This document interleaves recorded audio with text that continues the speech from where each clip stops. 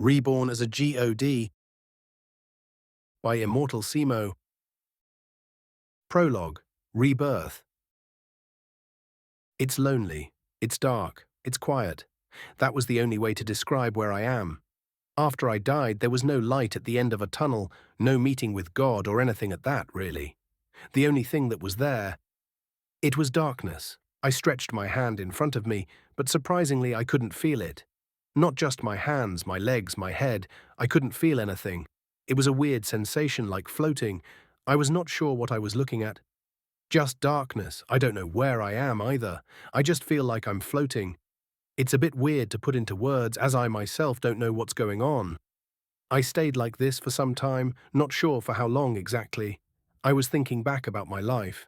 I was an orphan, didn't know my parents, but that never really bothered me. All I knew was that I was abandoned when I was still a baby. So I grew up to be an introverted person, as I didn't really like the interaction with people, and now thinking about it, even if I died, it's not like anyone would care, really.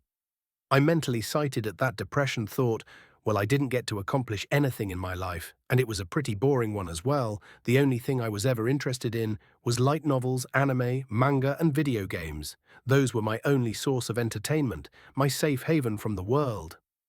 As I was thinking about my past life, a screen suddenly appeared in front of me, lighting up my dark surroundings. It only had a single phrase writing on it with two options. "What the fuck?" I shout, surprised beyond words. Safe to say, I was more than confused. Wait a minute, what is this all about? A god? Me? Wait, who is this? Hello? Anyone here? I tried calling out for someone, anyone, whoever just send me this message, but to no avail, no answer ever came. Just the same quiet darkness as before. But the only other thing that was different now was the light blue screen floating in front of me. At this point, I noticed my non-existent heart was beating way too fast. After calming myself down, I casted my gaze towards the screen floating in front of me once again. Of course it's a yes, do you even have to ask? I tried to click on yes, but I had no hands. Strangely, however, after staring at the screen, something changed, as if sensing my choice, it changed. A bright light engulfed me, and all sort of strange information came flowing in. It was very painful, like getting your brain cut in little pieces, but after the pain subdued, I did feel something new inside me. A strange power was born in me. I felt knowledge flow into my brain, new knowledge about how to create my body, how to create a planet. Hell, I even knew how to create the damn sun. Huh. It was as simple as that. I mean, sure, the pain was something, but small price to pay for divinity, not that I'm complaining. Well, first things first, let's create my body. Wait before that. What name should I choose? Chapter 1, starting up. So for my name, I will go with Easian. I'm not sure why this name, exactly all I know is that it sounded right for me. Confirm, I replied hesitantly. Oh, how does that work exactly? Do I just have to imagine it, or what? Just as I said that a body appeared in front of me, it was more of a doll, I think. Not sure what the hell that was. It was just in the shape of a human being. No eyes, no mouth, no ears, no hair. And it was genderless. I mean, like there really wasn't anything down there. Cough. Anyways, let's see how does this work.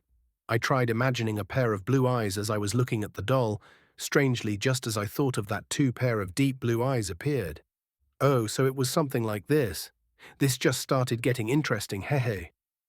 For the eyes, I gave myself a rather big, deep blue ocean eyes that would make anyone who stares at them feel like he will get sucked into them. It was strange, they were quite charming, if I do say so myself, but still looking at a body with only two blue eyes. Yep, that's creepy. Let's make the nose, mouth, and ears with a strong jaw. That's better now, it's starting to look rather nice, but still, it's bold. Well, in my previous life, I had short hair. It was a bit thick. Well, overall, not the best hair you could find. Now that I got the chance to make my own body, I'll be extra sure to make myself sexy as fuck. Cough. Cough. I mean handsome. I'm pretty sure anyone in my position would have done the same. Who the hell am I talking to? Anyways, back to the topic, the hair. Something like this should do, yes, definitely. After that, I got my body to be a bit more masculine with some fine-tuned muscles, not too big, not too small. Perfect, if you ask me. A perfect example of a sexy Greek god figure. Oh, damn, I'm hot. Cough. Yes, this is probably overkill, but who cares? I'm God, I need to look the part as well. For the hair, I made it shoulder length, silky dark blue Sue. It matched the eyes very nicely. As for my skin, it was pale and smooth to touch. Oh, I can't believe I almost forgot my buddy down there. I mean, I'm not fond of the whole genderless idea, some people are, but that isn't up my alley. Okay, now that we got that out of the way, it's still naked. For the cloths, I choose a very dark armor with a dark cape as well. Damn, I look like a sexy villain. Oh, who cares, but now what?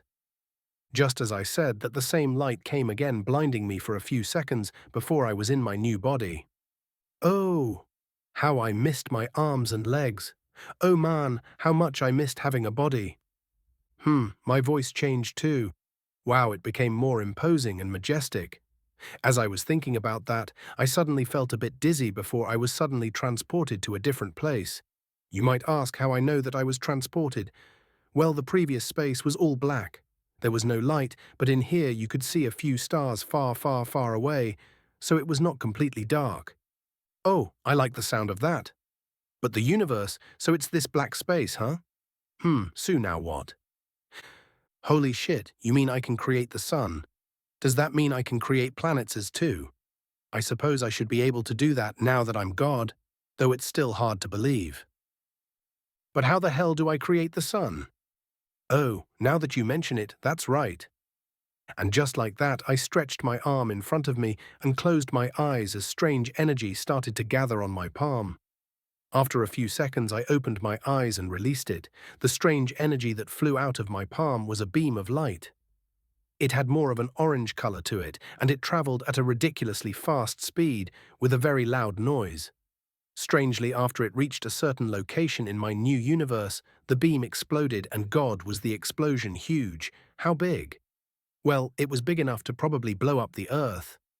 After a few minutes of watching the explosion, the fire that was strangely orange started to take the form of a huge planet, all covered in flames. The size was massive, approximately 15 times our sun. And that was how I created the sun. Yep. Chapter 2. Haha, thanks. So now that we got the sun, does that mean I can create my planet? Okay. Huh? What do you mean, no? Before you proceed in creating your planet, you have to create your god domain. Is that something like where the gods reside? So does that mean to create gods, I will need to first create the domain? But I'm a god. Does that mean they will be as strong as me, or maybe stronger? Wait, now that I think about, I do not even know how strong I am. Is there a status somewhere? Again, once I thought about that, a screen appeared in front of me. Name, God of Creation. Ecian HP STR 999999. MP INT 99999. SPD 999,000. End 300,000. Ooh, but isn't it rather simple, L? And wait, what the hell is that in HP and MP? Doesn't that just make me way too overpowered? Is it just me, or are you starting to be more talkative? Cough. Anyways, let's get this done with so I can make my planet. Hehe, just thinking about it makes me excited. Once again, I closed my eyes to feel the strange energy, which I suppose is something like mana. And since I have an infinite amount of MP, that means I can create everything I want without ever worrying about running out of mana. After a few minutes of trying to experiment with the feeling of mana running through my whole body and trying to find all the ways I can make it leave it throughout my fingertips. Okay, now for God's domain. How do I make it? Oh, come on, don't tell me you are still mad. Okay, I'm sorry. Please tell me how to create my domain. Wow. He recovered fast. Good thing he is simple-minded. Okay, thanks, I'll try. I closed my eyes and imagined a green plain with trees surrounding it and a river running in the middle. In there was a small mansion. Not too fancy, not too bad. Pretty nice if you ask me. Once I opened my eyes, I was there. Damn, being a god is awesome. It was exactly how I imagined it to be. The mansion, the river, the trees, everything. It was like a small planet. The weather was nice, not too hot, not too cold. There wasn't any sun or moon, but it wasn't dark either. But hey, where is my universe? I don't see the sun. Cool. But if this is my dimension, how will the gods that I create be able to enter? So that means that I can choose who can enter and exit my dimension. Nice. Okay. First, let's get out of here. As I thought of leaving, I was back in space. In front of me was the sun. Okay, shall we make our planet then? Chapter 3. Dragon. Now for the planet, it wasn't the same as the sun. As I'm a god, I have the ability to wield all elements, like light, darkness, fire, water, air, all those and many more. Okay, enough of that. Back to creating the planet. As I was saying, to create it, it was a bit more complicated than the sun that just went boom and it was there. No, for the planet I used a mix of almost all primal elements. Water, earth, light, darkness. It first started as a ball of light. If you focus well enough, you will notice that there are all sort of colors on there. Even some colors I never saw before. The ball started to grow larger and larger at a ridiculously fast pace until it became the size of the Earth. But strangely, it didn't stop there. It continued to grow until it became 5 times the size of Earth. Then it stopped growing. It was a very beautiful scene. The planet was still in all kind of colors, and it was glowing. After some time, it started radiating a very bright, like unlike before, until it became so bright that it was hard to look at it. After the light passed, the planet changed. The colors were nowhere to be seen. All that was left on the surface of the planet was rocks and earth.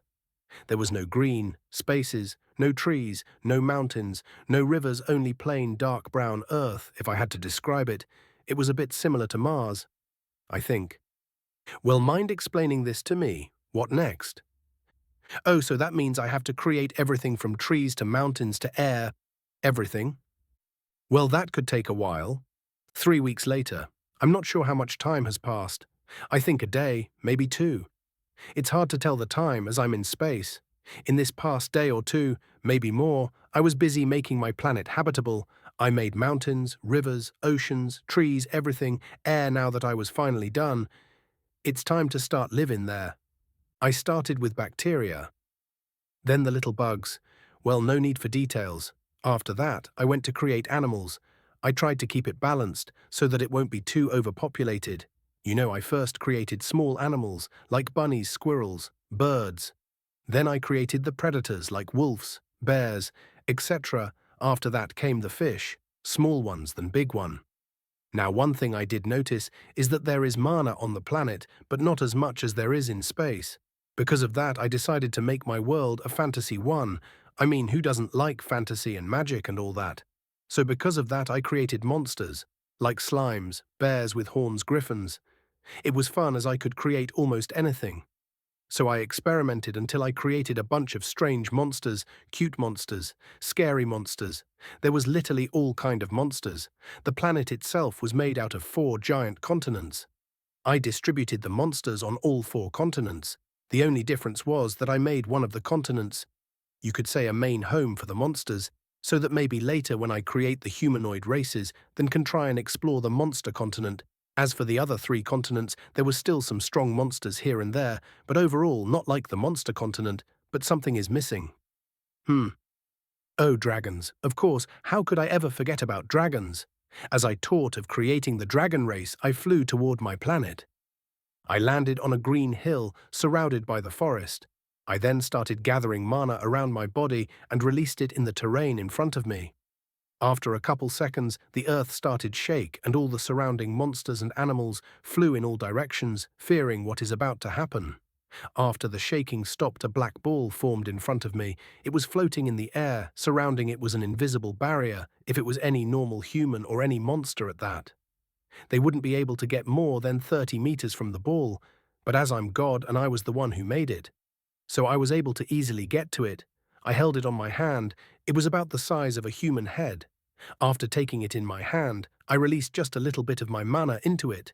Just as I did that, the ball flew out of my hand into the air and started glowing. Then it exploded. Just as it exploded, you could see a head starting to be made. It wasn't a humanoid head. No, it was a dragon head. The dragon's body was being made in front of me. After it finished, what was standing in front of me was a massive black dragon, black scales with a hint of blue on its giant wings. The dragon had his eyes closed. I approached it and pointed towards its heart. As it was big, I had to fly to get to where his heart was supposed to be located. After that, I released a white ball from my palm. It wasn't too big, the size of a fist, and I gently pushed it to his heart. Then I flew back in front of the dragon, waiting for it. A couple of minutes passed, and the dragon opened his eyes. They were bright yellow, quite intimidating. Just as his eyes met mine, he suddenly bowed in front of me. Father. Father. Well, I guess for him I am, as I was the one who created him. Oh, well, I suppose it's fine. Rise. As I said that, he stood up, looking at me, as if waiting for my order. I guess I should first name him. From now on, you shall be called Ondan, the first dragon to be born. His eyes were shining as I said that. Looks like he is happy about that. I'm honored that Father bestow a name on the lowly me. Cuff, it's fine, the planet is still new and only monsters roam here. I will leave you to explore it. You should be able to make other dragons, as you are the first one that I made. The fourth continent shall be your home, and it will be from now on called the Dragon Continent. Yes, Father, as you wish. Good. Now go, as I still have some matters to attend to. As I said that, he gave me a polite bow and then proceeded on spreading his enormous wings and then flew away. If you are interested in Ondan's status, it's like this. Name, Ondan, Eternal Fire Dragon, Race, Dragon Lifespan. HP, 700,000 STR, 390,000 MP, 550,000 INT, 27,500 SPD, 330,400, End, 180,000. Dark Attribute, 75%. Fire Attribute, 100%. Earth Attribute, 50%. Water Attribute, 50%. Air Attribute, 80%. Light Attribute, 65%. I made his lifespan to be immortal, as I still want him to be able to visit the whole continent and create some other dragons, although they won't be ridiculously strong as him, but still. Now that I think about it, I still haven't named my planet, did I? The planet will be called Iflor. Yes, sound nice. For the continent, there will be the Dragon Continent. Obuin, where all the humanoid races will be. Blodoya, where the demons will live. And for the last one, it will be Egea, where the fairies will live. Yes, sounds good. Oh, you are back. I was just thinking you were being quiet. Okay, so time to create the races. As I said that, I flew out of the planet's atmosphere to start creating the humanoid races. Chapter 4. Creating the Mortals. As I flew back out of Eflor's atmosphere, I started thinking about which race I should start with. I guess I'll go with the elves.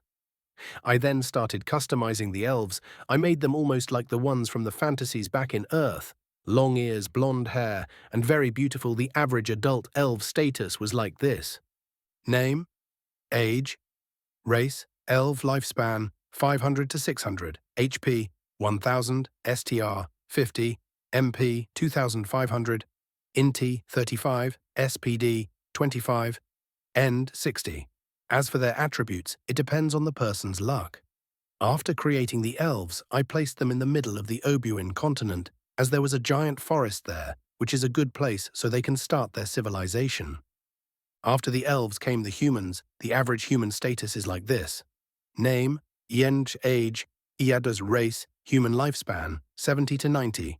HP, 1000, STR, 55, MP, 1000 INT, 40, SPD, 25, End, 55. As for the humans, I placed them all over Obuin. Then came the beastmen humans with animal characteristics. You know, ears. Tails. Their status was like this. Name, age, race, beastman lifespan, 150 to 200. HP, 2000, STR, 70, MP, 500, INT, 25, SPD, 50, End, 70.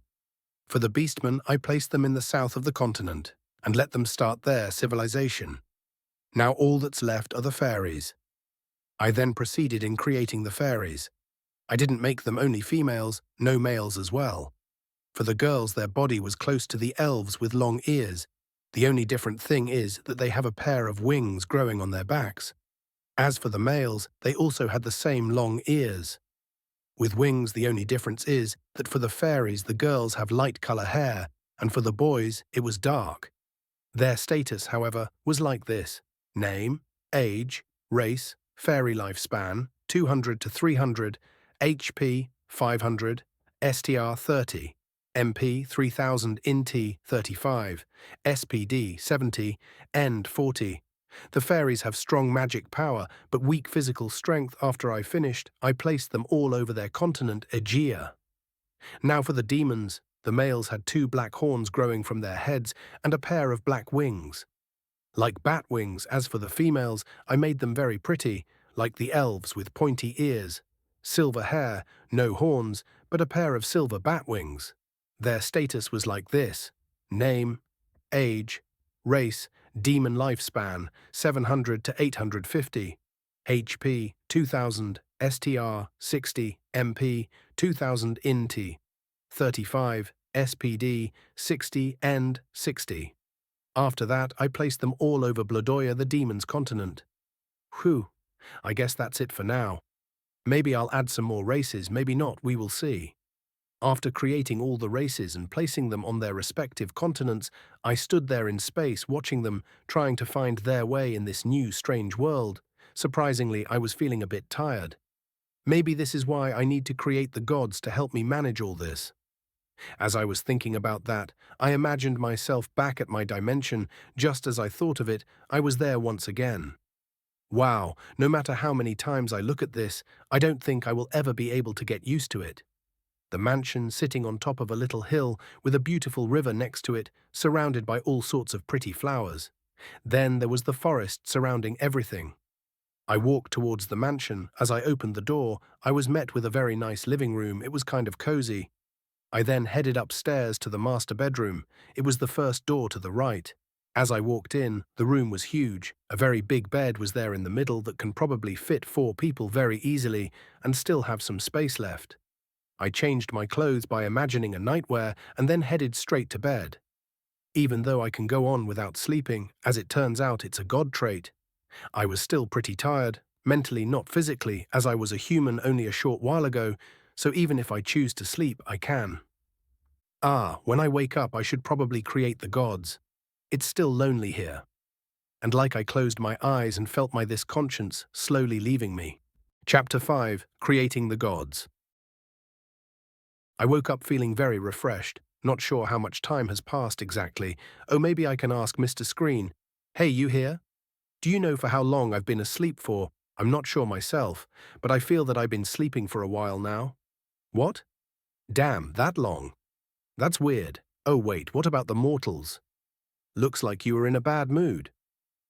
Not wanting to continue with the conversation, I got out of the mansion. The same flowers and river were there. I can never get tired of watching this. After that, I went out of my dimension to check on my creations. Well, looks like 1345 isn't very much, as their evolution rate is quite slow. For the elves, they settled in the forest and didn't get out of there to explore anything really. The humans were still all over the continent in small tribes. No kingdoms or anything has been built. Same thing goes for the beastmen in the south. Only thing is that almost all of them gathered in the same place. If you ask me, I think the chances are that the elves will be the first to establish their kingdom or empire, then probably the beastmen, and lastly the humans, as they still didn't settle in one place and are exploring the continent. For now there has been a meeting between the humans and beastmen. Good thing it wasn't a hostile one, as both races were quite surprised of the existence of the other. But good thing no one took action against the other. As for the elves, they are still in the forest, so their existence is still unknown for the humans and beastman. The races that probably gone through the most changes are the fairies and the demons. I didn't expect the fairies to establish their kingdom so quickly, and they are far ahead of any of the elves, humans, or beastman. After the fairies came the demons. For them, they are almost like the fairies. The only difference is the wars. I guess it's in their nature, because as soon as a demon tribe meets the other, it almost always ends up with a war. Well, all in all, they still have a long way to go. I guess I should start creating the gods. I re-entered my dimension to start working on the gods. Maybe I should start with a god for every attribute. I gathered mana in both my hands and launched a huge amount of it in front of me. A white ball formed. It was like the time when I created Ondan. I grabbed the white ball with both my hands. Only this time I focused on feeding it earth attribute. After some time the ball started glowing a green color when the light stopped glowing instead of the green ball. There was a girl. She had bright green hair with very bright brown eyes. Her figure was very beautiful. She had a very mature feeling to her, and those hills, though. Well, overall, she was a very beautiful woman. She still had her eyes closed, and she was naked. I waved my hand in her direction, and green one-piece dress appeared. I then pointed my finger to her heart and gently pushed a white ball towards her. After a couple of seconds, she opened her eyes, and just like Ondan, just as our eyes met, she gracefully bowed in front of me. Father. Father. Well, I guess it's normal, as I'm the one who created her, so I suppose I can count as such. From now on, your name will be Juline, goddess of earth. After hearing that, she gave me a very bright smile and once again gave a polite bow. Okay, shall we create the others then? I repeated the same method to create the others. There was now a total of 8 gods: Juline, goddess of earth; Ernera, goddess of fire; Vuris, goddess of water; Phaida, god of wind; Zodor, god of light; Zunir, god of darkness; Kizdal, god of war; Kier, god of the afterlife. If you are curious about their status, it's like this. Name, Shulin, goddess of earth. Age, 0 race. God lifespan, immortal. HP, 900,000. STR, 390,000. MP, 950,000. INT, 30,500. SPD, 430,400. End, 200,000. Dark attribute, approximately fire attribute, approximately water attribute, 80% air attribute, 80%. Light attribute, 50%. Earth attribute, 100%. Name, Ernera, goddess of fire. Age, 0. Race, god lifespan. Immortal, HP, 900,000. STR, 390,000. MP, 950,000. ENT, 30,500. SPD, 430,400. End, 200,000. Dark attribute, 30% fire attribute, 100%. Water attribute, approximately air attribute, 50%. Light attribute, 80%. Earth attribute, approximately. Name Vuris, goddess of water. Age, 0 race. God lifespan, immortal. HP, 900,000. STR, 390,000. MP, 950,000. NT, 30,500. SPD, 430,400. End, 200,000. Dark attribute, approximately fire. Attribute, approximately water attribute. 100% air attribute, 80%. Light attribute, 50%. Earth attribute, 80%. Name, Phaida, god of wind. Age, 0. Race, god lifespan, immortal. HP, 900,000. STR, 390,000. MP, 950,000. INT, 30,500. SPD, 430,400. End, 200,000. Dark attribute, 10%. Fire attribute, 10%. Water attribute, 75% air attribute, 100% light attribute, 50% earth attribute, 80%. Name, Zodor, god of light. Age, 0 race, god lifespan. Immortal, HP, 900,000. STR, 390,000. MP, 950,000. INT, 30,500. SPD, 430,000. 400. End, 200,000. Dark attribute. Fire attribute, 80%. Water attribute, 20%. Air attribute, 50%. Light attribute, 100%. Earth attribute. Name, Zunir, god of darkness. Age, 0 race. God lifespan. Immortal, HP, 900,000. STR, 390,000. MP, 950,000. INT, 30,500. SPD, 430,400. End, 200,000. Dark attribute, 100%, fire attribute, 80%, water attribute, approximately air attribute, 45%, light attribute, approximately earth attribute, 10%. Name, Kisdal, god of war. Age, 0 race, god lifespan, immortal. HP, 900,000, STR, 590,000, MP, 950,000, INT, 30,500, SPD, 455,500, END, 290,000, dark attribute, 80%, fire attribute, 80%, water attribute, 50%, air attribute, 50%, light attribute, 80%, earth attribute, 50%. Name, Kier, god of the afterlife. Age, 0. Race, god lifespan. Immortal HP, 900,000, STR, 390,000, MP, 950,000, NT, 30,500, SPD, 430,000, 400, END, 200,000, dark attribute, 90%, fire attribute, 90%, water attribute, approximately air attribute, 45%, light attribute, approximately earth attribute, 45%. Kisdal was the strongest out of them all. Well, it figures as he is the god of war. His appearance was that of tall man, 3 meters, short black hair, a very well-built body, and dark brown eyes. Vuris had a long bright blue hair with the same deep blue eyes, like the ocean. Her body was very similar to Zulaine. Then came Urnera. Well, she was a lolly. Yup, a lowly, short height, flat chest, a very bright red hair and red eyes. Fidur had a long silver hair tied back, and silver eyes. A very handsome young man. Zunir, however, was a bit similar to the demon race, 2 red horns growing on top of his head, with a pair of jet black wings. His eyes were black, much like his hair, but even with the wings and horns, he was handsome as well. Zodor was quite the opposite of Zuhnir. Blonde short hair with 2 bright yellow eyes and a pair of white wings, like angel wings. Kier, however, didn't have a human body. His body was that of a minotaur, a red minotaur with black horns and a giant axe on his back. Well, those were the first gods that I created. The Great Eight. Chapter 6. Creating the First Angel.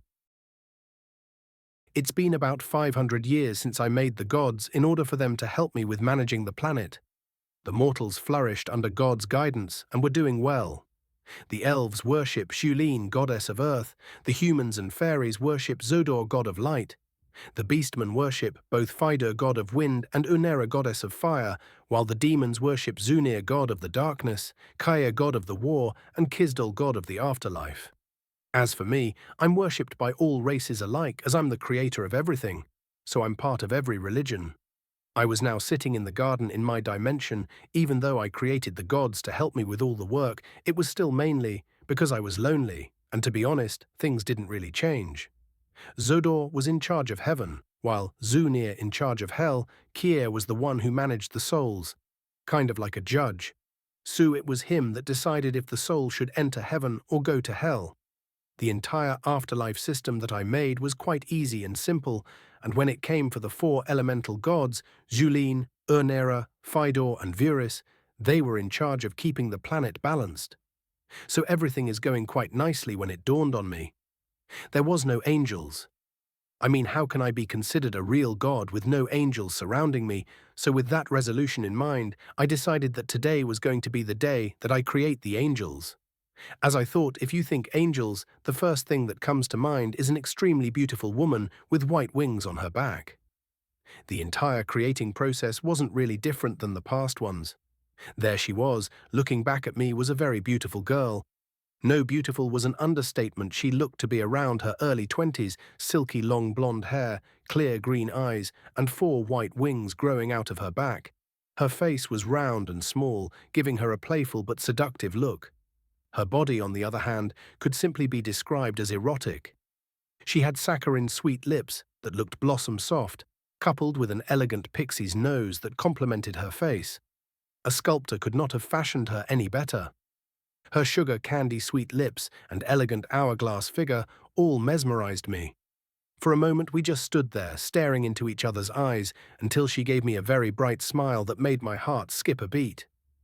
From now on you will be known as Ova, my personal angel, and the first one to be born," I announced while trying to keep my emotions in check with her looking at me.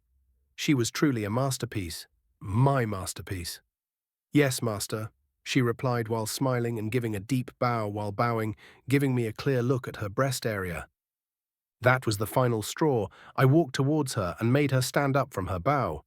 Grabbing her arms, I teleported both of us back to my room. Low moans and pants took over the once silent room as two figures sat on the bed, one on top of the other, their tongues intertwined together into a deep, passionate kiss.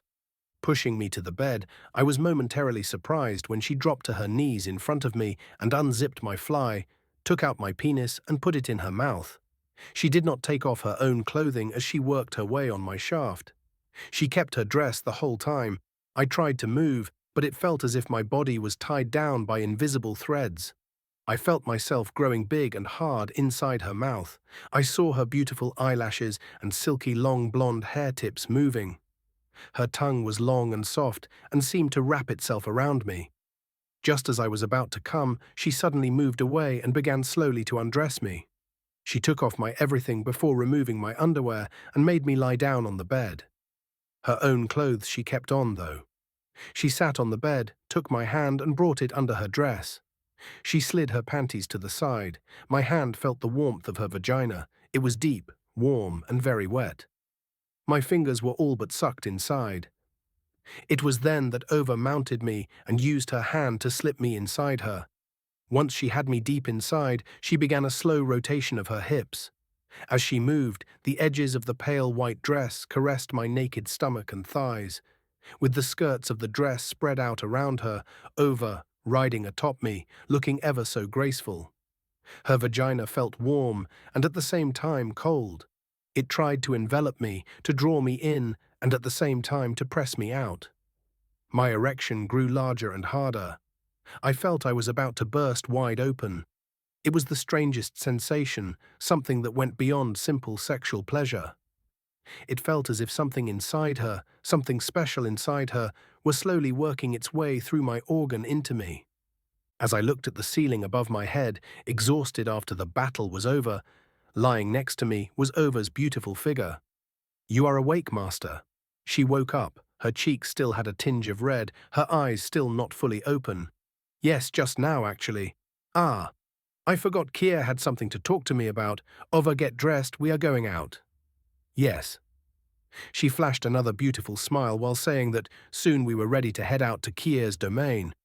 Every god held his own domain, kind of like my own dimension but much smaller, and so I headed out with my personal angel to Kier's domain.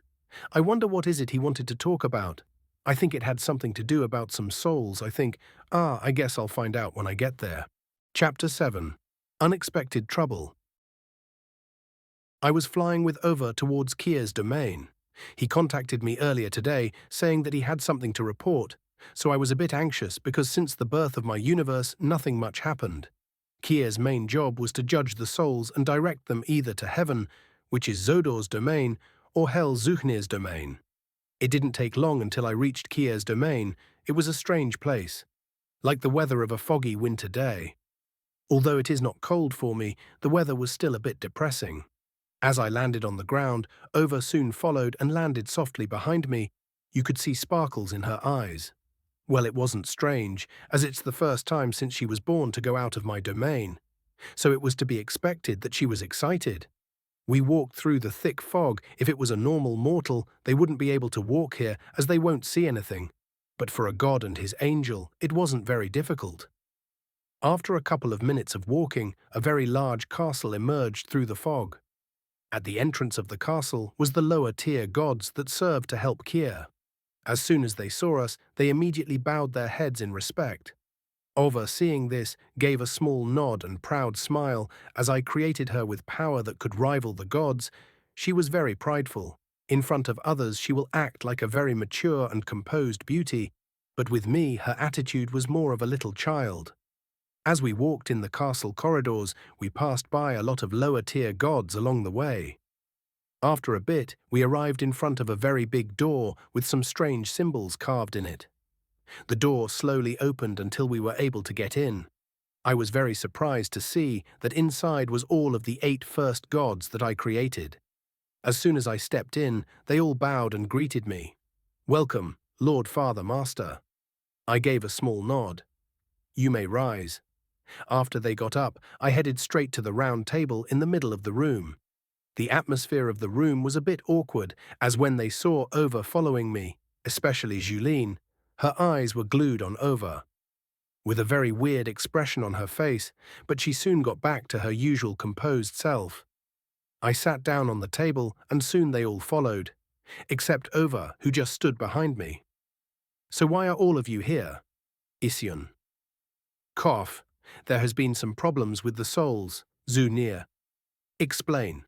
Isyon. "About that, may I be the one to explain, my lord?" Kier. "Very well, what is the problem?" Cough. "In the past days, there has been some strange incidents." Kier. Kier seemed to hesitate a bit, but continued nevertheless. "There have been some cases of souls disappearing." Kier. "And?" Isyon. "At first we didn't think too much of it and just started to investigate, as only 2 souls disappeared, but the number gradually increased without any clue to what was the reason." Kier. "When did this start?" Isyon. 1 week ago." Kier. "And why didn't you report this earlier?" Woba. Everyone. The room fell quiet, but soon someone spoke. "It was my fault, Master. As I didn't want to trouble you, I asked them not to report it because you created us for the sole purpose to help you. So I didn't want to burden you with our work." Julene. "Julene, I did create you for that, but that doesn't mean that I have no part of it. So the next time anything strange happens, you are to immediately report to me, understand?" Isyon. Julene looked a bit down. "Understood." Julene, "Don't worry about it. I'm very happy that you are thinking about helping me and appreciate it," I said while flashing a bright smile. Julene blushed and averted her gaze. "Damn cute. Okay, back to the topic. Systems, are you here?" "Oh, there you are. You were strangely quiet these days." "I just have a couple of questions, okay?" "What?" "I want to know, is there any other guys out there like me with their own universe and all?" "Of course, you. What did you think?" "Fuck, why the hell didn't you tell me?" Okay, one more question. Could they attack my universe?"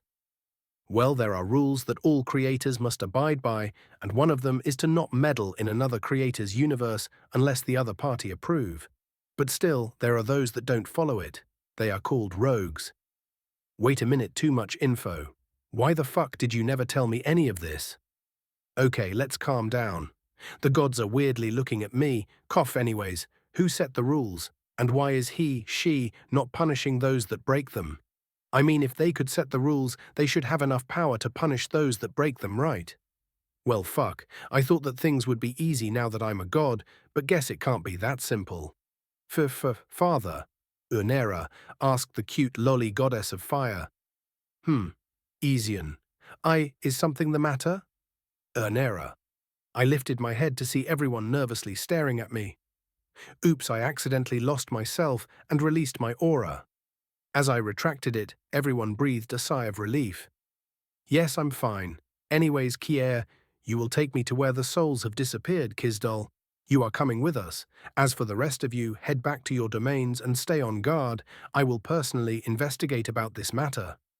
"Yes," they all replied in unison. "Good, now let's go." Chapter 8. Preparation. After parting with the other gods, I headed toward where the souls have disappeared together with Kier, Kizdal, and Ova. "We have arrived, Lord." Kier. Isyon. "So this is the soul's domain. It's my first time coming here, as I wasn't the one to create this place, it was Kier. The entire domain was like a giant sea. Yes, an ocean to be more precise.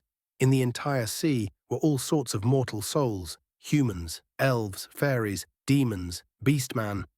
Here all souls have to wait for their turn to be judged.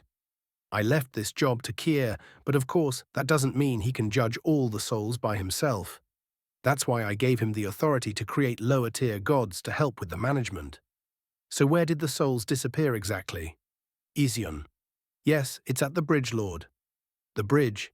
It's just as the name suggests it, a giant bridge connected to the sea." All souls must pass by the bridge to see if they are to be reincarnated or judged.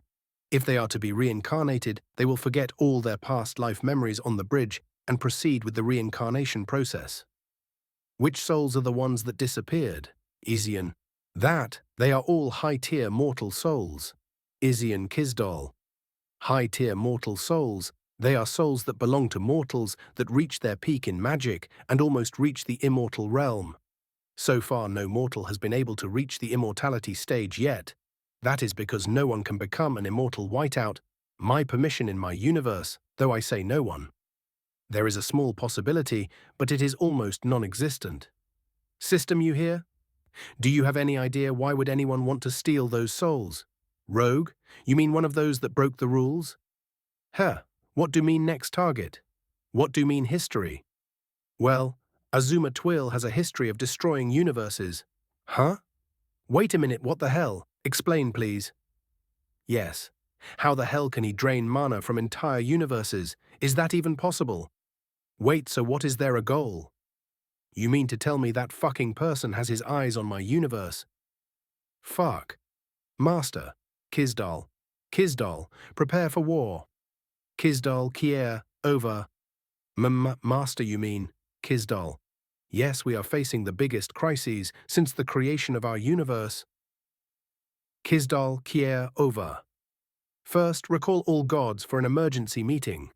Yes, Master. Kisdal, let's hope we can overcome this. Chapter 9. The Meeting. After ordering Kisdal to gather all the other gods in his domain, Isian proceeded in heading back as well. It only took a little while with everyone's speed. Surprisingly, all the other gods were already waiting for Isian. As they saw him appear, they all bowed respectfully. Welcome back, Lord. Everyone. Isian only waved his hand and proceeded in entering his huge castle. He was the one leading the way, while the other gods followed behind. After walking for a bit, they arrived in front of a huge golden door with strange symbols engraved in it. As Isian stopped while facing the big door, it slowly began to move, until it was fully opened. Isian was the first to enter the room, followed by the angel Ova. Once inside the room, the first thing you would notice is the big throne in the middle. It was made of a strange stone and was emitting golden light. Isian sat himself on the throne, while Ova stood next to him. The other gods followed and entered the room. Once inside, they once more gave a small bow. I suppose you all know the reason you were called here, so that will buy us some time. No one replied, but they gave a small nod as if showing they understand. Isian continued, Well, I shall start by assigning you to your duties, first of Kisdal. Kisdal, hearing his name, walked a couple of steps in front of the throne and gave a small bow before moving his head up to look at Isian. Yes, my lord. Kisdal, god of war, considering your title, it is obvious that you are our main attack force, so your job will be to defend us against all kinds of threats or invaders that enter my universe without permission. Kisdal, feeling excited, as it was his first order since he was created, he loved fighting and wars, but as the universe was peaceful, there wasn't any need for him, so he was feeling quite depressed, but now knowing that he can be useful to his creator, he was full with excitement, no signs of fear to be seen on his face. As you wish, my lord, replied Kisdal before taking a couple of steps back to his original place. Juline, goddess of earth. Hearing her name, Juline immediately rushed in front of the throne and bowed, but her eyes were focused on one place since she entered the room, and that was Ova, who was currently standing next to Isian on the throne. Juline was glaring at her. Ova, who didn't seem to mind and ignored her, acting as if nothing happened. Isian, sensing the strange tension between the two, coughed a bit and resumed. As the goddess of earth, you shall be our universe main defense. With the help of Feeder, god of wind, and Vuris, goddess of water, your task is to protect all life forms from being affected by the war. Vuris and Fidur, hearing their names being mentioned, didn't dare disrespect Isian's order, and both bowed and replied at the same time. As you wish, my lord. Both replied simultaneously. Strangely, Juline didn't reply, but looked as if hesitating whether to speak or not, and that didn't go unnoticed by Isian. What's the matter, Juline? Are you not satisfied with my order? Said Isian. But before Juline could get the chance to answer, Over unexpectedly shouted at her, "How dare you disrespect our lord? Kneel and apologize right now." Over, Ision was taken aback a bit, as the usual smiling Over was now emitting a very strong killing intent towards Julene, who seemed more than surprised, but was now staring daggers back at Over while biting her lower lips as if not knowing how to answer her. Ision soon regained his composure and raised his hand while releasing a bit of his aura. While he only released a bit, it was enough to pressure all those in the room. As they couldn't withstand it, they all fell to their knees. I'm so sorry, my lord. I shouldn't have shouted like that. Please forgive me." Over. Father, I'm sorry, I did not mean to disrespect you at all. How would I dare?" Julene. Ision retracted his aura and spoke to the girls. "As long as you understand, as for you, Over, you need to learn to control yourself. All the people in this room are considered your brothers and sisters, and I will not forgive anyone under any reasons to pick a fight against the other, as this is the only rule I will not tolerate anyone breaking." Ision. "Yes, my lord."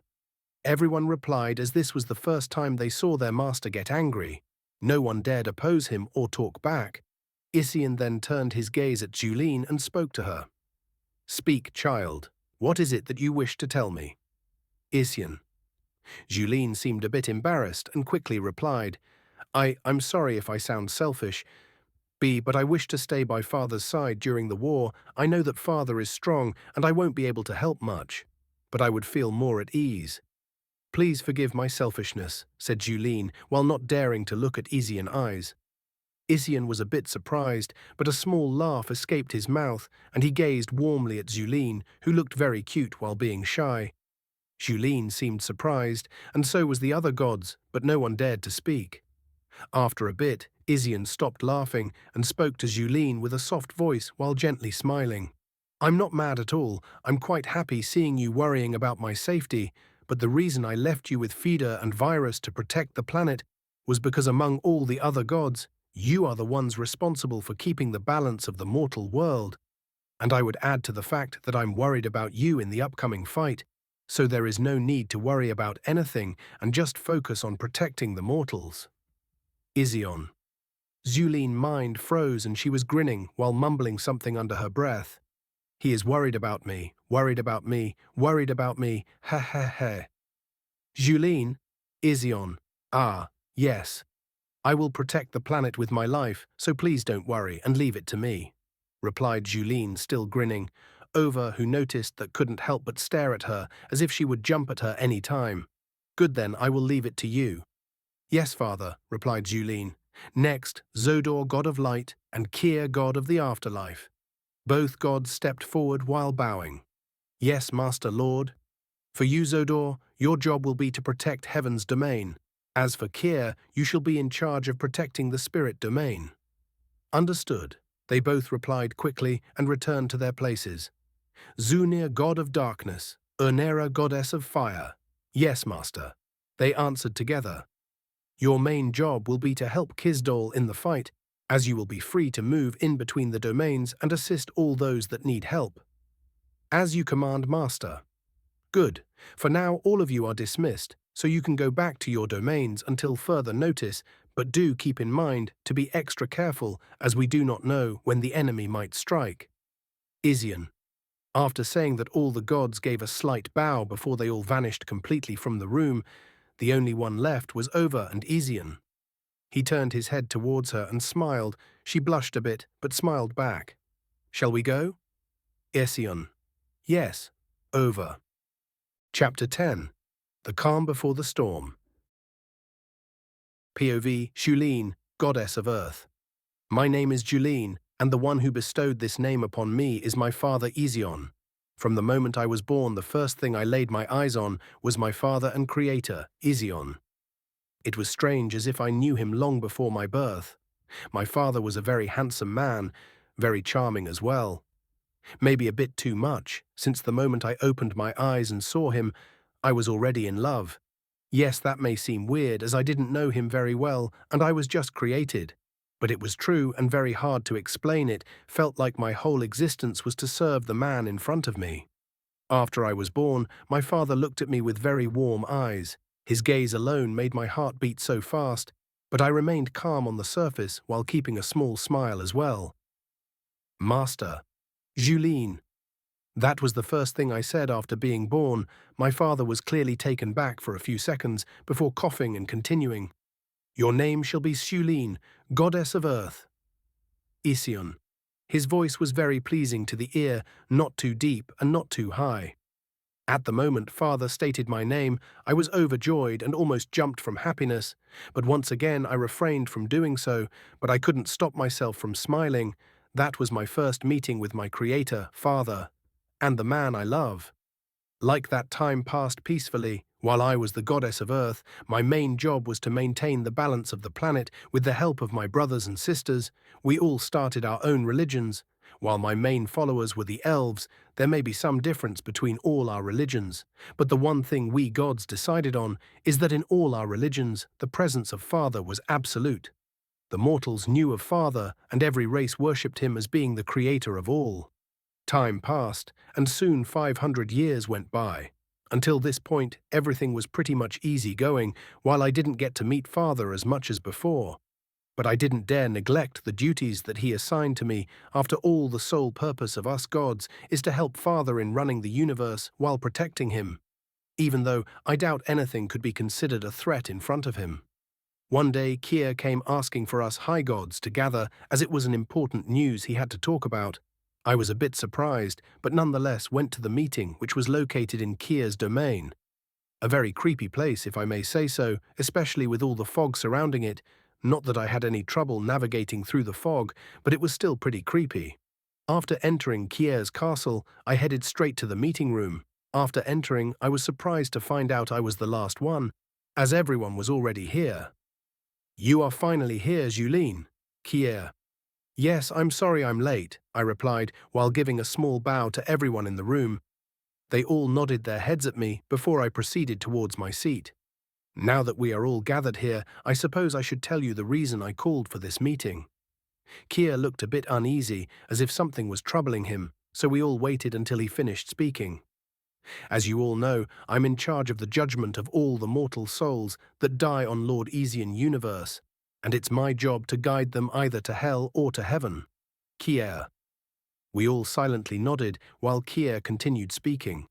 Recently, there has been some trouble occurring in my domain.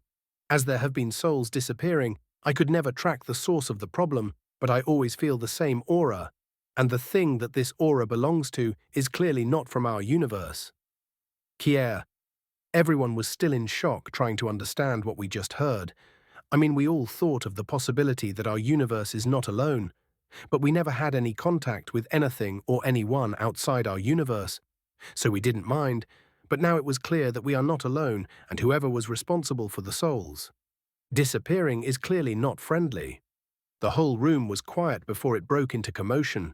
Everyone was talking to the others. The only one to remain calm, however, was the god of war, Kisdal. He was strangely calm, and I could even see a hint of excitement in his eyes. Well, he always was a battle maniac, so I guess it's to be expected. Did you inform Master, Urnera? The one to speak up was Urnera. Her figure was that of a little child with red hair. She was quite cute and hot-blooded as well. I turned to look at Kier to see if he informed Father about this matter. I still haven't, as I called this meeting to see how are we to proceed. Kier. What do you mean, how to proceed? Of course, we need to inform our Lord about this. Zodor, God of Light. Calm down, Zodor. I also think we should not inform Father about this. I was the one to speak up, and everyone turned to look at me. Zodor was quite angry. What do you mean, not inform the Lord? Do you understand what you are saying, Julien? It's our duty to inform him about anything and everything, as we were created for the sole purpose to help our Lord. Zodor. I understand that very well and don't need you to remind me. The reason I don't want to report this is mainly because of this. Julien. Zodor looked confused, and he was not the only one. Everyone quieted down to listen to what I have to say. Vuris was the only one without the confused look on her face, as she probably already knew what I was about to say. You all know that our purpose is to serve and help Father with the management of the universe, and since we were born, this is the first time a real threat occurred. So I propose to try and find the solution by ourselves and let our Father rest, and not bother him. If not, how can we say we are helping him? The minute a problem arises, we head straight asking him for help. Shulin. Everyone in the room has different expressions. The first one to talk about this was Vuris, goddess of water. I say we take a vote on this matter, as it seems not everyone has the same opinion. She spoke in a soft voice. I also agree on the vote, replied Ernera. So all in favor of not informing the Lord and trying to solve the problem ourselves. I raised my hand. Vuris followed, Kier and Ernera as well. Fider seemed in the favor of not informing Father as well. The ones against it were Zodor, god of light, Zunir, god of darkness, and Kizdal, god of war. It seems the majority is with not informing the Lord and trying to solve the problem ourselves. Kier. I was very pleased with the outcome, but Zodor wasn't very pleased, but agreed not to inform Father unless we couldn't solve the problem. Time passed, but the problem only escalated without us finding any new clues about the main suspect. Add much as I was ashamed of myself for having to call Father about this, things couldn't be delayed anymore. So we called for a meeting with Father. We were all gathered in the room waiting for Father to arrive. Sure enough, the door opened and Father came in. I was so happy to see him again, but ashamed as well. After Father walked in, I noticed someone walking next to him. It was a girl, and an extremely beautiful one at that. She had small, cute face, long, silky blonde hair, and a very pretty pair of green eyes. The strange thing is that she had wings, 4 wings coming out of her back, and as much as I hate to admit it, they only served to make her look even more dazzling. I hated her, I don't know why, but this was the first time I hated someone, and it was her. She may seem very cute and friendly, but I could feel that she might take Father away from me, and I hated her for that. Is this what they call jealousy? And here I am, a goddess, always found it strange when the mortals fought against each other for simple reasons like greed and jealousy, but now I understand this woman and I cannot be friendly with each other. Chapter 11, Azuma Twill. Somewhere, in a different universe, in the center of a dark room stood a very large throne. On top of the throne sat a devilishly handsome man. He seemed to be in his mid-20s. He had long brown hair that reached his neck and a pair of clear brown eyes. This man was Azuma Twill. The door to the throne room slowly opened, and a man with a pair of dark wings and horns came inside. He stood in front of the large throne and kneeled. My lord, all preparation has been made for you to head out. Azuma glanced at the kneeling man and only gave a small nod. The man took that as his sign and slowly stood up and left. Azuma, however, kept staring at the door for a while before slowly getting up and heading out to leave the room as well. I guess I should go and meet this new god of creation. I just hope he is truly special, or it would be just a waste of my time, said Azuma with a smile slowly creeping on his face. POV, God of Creation, Ezian Domain. I was currently in my domain together with Ova.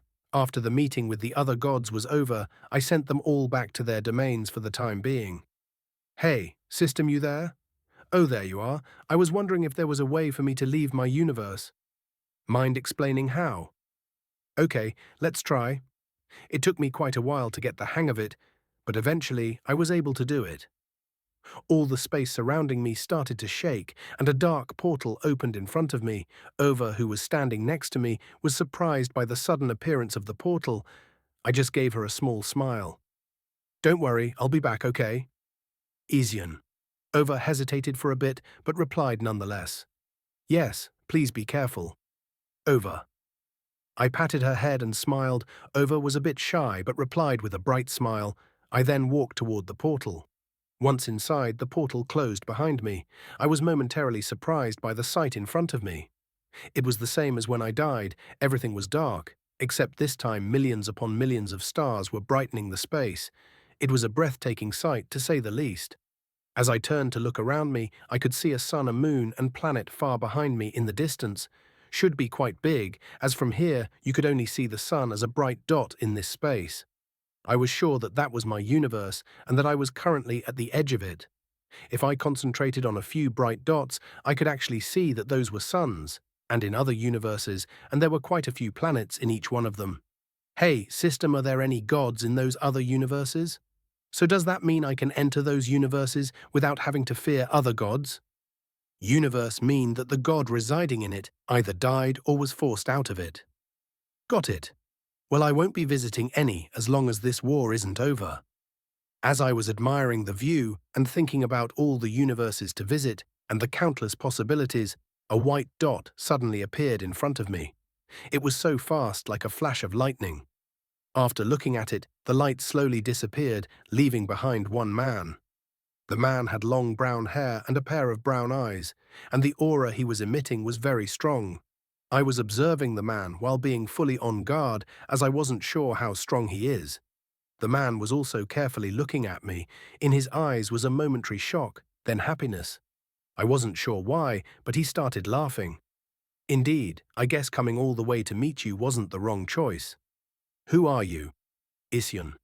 Oh, how rude of me. My name is Azuma Twill. Azuma. I was shocked for a bit, but quickly regained my composure. This was the universe destroyer Azuma Twill. And what business does Mr. Azuma have with me? Isyon. Oh, it seems you know me, is that right? Azuma. Azuma Twill, the universe destroyer. Yes, in fact, I do know you, but still there is one thing I need to confirm. Isyon. And what would that be? Azuma. Why my universe? I'm pretty sure it was you who was responsible for all the souls disappearing, but I still can't understand why would you choose to target my universe, as it wasn't a long time since it was created. Isyon. Azuma stayed silent for a bit before smiling and talking to me. Well, let's just say I find you, interesting. Yes, interesting. Azuma. Interesting. I'm not sure I quite follow you. Isyon. You will understand later on, said Azuma before disappearing and reappearing right next to me. I was shocked. I couldn't even react to him until he was next to me. He leaned forward and whispered in my ear. That is, if you can survive until then. He said, then threw a punch at my stomach. It was so fast that I barely had any time to react. I crossed my hands to defend against the punch while trying to move away from it. But before I can get away, the punch connected with my hand. Boom! An earth-shattering explosion followed, and I have pushed miles away from my current position. I can no longer feel my hands as they are both numb, and I coughed out a mouthful of golden blood. Azuma instantly appeared in front of me again. I will give more time to prepare, as it is pretty boring to just kill you here, so you better be ready, because the next time I come here, there won't be any mercy, so you better not disappoint me, God of creation, said Azuma, and then he transformed into a flash of white light, leaving the same way he came. I was still trying to understand what just happened. I stood in the middle of the space, dazed for a while, before opening the portal back to my universe. Chapter 12, Resolution. POV, OVVA, ANGEL. Lord Isyon just went out of his universe. At first I didn't like the idea of him leaving, because if anything came up, we won't be able to be there to protect him. But before I could say anything, he opened the portal. I was afraid of what would happen, and he seemed to know my feelings. As he gave me a warm smile and patted my head, I couldn't stop my cheeks from going red. Ah, how embarrassing. Calm down, Ova. This is not the time to be thinking about how soft his lips are and how great he is at bed. No, stop. Just stop. I managed to get myself together and gave him a big smile. I hope he didn't notice. It's been a little over 1 hour since he left, and I had a very bad feeling. I was getting nervous. Did something happen? No, it can't be. He's strong. Yes, that's right. I need to trust him. It's gonna be all right. Yes, it's gonna be all right. While I was walking around the room, getting more nervous with each second passing by, a black gate suddenly opened in the middle of the room. I was so thrilled and was ready to jump into his arms, but my heart sunk when I saw him. His right arm was obviously broken, and he was still bleeding golden blood, with some bruises all over him, and his face had a blank expression. POV. YSIONGODOFCREATION. After Azuma left, I was still in shock, trying to understand what just happened. My right arm was broken and bleeding, but I couldn't feel much pain. I was naive to think that since I became a god, I would be invincible, with just one punch, one single punch, and my arm is already broken. What if he decided to go all out? I shiver at that thought and quickly open the portal back to my universe. Once I crossed the portal, the first to greet me was Ova. Her face went pale the moment she saw my arm. Lord Isian, are you all right? What happened? Ova. I met some unexpected trouble. Don't worry, it's not a big deal. I said while forcing a smile. Ova was obviously not happy, and I guess she could tell that I was just trying to act tough. What do you mean all right? Please don't joke around, your arm is broken and you are bleeding. Ova. How pathetic. I'm just making her worry. Get it together. Vision, you are a god now. You have an entire universe to rule over. You are no longer human. You are a god, not a human. I looked at Ova and gave her a small smile. I'm seriously lucky to have her by my side. I then held her with my left arm and tightly hugged her. She was a bit startled, but quickly hugged me back without saying anything. Her eyes were red with tears in the corner. I'm sorry I made you worry. I promise it won't happen again. I whispered in her ears. She gave me a small nod. We stayed like that, hugging each other for a while before finally letting go. My arm had already healed by now and was no longer bleeding. Ova, I'll be busy for a while, so I need you to help me watch over things with the help of the other gods. Isian. She looked confused for a bit. Sure, but where are you going? I'll head to the training room. I never really did visit it, and I think it's time I head over there. So while I'm there, no one is to disturb me under any circumstances. You are to pass down my message to all the other gods. The universe is in your hands. Now don't disappoint me. I spoke while still holding her in my arms. You can count on us. We will not fail you. Ova immediately replied with a serious face. I nodded at that. After giving her a small kiss on the lips, she became very red. How cute. I then proceeded towards the training room. Chapter 13. Training. POV Tusk Shulin. It's been nearly 50 years since Ova informed me of father going to the training room. Although from the name of it, I can roughly guess the use of the room. I never really visited it. In fact, no other god have, so no one knows what it looks like inside. All we know is that it's located under the palace in father's domain. 50 years may seem long to mortals, but as gods it is nothing. But even so, I can't help but miss him. Sigh. I know I sound unreasonable, but is it wrong for me to be by father's side? No, I'm sure it's fine. Yeah, it's definitely fine. It's not like I find his smile very charming or his eyes. No, I mean he did create me, so it's only natural to feel attracted to him. Yeah, that's got to be it. While I was thinking about all this, I suddenly felt a familiar presence resurface. He's out, said Julene, while a bright smile slowly drew on her face. Piov Aishan. Since the day I entered the training, I seem to have lost all sense of time. I can roughly guess that some years have passed according to mortals' time. How much, though, I'm not really sure.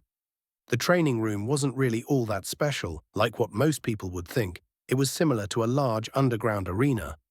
When I first created my domain and the palace, I added this training room, but I didn't really know what to use it for. I mean, as god of creation, I can just create any skill to help me in a fight or so.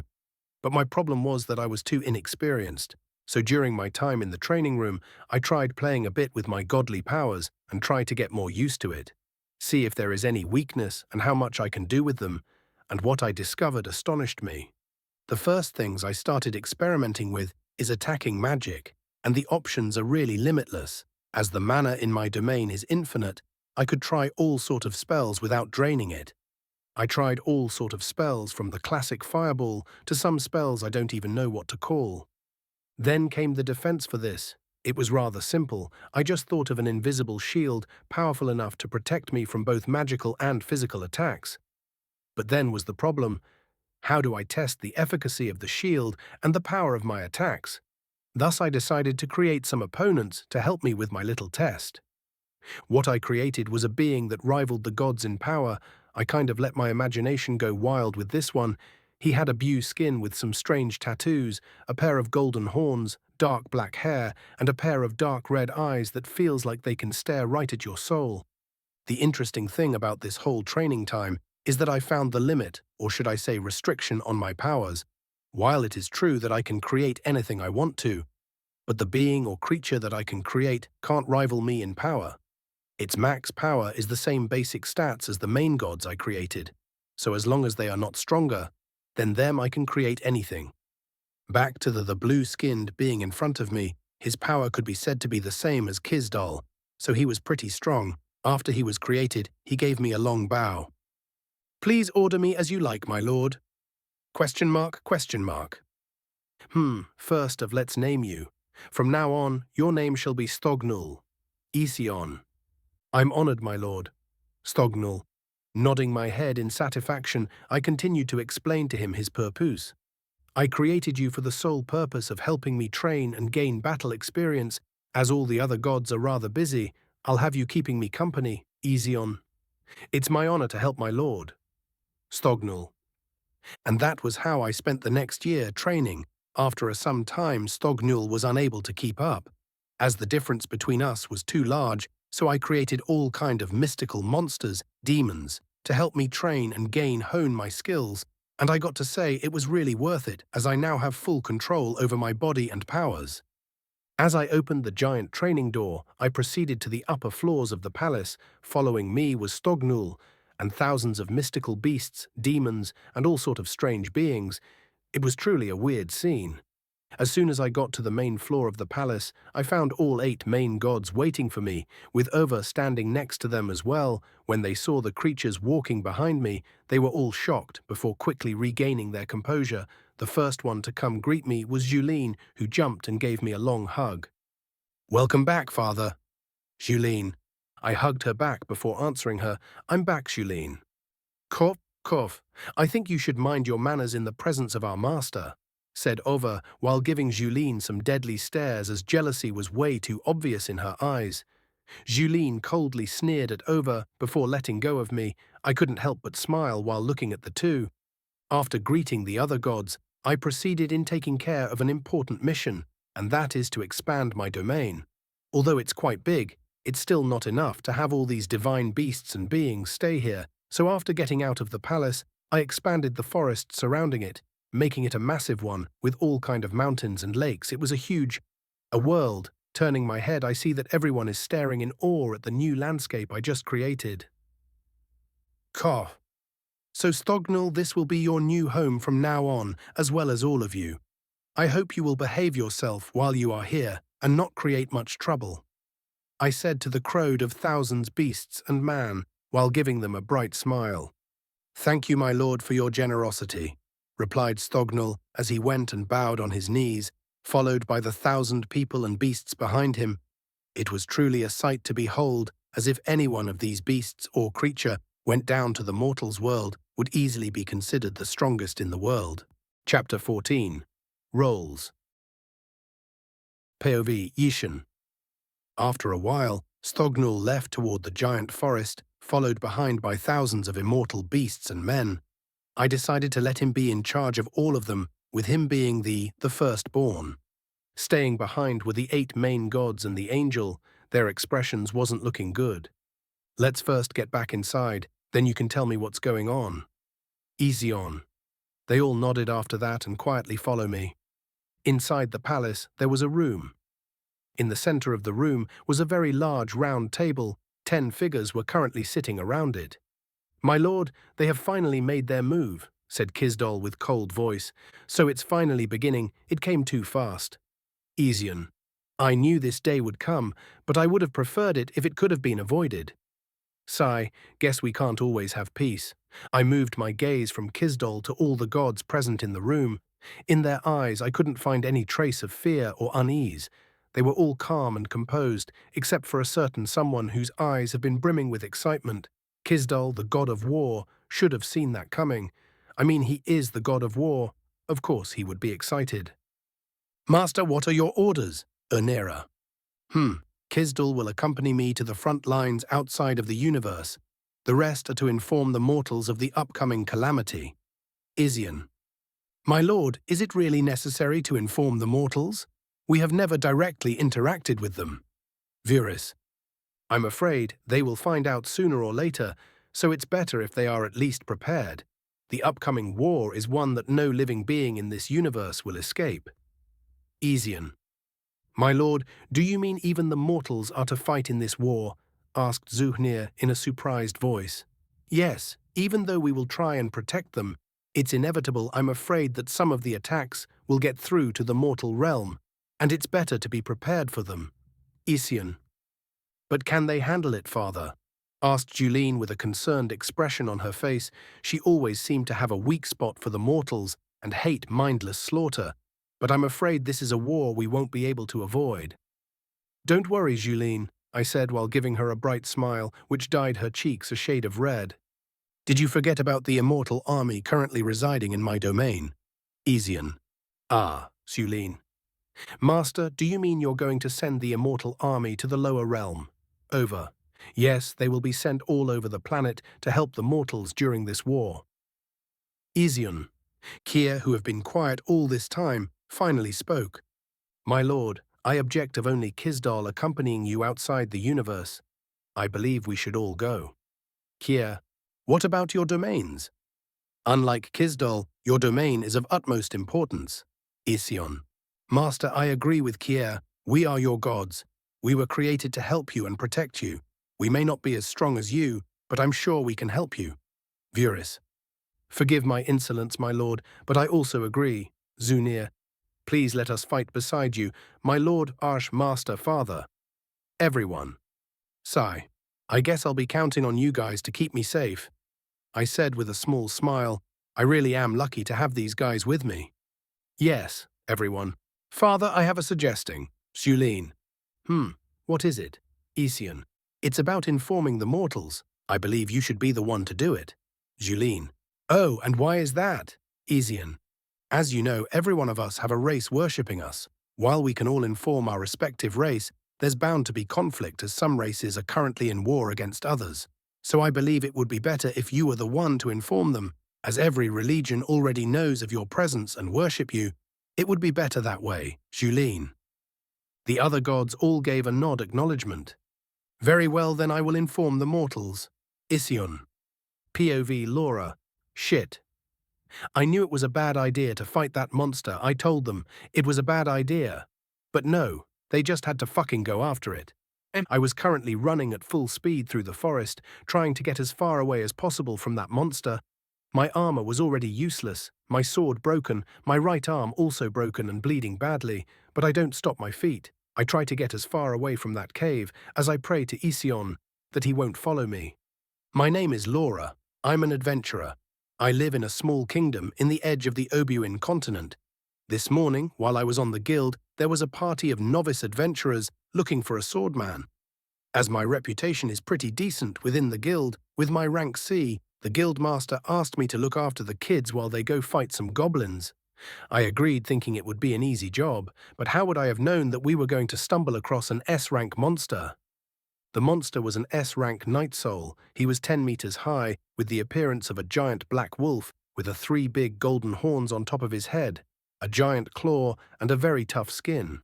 When we first saw it, the monster was bleeding and quite injured, but I knew that even with his current state, we wouldn't be able to beat him. But the damn kids just had to follow it to its cave and try and ambush it. The glory of slaying an S-rank monster clouding everyone's judgment, I knew I should have stopped them. I could have stopped them. The battle. I wouldn't call it that. It was a bloody massacre. That's what it was. My party of 5 was slaughtered like pigs. The first to go was the spear wielder. The idiot went and tried to attack him head on. Before I could do anything, the claw of the monster had already cut him clean in half. I tried to get the others to escape, but they were frozen in fear. So I jumped in to face the monster. The clash resulted in me being sent flying through the cave with a broken right arm after my sword clashed with his claws. The rest of the party finally got over their fear and tried to run away. But it was all too late. Even in his weakened state, the monster was able to swiftly get rid of everyone. When I realized the situation was hopeless, I ran. As I was running through the forest, I could hear the monster howling behind me. While getting closer, as I was running at full speed, my leg suddenly gave out and I fell face first to the ground. When I turned my head, the monster had already caught up. When he saw me on the ground, he slowed down and slowly walked over toward me. With every step he took, I could feel my death nearing. I prayed to the Lord Ezion to make my death a quick one. Am I going to die here? Tears slowly started to form at the corner of my eyes as this cruel reality hit me. The monster suddenly launched at me and sweeped his claw down. I closed my eyes, waiting for my end. After a while, nothing seemed to happen. No pain, no nothing. I opened my eyes to be met with a sight I will never forget in my life. Chapter 15. Announcement. POV Laura. People, that's what I saw. A whole sea of people. I was still on the ground, but strangely the floor was white. There was no mud nor forest around me. Instead, there was people. There had to be thousands, no millions of people. I tried to get myself up. To my surprise, my arm was healed, and I could feel that my stamina has recovered. If not for my armor that's still broken, I would have thought that I was only dreaming. Upon closer inspection, everyone seemed to be surprised. I could see shock, fear, curiosity, all kind of emotions on everyone's faces. There was also all sort of races, not just humans, elves, beastmen's demons, fairies, hell, I could even see a dragon far ahead of me. Some people looked like they were in battle before being summoned. It was very bright in here. I lifted my head up, and to my surprise, there was no sun. No sun, no moon. There wasn't even a sky, just pure whiteness. As everyone was starting to get anxious, some people even started fighting. Putting this many races together is bound to cause trouble. Enough! Double exclamation mark. Just as a human and beastman were about to start fighting, a loud voice shouted. It was loud enough for everyone among the millions of people to hear it, and causing all those present to kneel in fear. I felt my knees go weak and immediately fell to the ground. Almost at the same time, a powerful aura swept across all the people, making them shudder in fear. As I struggled to lift my head up, I was momentarily stunned. Floating in the air was a young, handsome male, blue dark hair and a pair of blue eyes to match it. Handsome. I couldn't think of anything else. I never saw anything this beautiful in my life, and I wasn't the only one. Everyone still on their knees couldn't move their eyes from the youth in front of us. His stance was overbearing, and he was unleashing a majestic aura that makes you keep staring. I was never the romantic type, so I didn't really believe in the whole love at first sight thing, but now I do. He was just too handsome. Rise, my children.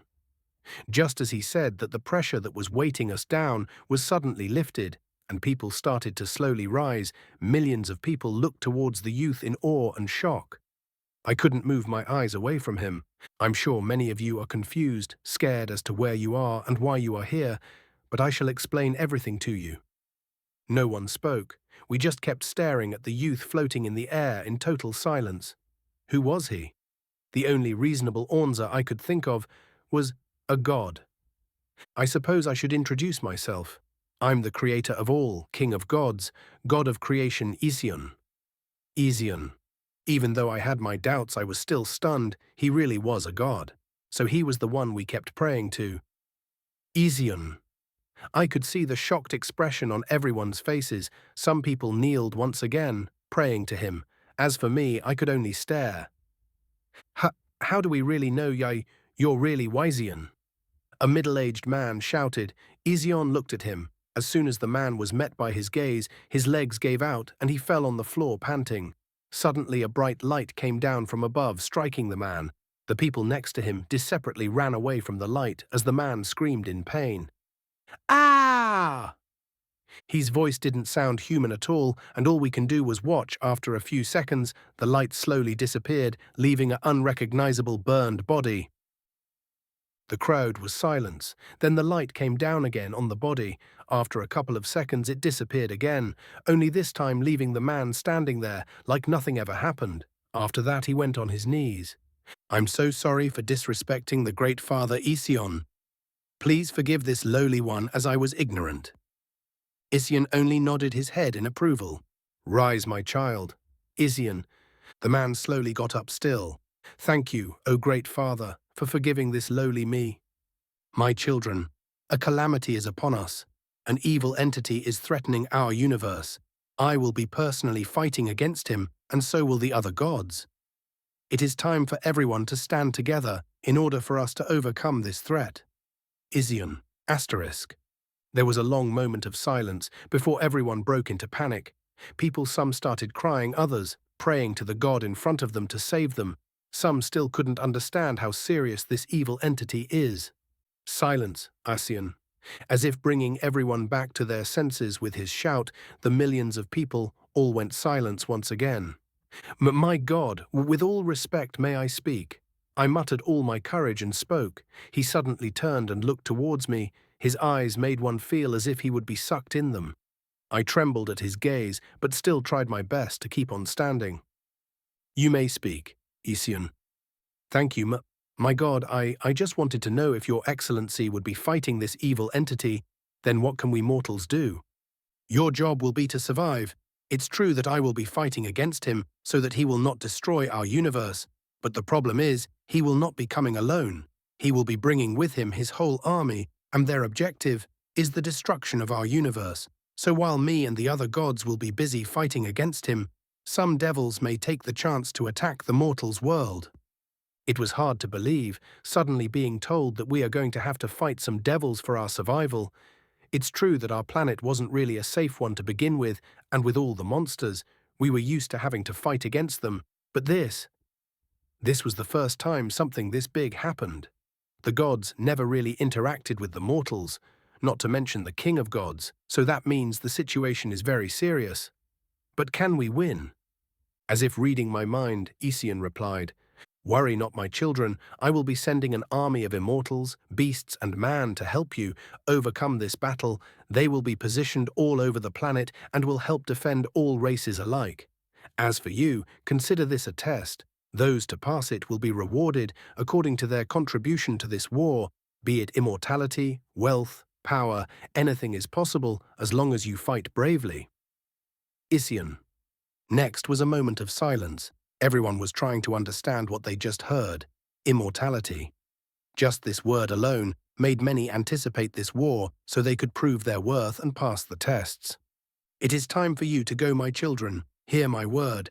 There will be no fighting among nations or races. Until this war is over, any who dares break this rule will be sentenced to death by me personally. Now go prepare, for the war is coming. Ision. After saying that, my vision blurred and I was once again transported back to the forest. The monster was still there, only this time it didn't attack me. He just kept staring at me and then turned around and left. Chapter 16. Punishment. In the mortal realm there was chaos. Everyone was preparing for the upcoming fight. Empires started recruiting more people to their military ranks. Kingdoms put their old feuds behind. Although not everyone was willing to do so at first, even though meeting with their creator for the first time had made quite an impact on everyone, there was still one particular human kingdom that refused the peace treaty with a demon kingdom. The demons naturally worshipped the strong, and with them meeting their god, they all took his order of no war seriously, and so they sent their messengers to propose a peace treaty to the human kingdom. That damn old fool, angrily shouted the old demon king. He was currently sitting on his throne, surrounded by his most trusted subordinates. On his right side was the demon queen. Long black hair and deep red eyes, her face was very beautiful, to say the least, and her body, on the other hand, looked as if its the only purpose was to seduce man. If not for the two golden horns going around her head, one would have mistaken her for a human woman. But currently everyone in the room knew better than to be fooled by her. Under that seemingly harmless face hides a strong demoness, bested only by the demon king himself. Calm down, dear. Didn't Lord Ishan say when he summoned everyone that he himself would punish those foolish enough to go against him? Sigh. You are right. I guess there is nothing we can do about it, replied the demon king, while in his eyes a hint of sadness could be seen. The war between him and the human king goes way back, so even though they are death enemies, with multiple face-offs between each other, it won't be a lie to say that they developed a strange friendship with each other, so fearing the punishment his old rival is going to face, the demon king was sad. Inside the capital of the human kingdom, a lot of people were protesting against the idea of not accepting the peace pact with the demons, while they all stood outside the king's palace. Inside the palace, the king was currently sitting in his conference room. Sitting next to him was his daughter and other figures of the kingdom. "Father, please reconsider. We cannot go against our god's order," pleaded the princess. Several people agreeing with her, while a small faction was against stopping the war. "Princess, the king has made his decision. There can't be peace with those filthy demons," said a blonde-haired noble, smiling. You, don't you know what you are doing, princess?" "Oh, in fact, we do, princess. How can we even be sure that what we saw was really God Yision? This war between us, those low beings, will never stop unless they are annihilated," shouted the young arrogant noble, while those agreeing with him silently nodding their head. The king on the other side was just observing all of this, without speaking. "You have gone mad. Ision will punish you, princess." "Oh, please, we all know that it's not going to happen." "Oh, really? What makes you so sure about that?" Question mark, question mark, question mark. Who's there?" shouted the young noble, while everyone in the room was looking around for the source of the voice. Outside, all of the people that were gathered at the castle's doors were shouting, demanding the king to accept the peace pact, when suddenly, "Hey, what's that?" pointed a young girl in the crowd towards the sky. Soon all of the people present were looking at the sky. The blue sky was no more, it was golden, as if it was splitting open to let someone or something through. Seeing the sky turn from blue to golden yellow, people started to kneel in fear and praying. Then suddenly a golden pillar came down on the palace. Strangely, it didn't destroy anything, but the palace just seemed to disappear. The pillar could be seen from thousands of miles all across the land. The people near the castle praying had to protect their eyes from the brightness. The light continued for 5 minutes until it stopped, and where once stood an impressive castle was now an empty lot. The strangest thing was that no one was hurt, neither the citizens that were standing near it nor the people inside the castle. Whispers could be heard among the crowds now that the king and his daughter could be seen.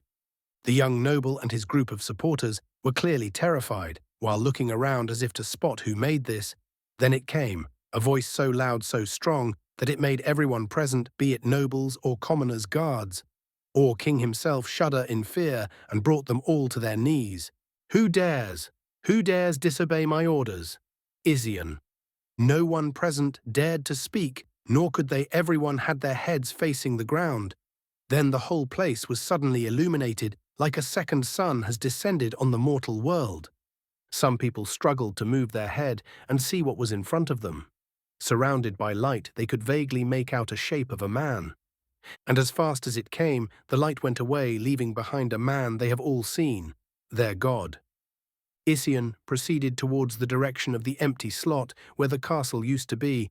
Under the watchful eyes of all the people of the capital fearing the worst, he first went towards the young noble who had already soiled his underwear with fright. When he saw Ision slowly coming towards him, the noble's supporters tried to run away but couldn't. It was like a mountain weighing them down, and they couldn't move. Stopping a couple of meters away from the noble, Ision looked down on him. "You dare disrespect your creator, mortal, Ision." I. Did I allow you to speak?" His voice wasn't loud, but it was enough for everyone to hear it. "You disobeyed my order and dared to question me. For your sin, I sentence you to eternal punishment in Zunir's realm, Ision." As he said his judgment, gasps could be heard from the crowd. Zunir's realm, better known by mortals as Hell. Right after he sentenced his judgment, a large black gate as big as the sky itself appeared behind the nobles. The gate was pitch black with all kind of drawings in it. You could see mythical beast skulls on it. Human skulls, demon skulls, beastman skulls, every kind of skulls. Some people couldn't stay conscious. The door was big enough for the whole continent to see. When it slowly started to open, the creaking noise was heard that day by every single person on the planet. The sound of the gates of hell opening. It was only a small opening, but more than enough to let people walk through it. The nobles' faces rapidly lost all color, with a yellow liquid slowly coming down from his pants. Then from the door came a large hand, a pitch-black giant hand with claws instead of fingers. The hand slowly came out of the door and stretched towards the nobles, who were against the idea, and dragged them back, while they were screaming and begging for mercy. The people, unable to move with fear, watched as the door once again slowly closed, making the same noise to be heard all around the planet, and then slowly began to fade away before disappearing completely.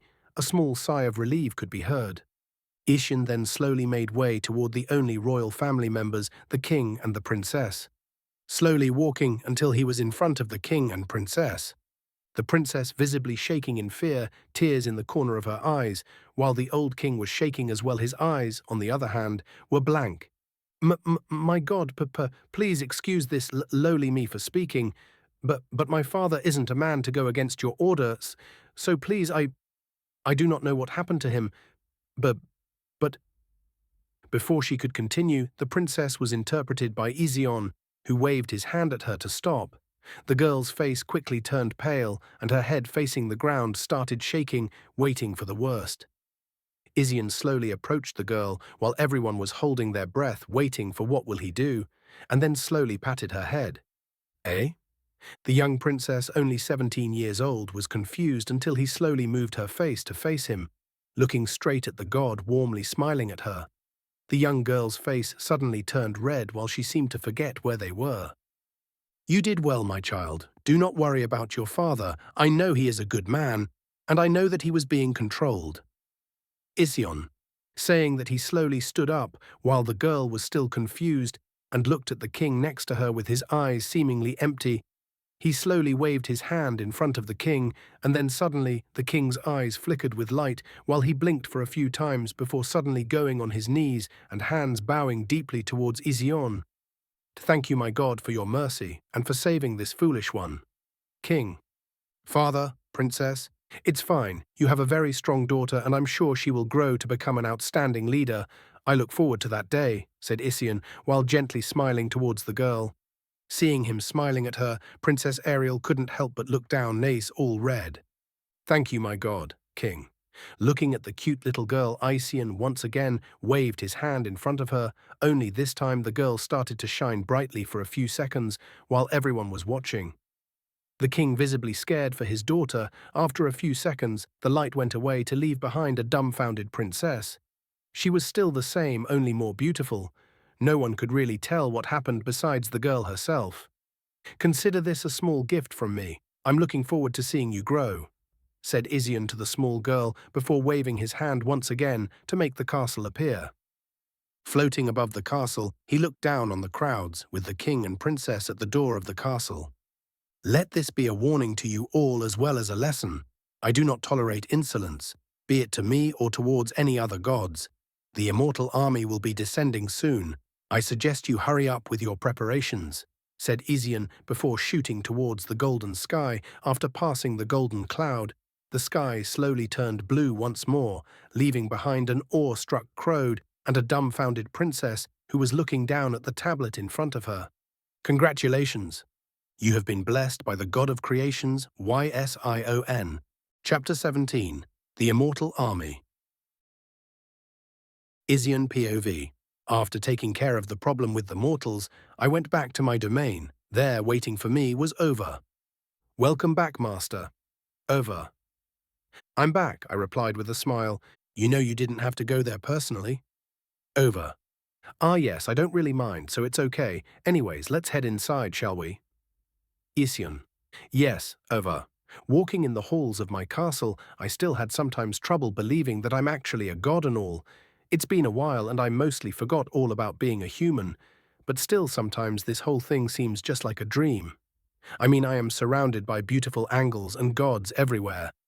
I might act tough in front of them, as I am their creator, but still. I looked towards Ova, who was walking beside me in the hallway. She really is beautiful. I sometimes still wonder if it was really me who created her. As if sensing my eyes on her, she turned her head toward me and flashed a dazzling smile. I could swear that that smile could charm any mortal or immortal. She was just too beautiful. After walking for a while, we arrived in front of my bedroom. In front of the door was two minor gods standing guards upon seeing me and Ova. They respectfully bowed their heads and opened the door for us to enter. Nodding slightly at them, I proceeded towards the room. The inside of the room wasn't really all that luxurious actually, except for the huge bed in the middle of the room, And when I say huge, I mean really huge. It could easily fit 10 people on it. There was also a big window to the left of the bed where you can see the river and forest outside the palace. Us gods don't really need to rest, as our bodies doesn't require it. But nevertheless, I still enjoyed it from time to time. I could easily sleep for 100 years or more if I want to. Entering the room, I headed straight toward the bed and laid down face first. Ova giggled upon seeing me act like that and moved to sit next to me. She started to slowly massage my back. I couldn't help but close my eyes in bliss and enjoy the feeling of her hands on my back. Ova, Isyon. Yes, master? Ova. Can you inform the immortal army to head down to the mortal plane? Isyon. It's already done, master. You should just rest for a bit, she answered me with a smiling face. Isyon. Ova. Isyon. Yes, master. Ova. Come lay down next to me, Isyon. Ah, yes, master. Ova. As she said that she laid down next to me, I was looking straight at her eyes. At first, her face was all red, and she kept avoiding my gaze, but after a while she also kept looking at me straight in the eyes with a tinge of redness on her cheeks. I couldn't help but pull her into my arms and hug her. Master? Ova. Just let me lay down like this for a bit. Isyon. She answered with a small nod and smiled shyly. Then she also put her arms around my back and returned my hug with her left arm while she started playing with my hair with her right. I felt completely at ease, and I slowly started to feel my conscience drifting away. Stognal POV. My name is Stognal. I was created by my lord Isyon for the sole purpose of helping him train. But after a while, I was unable to keep up with him. I was ashamed of myself for not being of any help for my lord. But thankfully, I am now able to be of use for him. Along with myself, he created all kind of mythical creatures and humanoid ones as well to help him. But now that the war is coming, he gave us a mission to protect the mortal plane, and for that I'll be sure to meet his expectations and not let him down. As I was the first out to be created before my brethren, and also one of the strongest, I was named the leader. At the moment we were at the forest in the domain of my lord, he was generous enough to expand the place, so all of us will be able to settle down here. We were currently in the middle of creating the capital city inside the forest, and everyone was helping dragons, phoenixes, humans, demons, elves. Everyone was helping while we were waiting for the orders to head down toward the mortal plane. I was flying in the air, making sure everyone is completing their duties, when Lady Ova contacted me. Stognul. Ova. Yes, my lady. Stognul. It is time. Master Isyon has given the order. Gather the army and head down to the mortal's plane. Ova. Yes, my lady. We will not disappoint my lord. I couldn't help but shout excitedly. It was finally time. I stopped in the middle of the air and coughed once to get my voice ready, then shouted so all can hear. My brothers, my sisters, it is time. Time to prove our worth to the Lord. The order has been given. We are to head down to the mortal plane and protect the mortals from the despicable invaders. Now who is with me? Yeah, for the Lord. Everyone. Now everyone at your positions. We are heading out. Yay! Everyone. It was a sight to hold. Everyone dropped anything they were doing and lined up in front of me in the air. I was at the front, while behind me, thousands of immortals flew, our direction, the mortal plane. Princess Ariel POV. I was sitting in my room staring out the window. The past couple of days have been very crazy, meeting with a god. As I recalled that a small blush appeared on my face, I couldn't help it. I can't seem to get his face out of my mind. He was just too perfect. I sighted and then started thinking about another matter. That screen that appeared in front of me, blessed by a god. I never heard of such thing, nor do I know what it does. I guess I'll have to find out.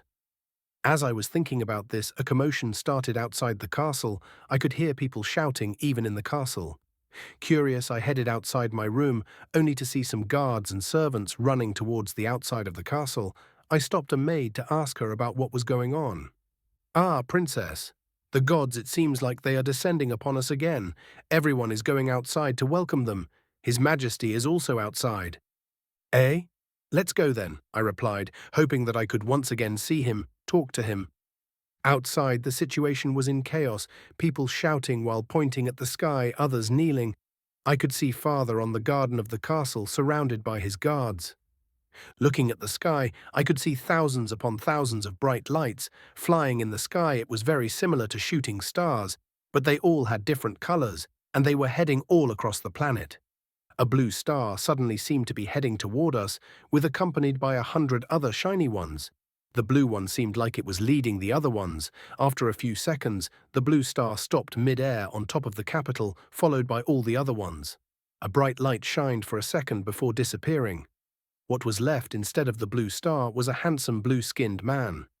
White blue-skinned, with a pair of golden horns and deep red eyes. The other stars also stopped shining and revealed the beings in there. There was dragons, phoenixes. I could see some that looked human, and even some elves and demons. I was carefully observing all of them when the blue-skinned man started speaking. "Fear not, mortals. We are the immortal army created by our Lord Wyzion. Our mission will be to protect you from the incoming invasion.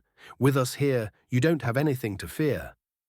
Almost all the people in the capital were visibly relieved, knowing that they were here to help us. Chapter 18. Fight. Isian POV. I was currently sitting in my throne room, waiting for Julene and the others to come. Ova was currently standing to my right. She smiled sweetly, noticing my gaze. I smiled back, and shortly after that, Julene appeared in front of the throne, followed by the other 7 gods. "Father," she said, while giving me a small bow, followed by the others. But as soon as her eyes meet with Ova, they became cold, while Ova is also smiling back innocently. Women are scary. I give a slight nod and speak.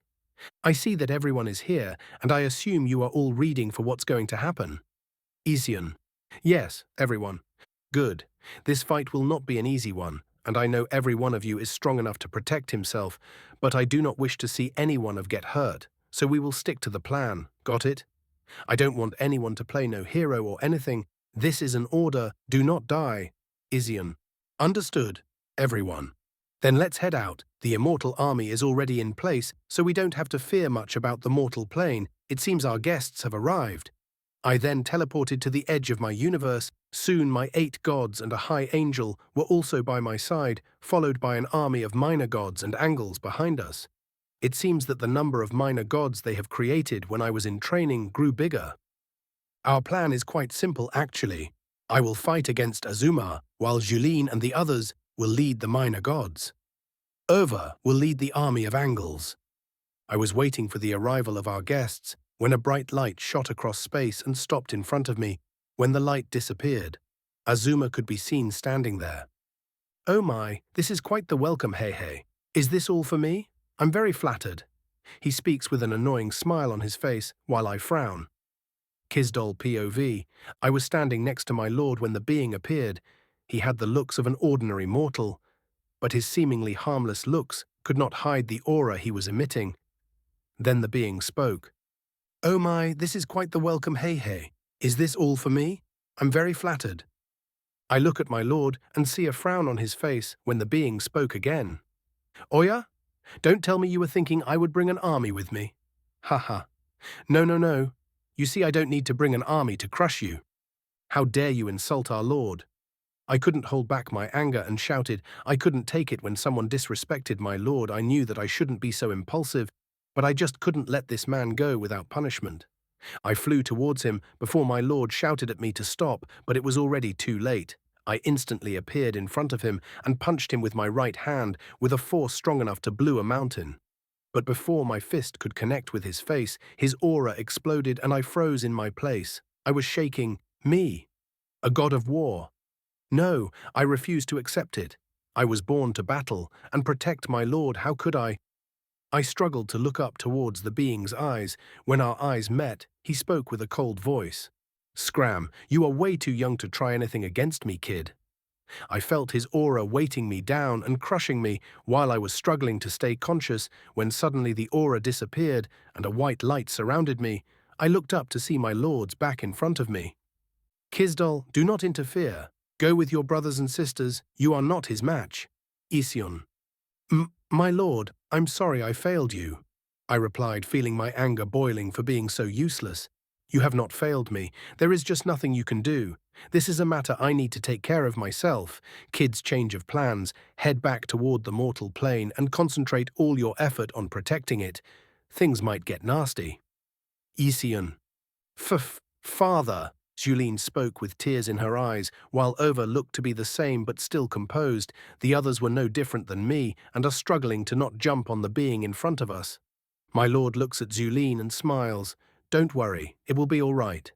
Then we are all forcefully teleported to the atmosphere of the mortal plane. With our vision, it's not a problem. To see for far distances, so we could still see our lord far away. Julene suddenly started crying and was about to fly back towards my lord direction when I stopped her. What are you doing, Kisdal? We need to help him. Let me go. Julene. It was his order for us to protect the plane. Do you want to disobey a direct order from your creator? I ask her, while also trying to calm myself down. I don't care. He needs our help. You are supposed to be a goddamn god of war, not a coward. She shouts at me with tears in her eyes. Her voice was loud for all of the thousands of minor gods to hear. But I didn't care, she was right. But what can I do against that kind of being? What can I... Ova suddenly jumped in front of Julene and slapped her. Everyone went quiet, while Julene looked shocked at Ova. Get yourself together. Do you think you are the only one who wants to help him? Huh? We all do. But we are far too weak and will only stand in his way, you get it. So if you really want to help, do as he said and protect the damn plane. Over. Julene went silent, but tears slowly started falling from her eyes. Vuris went to comfort her. I looked towards my other brothers and sisters, and they all had a grim expression, especially Ernera, as she is a goddess of fire. I'm surprised she wasn't the first one to jump into the fight. She always had anger problems. She was mumbling something under her breath. Mumble. I'm gonna kill him. I'm gonna kill him. How dare he? How dare he disrespect my master? I'm gonna kill him. Mumble. Ernera. Isian POV. I hope you are finished with all that drama. Azuma. Yeah, sorry to keep you waiting. Damn it. I don't know if I can win against this guy, but I don't really have much of a choice. He suddenly appears in front of me and tries to hit me with his right hand, but I teleport right behind him and shoot a ball of pure mana towards. He raises a shield to protect him, but I already anticipated that, so before the ball of mana can collide with his shield, it explodes. Boom! The explosion was strong enough to blow up a planet. His shield disappeared, and he sent flying backward in space. I quickly follow after him and materialize a sword in my hand and another one in my left, and empower them with my mana so they wouldn't break. I appeared in front of him while swinging my sword to his neck. But he manages to parry it with his sword. I retreat a few meters back and we look at each other. Now that I have a good look at it, his sword was completely black and it was actually a bit hard to see it. Especially in space. His clothes are tattered, and I can see a small line of purple blood slowly dripping from the side of his mouth.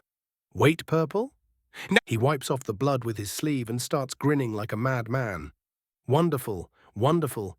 You are indeed a god of creation in such a short time, and you can already grow this much, haha. I guess I can enjoy this a little bit as well. He tears off his top as it was in his way. Here I come, ha ha ha. He instantly appears in front of me and starts attacking me with his black sword. I desperately try to parry his attacks, but his swings are too strong. Good thing we are away from the planet, as the shockwaves emitted when our weapons collide is too strong for even minor gods. We kept fighting like that for a while. I don't know how long we have been like this, but he was slowly gaining more and more ground against me. I couldn't do anything but defend. Small cuts appeared all over my body, and golden blood started coming from the wounds. But as soon as I get cut, I almost instantly recover, and my wound closes. Looks like my regeneration improved. Come on, come on, come on, don't just defend, show me what you can do. Don't tell me this is it. If so, I'm very disappointed. He shouts, and I can feel mana gathering around his right hand. That looks bad. But before I can dodge, he teleports and hits my stomach with his right hand. Ugh. Isian. As soon as his right hand hit me, an explosion occurred and sent me flying all the way towards the mortal plane. I flew through space at an incredible speed and crashed on the ground of the planet. I left a huge dent on the ground.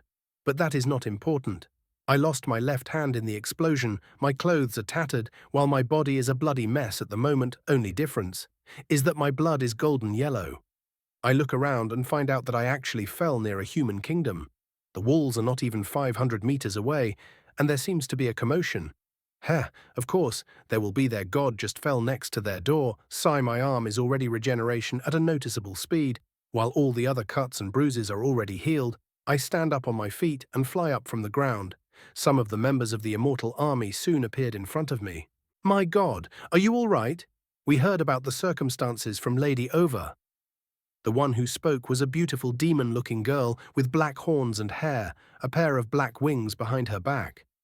I'm fine. You know what your mission? Yes, my God, to protect the mortals. Good. Pass my order the others. Tell them to form a shield around the plane, everyone. I don't have much time left. I guess there is no choice but to use that. Understood, my God, I'll inform them. Good of creation. Come here, I know you won't die from something like that. A voice that could be heard from all over the planet roared, Sigh, give me a break, would ya? I guess I can only use that.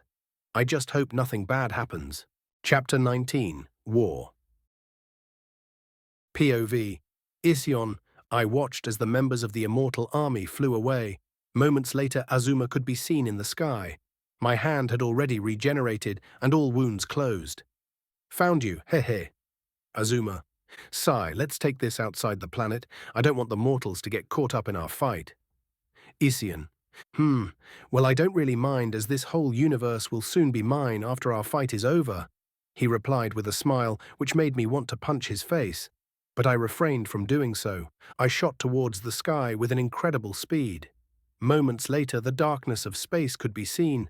Azuma soon followed after me. I could see thousands of gods and angels surrounding the planet. The immortal army was also present. As soon as they confirmed that both me and Azuma had left the planet, they started channeling their mana and willing toward the planets. It didn't take long for a transparent shield to appear surrounding the planet. Hey, I see. So shall we continue? Azuma. I nodded at him, and almost immediately he vanished and reappeared behind me. I was already expecting him, so I dodged his sword to the right. I shot a beam of raw mana towards his face, but he dodged it before he could move. I shot another one and another one. I kept shooting at him, slowly drawing him away from the planet. Come on, this isn't really that fun. Show me something new, spoke Awamar. He soon dashed forward, swinging his blade towards my neck. My sword materialized in my right hand, and I used it to block the incoming attack, only to get pushed a few miles away. He instantly appeared, and without giving me any chance, started his series of attacks. Come on, not again, Stoop, just defending, damn it, he said before swinging another powerful slash from above my head. I once again stopped it, but got pushed back. He then started gathering mana in both his hands. Clap. A powerful clap resounded through the universe, and with it came darkness. As soon as he clapped, darkness surrounded me. I couldn't see anything anymore. The sun was no more the planet, the stars. I reached my hand in front of, but couldn't see it either. It reminded me of the darkness when I died in my first life. Calm down, this must one of his spells. Think. Wait, that could work. Okay, let's try it. I tried feeling the mana surrounding me. It was still there, good, then it's gotta work. One of the things I understood in my time as God was how the spells and mana worked. For mortals, they could use the surrounding mana and will it to do as they wish. It may sound simple at first, but it's very hard, as they need to channel it through their bodies before releasing it once again, and so the hard part is to will mana through your body. For us gods, it's actually the same. The only difference is that we can easily will it channel as much as we want without fearing for our bodies. The interesting part is when someone uses mana, it usually stays connected to his or her body. For example, if a mage was to cast a fireball, there is a connection between him and the mana, and if you can cut that connection, the fireball will disappear. And that is what I'm trying to do right now. POVOVVA. We were all watching the fight between Master and Azuma. I could see that Master was trying to lead Azuma away from the planet, but I was still very uneasy. I wanted to be next to him and fight with him. I knew that I wasn't the only one who felt that way. I looked behind me and could see thousands of gods and angels with uneasy expressions. Everyone was concerned for Master's health. The fight kept going until suddenly Master was pushed back and Azuma started gathering mana toward both his hands. The uneasy feeling in my heart kept growing. Clap. A powerful clap was heard by everyone when suddenly Master disappeared, leaving behind Azumah. "For father," said Julene while tears started falling from her eyes. "My lord, no, no, no, no, no, no, no," Kisdol shouted before bursting in an unimaginable speed toward Azuma. "He will pay. I don't care if I die today, but he is going down with me." Urnera soon followed after Kisdol. The main gods all followed Julene, still crying, but her eyes burning with hate. I couldn't understand at the moment the sight of Masters still in my eyes before disappearing, and I couldn't do anything about it. I could feel my eyes moistening before tears started flowing from my eyes. I felt hate and anger I never felt before toward the monster who took away everything from me. I turned towards the thousands of gods and angels and shouted, "Everyone charge forward! For Master! Over! Wah! Everyone!" I charged forward. Following me was the gods and angels. The immortal army was also attacking. Kisdol was already engaging the enemy and attacking him with his great sword. Urnera, Vuris, Fidur, and Julene were supporting him, launching all sorts of powerful elemental spells. Kier was also trying to attack Azuma from behind with his giant axe. Zodor and Zuhnir were constantly moving around him while shooting light and Drakeness magic. But he was easily defending all their attacks. Stognul also arrived and tried attacking with his sword, but to no avail. Soon cuts started appearing on Kisdal and Kier. I started supporting them by healing them and helping them channel even more mana. The other gods and angels also joined. Some were attacking others, supporting, but something was wrong. He was smiling. Even with everyone attacking him at the same time, he was still smiling like a madman. He then pushed Kisdal with a powerful swing of his sword and was about to cut his head when Stognul and Kier intervened. But he missed the swing, but still was able to cut Kisdal's left arm before turning towards them. He swung his hand down, and a surge of mana rushed from it, attacking the duo. They couldn't defend completely and were sent flying. I rushed towards them and started healing their wounds.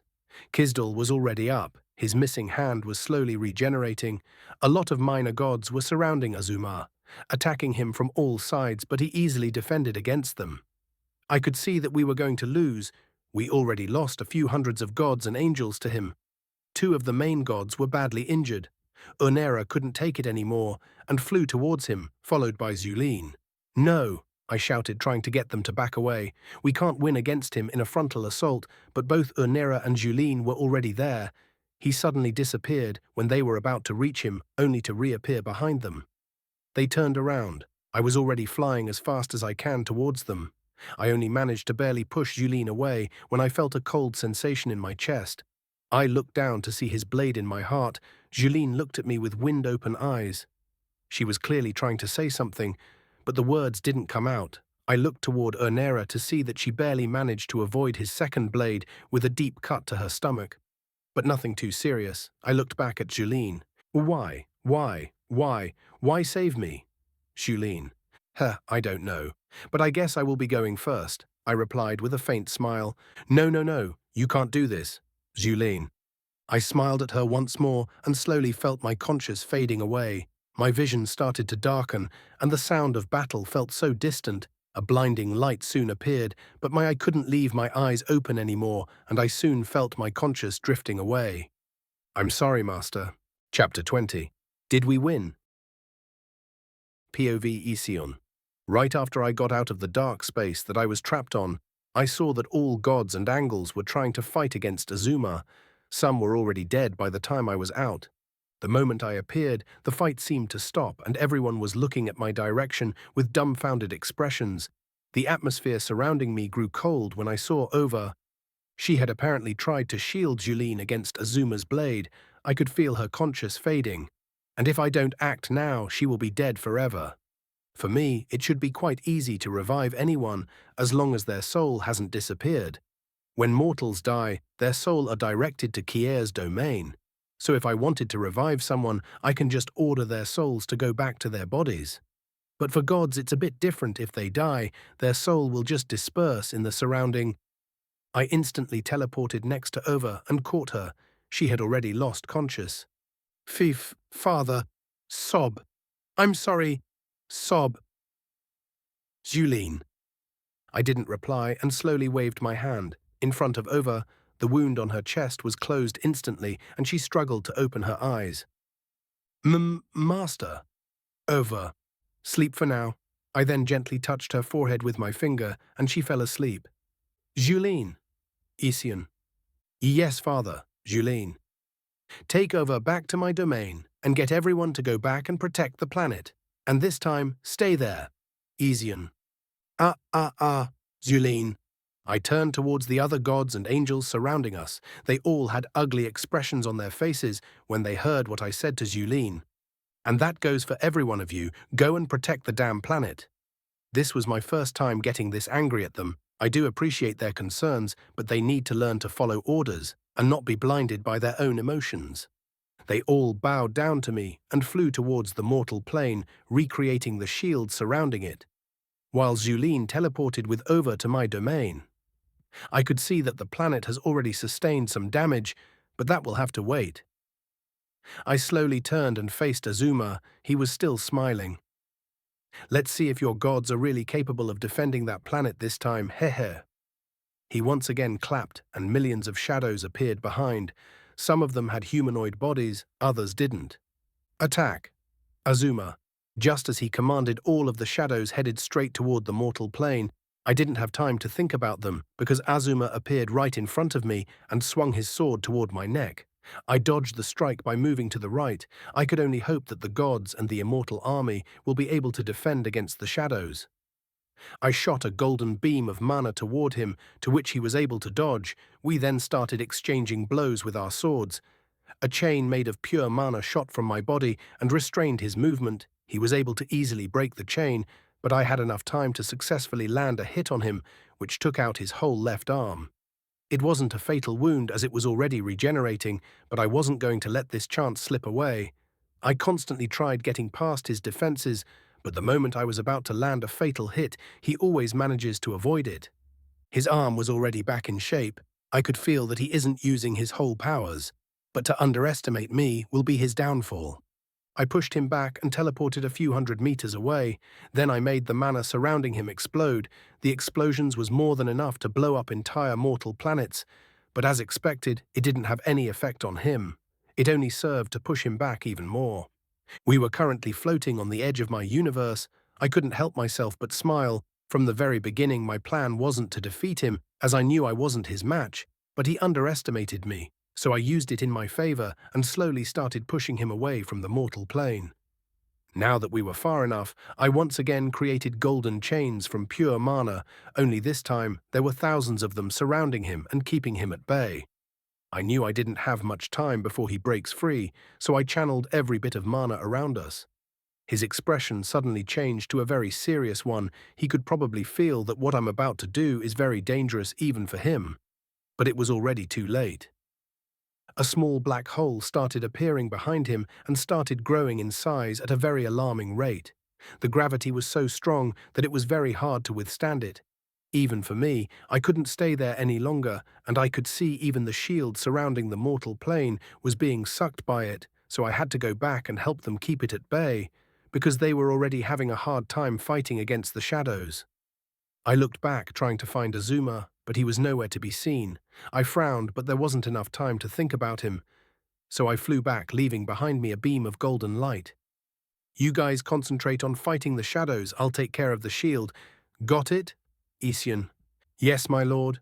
Everyone. Good. I channeled all the surrounding mana and used it to reinforce the shield. The black hole wasn't able to pull it away anymore. My lord, some of the weaker shadows were able to head down towards the mortal plane. A young god came to inform me.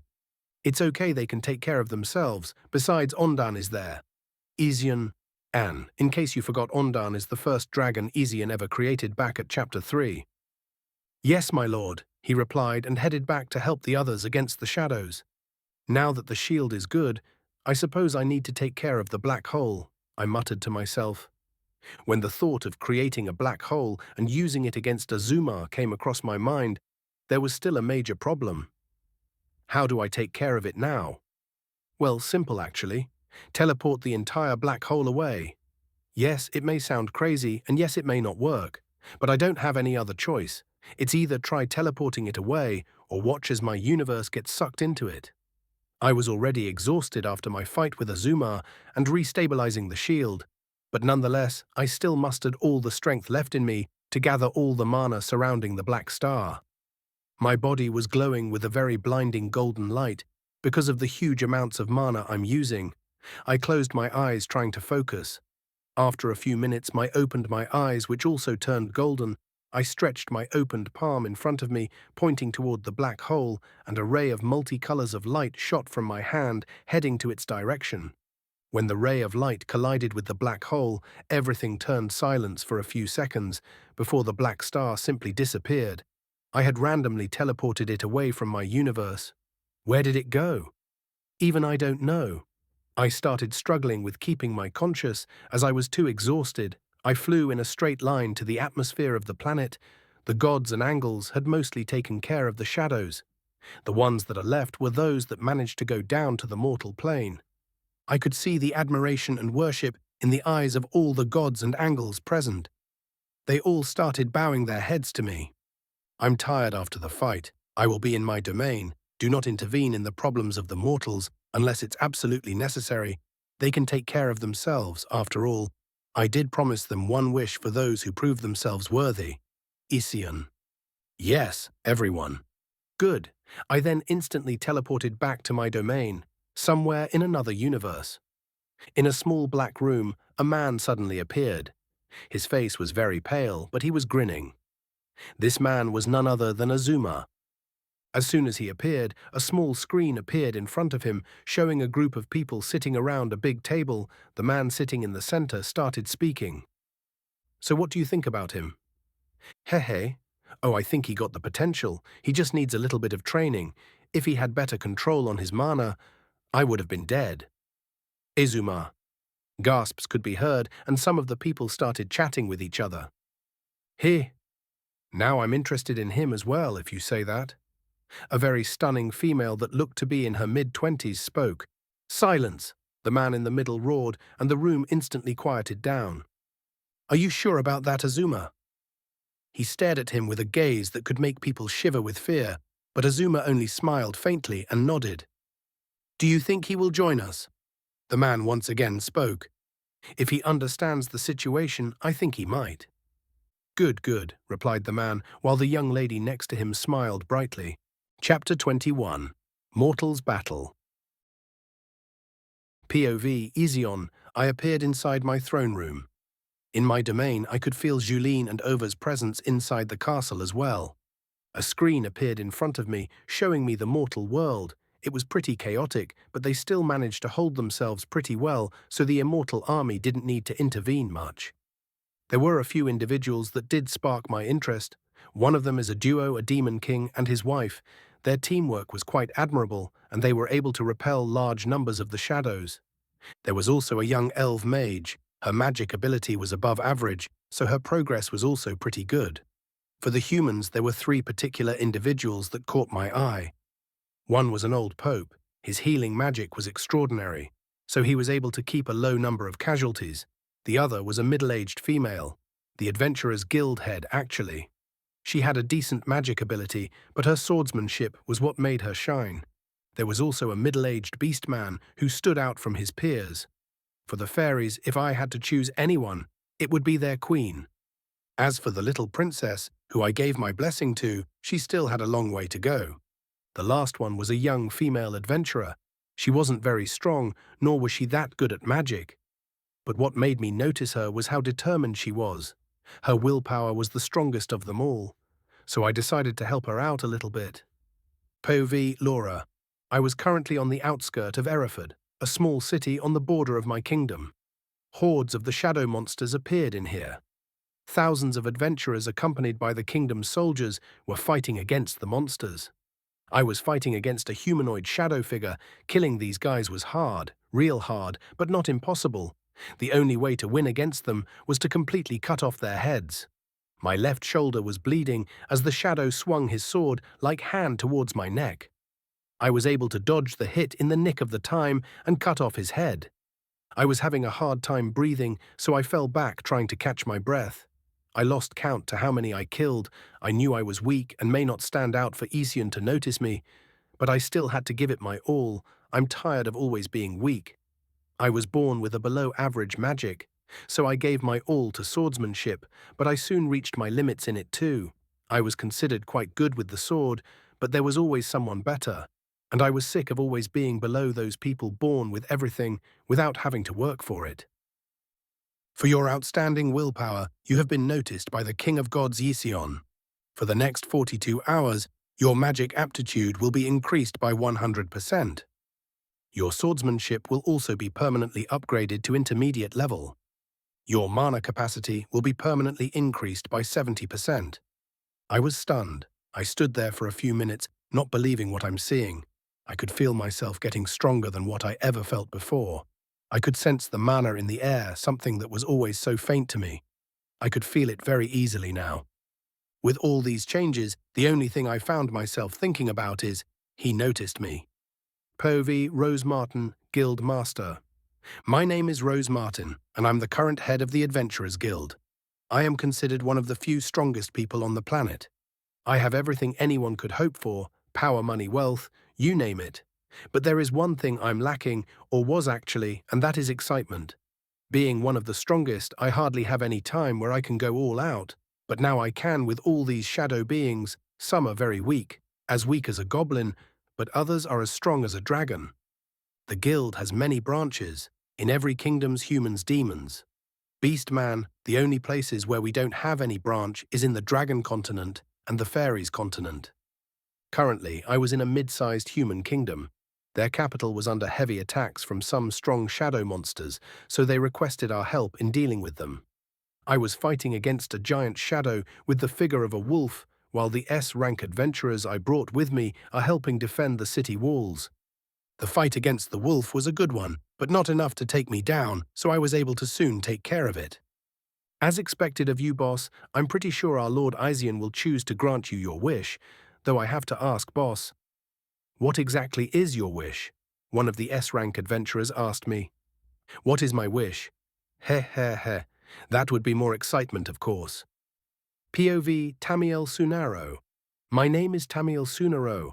I'm a pope at Father Isian Church. Ever since I was a child, I have been gifted with white magic, so I took the path of a healer. In my younger days, I used to be an adventurer, traveling all over the land, looking for adventure before I finally decided it was enough. After that, I decided to join the ranks of the Church of Father Isian. I was always a very strong believer, so when the great summoning happened and Lord Isian graced us with his presence, it only served to straighten my faith in him and made me wish for one thing. To serve him, I mumbled. Did you say something, Your Holiness? A young priest asked me.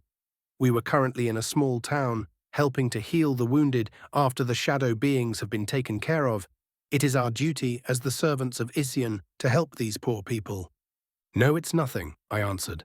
Your Holiness, if it is not a bother, may I ask what would be your wish to the great Father Isian? Ho, my wish? That would be to continue to serve him by his side, of course. POV Tiberius Granger. My name is Tiberius Granger, the current leader of the Wolf Clan.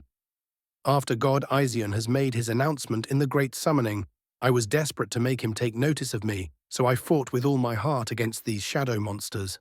I was currently wrestling with a bear-like shadow, while the elite members of our clan are fighting by my side. The bear-like shadow was trying to rip my arm apart, but I managed to avoid his bite before swinging my great sword against his head. Moments later, his head fell off. Pant. Clan leader, Elit Wolf Beast Man.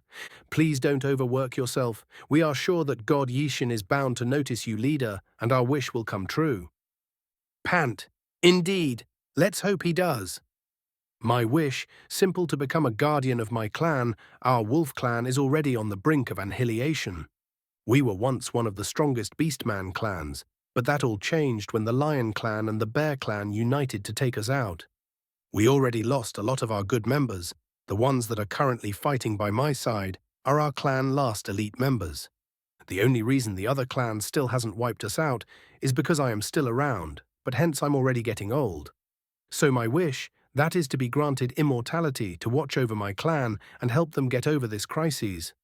POV. Lena Gillarel. My name is Lena Gilrel. I'm a forest elf.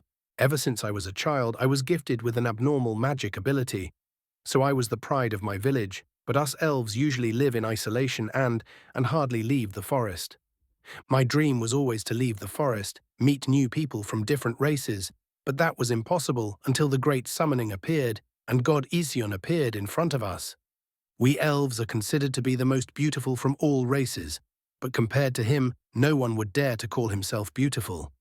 He was just perfect, and I just found myself drawn to him and couldn't help but keep staring. After hearing that he will grant those who he deem worthy one wish, I could feel my excitement boiling. It was the chance I have been waiting for all my life. And now it's in front of me, so I'll be sure to take it. Chapter 22. POV Yishan. I was currently sitting in my throne room. The fighting in the mortal world was reaching its climax. Not any more interesting people appeared. The mortals were able to handle themselves, and in the rare case of a strong foe appearing, the immortal army was always there to handle it. I reckon it would take them about 1, maybe 2 weeks to clean out all the shadow monsters. My throne room was currently empty, as all the other gods are either healing or busy helping, so I decide to head out and check on them. First off would be Ova. She should have regained consciousness by now. Walking out from my throne room, I am greeted by 2 warrior angels wearing full-body armor, with their long wings folded behind their backs. As soon as they spot me, they immediately fall to on their knees. "My God!" they both yell enthusiastically, to which I reply with a small nod of my head. I proceed to the chamber where Ova should be located. Once in front of the room, I knock slightly at door before entering. As I enter, I see Ova lying in the bed looking out from the window. When she sees me, she tries to get up from the bed. Master! Don't try to get up yet, Ova. Even though your injuries are healed, your soul still needs some time to heal, I tell her as I slowly make her get back on the bed once again. She sits down but struggles to look at me in the eye. After a while, she slowly manages to squeeze the words out. "I'm sorry, Master. I should have stopped them from leaving the planet atmosphere. It was my fault, and I'm ready to accept any punishment." As she says that, she closes her eyes and clench her teeth as if waiting for my punishment. POV Ova. As I closed my eyes waiting for Father's punishment, I started thinking back to how I could have stopped Julene from rushing there to fight against Azuma. I should have trusted Master. But I didn't. I thought he died. While I was thinking about all the stuff I could have done to avoid all the unnecessary losses, I heard Master's voice. "Ova, open your eyes and look at me." I was too ashamed at my failure to look at him, but I still slowly opened my eyes, and what greeted me was the smile of Master. A smile so perfect to be described, I could feel my heartbeat rising and my cheeks heating as I was in a trance, looking at his smiling face. He slowly moved his face closer to mine, and before I could react, he kissed me. It was a simple kiss, but it made my heart nearly jump away as our lips slowly parted. Master? Ova, I'm not mad at you, nor am I at your siblings. I know you are only concerned about my safety, and that makes me very happy. But you also need to trust me more. I am the one who created all of you, so I do not want to see any one of you get hurt. So that means the next time I give an order, you only need to trust me and follow it. Understand? Yes, Master. I will be sure to learn from my previous failure and be more useful to you. Good. Master, if it's not too much, could I ask you for, what is it? Just ask. Another Kais? As I gather all my courage to say those words, I could feel my face burning in shame. Some kill me. Did I really say that? And what's with Kais? Couldn't I have just said it normally? As I was about to die from the shame, I could feel something soft against my lips once more, while my mind just momentarily freezes. After a few seconds, our lips parted once more. "You can ask for it any time," says Master while winking at me. My God! I don't think my heart can handle any more of this. I just slowly nod in response. "Well, I will head and check on the others. You stay here and rest, okay?" I slowly nod, still in trance. After Master got up and left the room, I slowly touch my lips again, and I can feel my face grinning like mad. I look at the window and can see a scary grin on my face. Oh, how ungraceful of me. I tried to stop myself from grinning, but couldn't. Today is a great day, hey hey hey. POV or Ishan. As I leave Ova's room, I can't help but think of cute she was. Next up, I guess I should head out and visit Julene. She was always the emotional one, wasn't she? I immediately vanish from my place to appear in Zulene's domain. Her domain was a giant forest with all kind of mystical plants and trees all over, and in the center of it all stands a giant tree with a lot of mystical symbols. On top of that tree is Julene's house. I quickly vanish again, only to reappear inside the house. Once there, I can hear the sounds of someone sobbing. At first it was quiet sobbing, then it gradually got louder. It was my fault, Sniff. I knew I should have followed Father's orders, but I just couldn't stand there when I thought he was hurt. I mean, how could I? You understand, right? Sniff. Yes, and now because of me, Ova got hurt. Sniff. I quietly walk deeper inside the house while listening to Julene talking to someone. As I reach the center of the room, I see her sitting on the floor, hugging her knees, crying, while talking to a little blue bird. The bird notices, and his eyes visibly grow wide, while Julene is still crying while hugging her knees.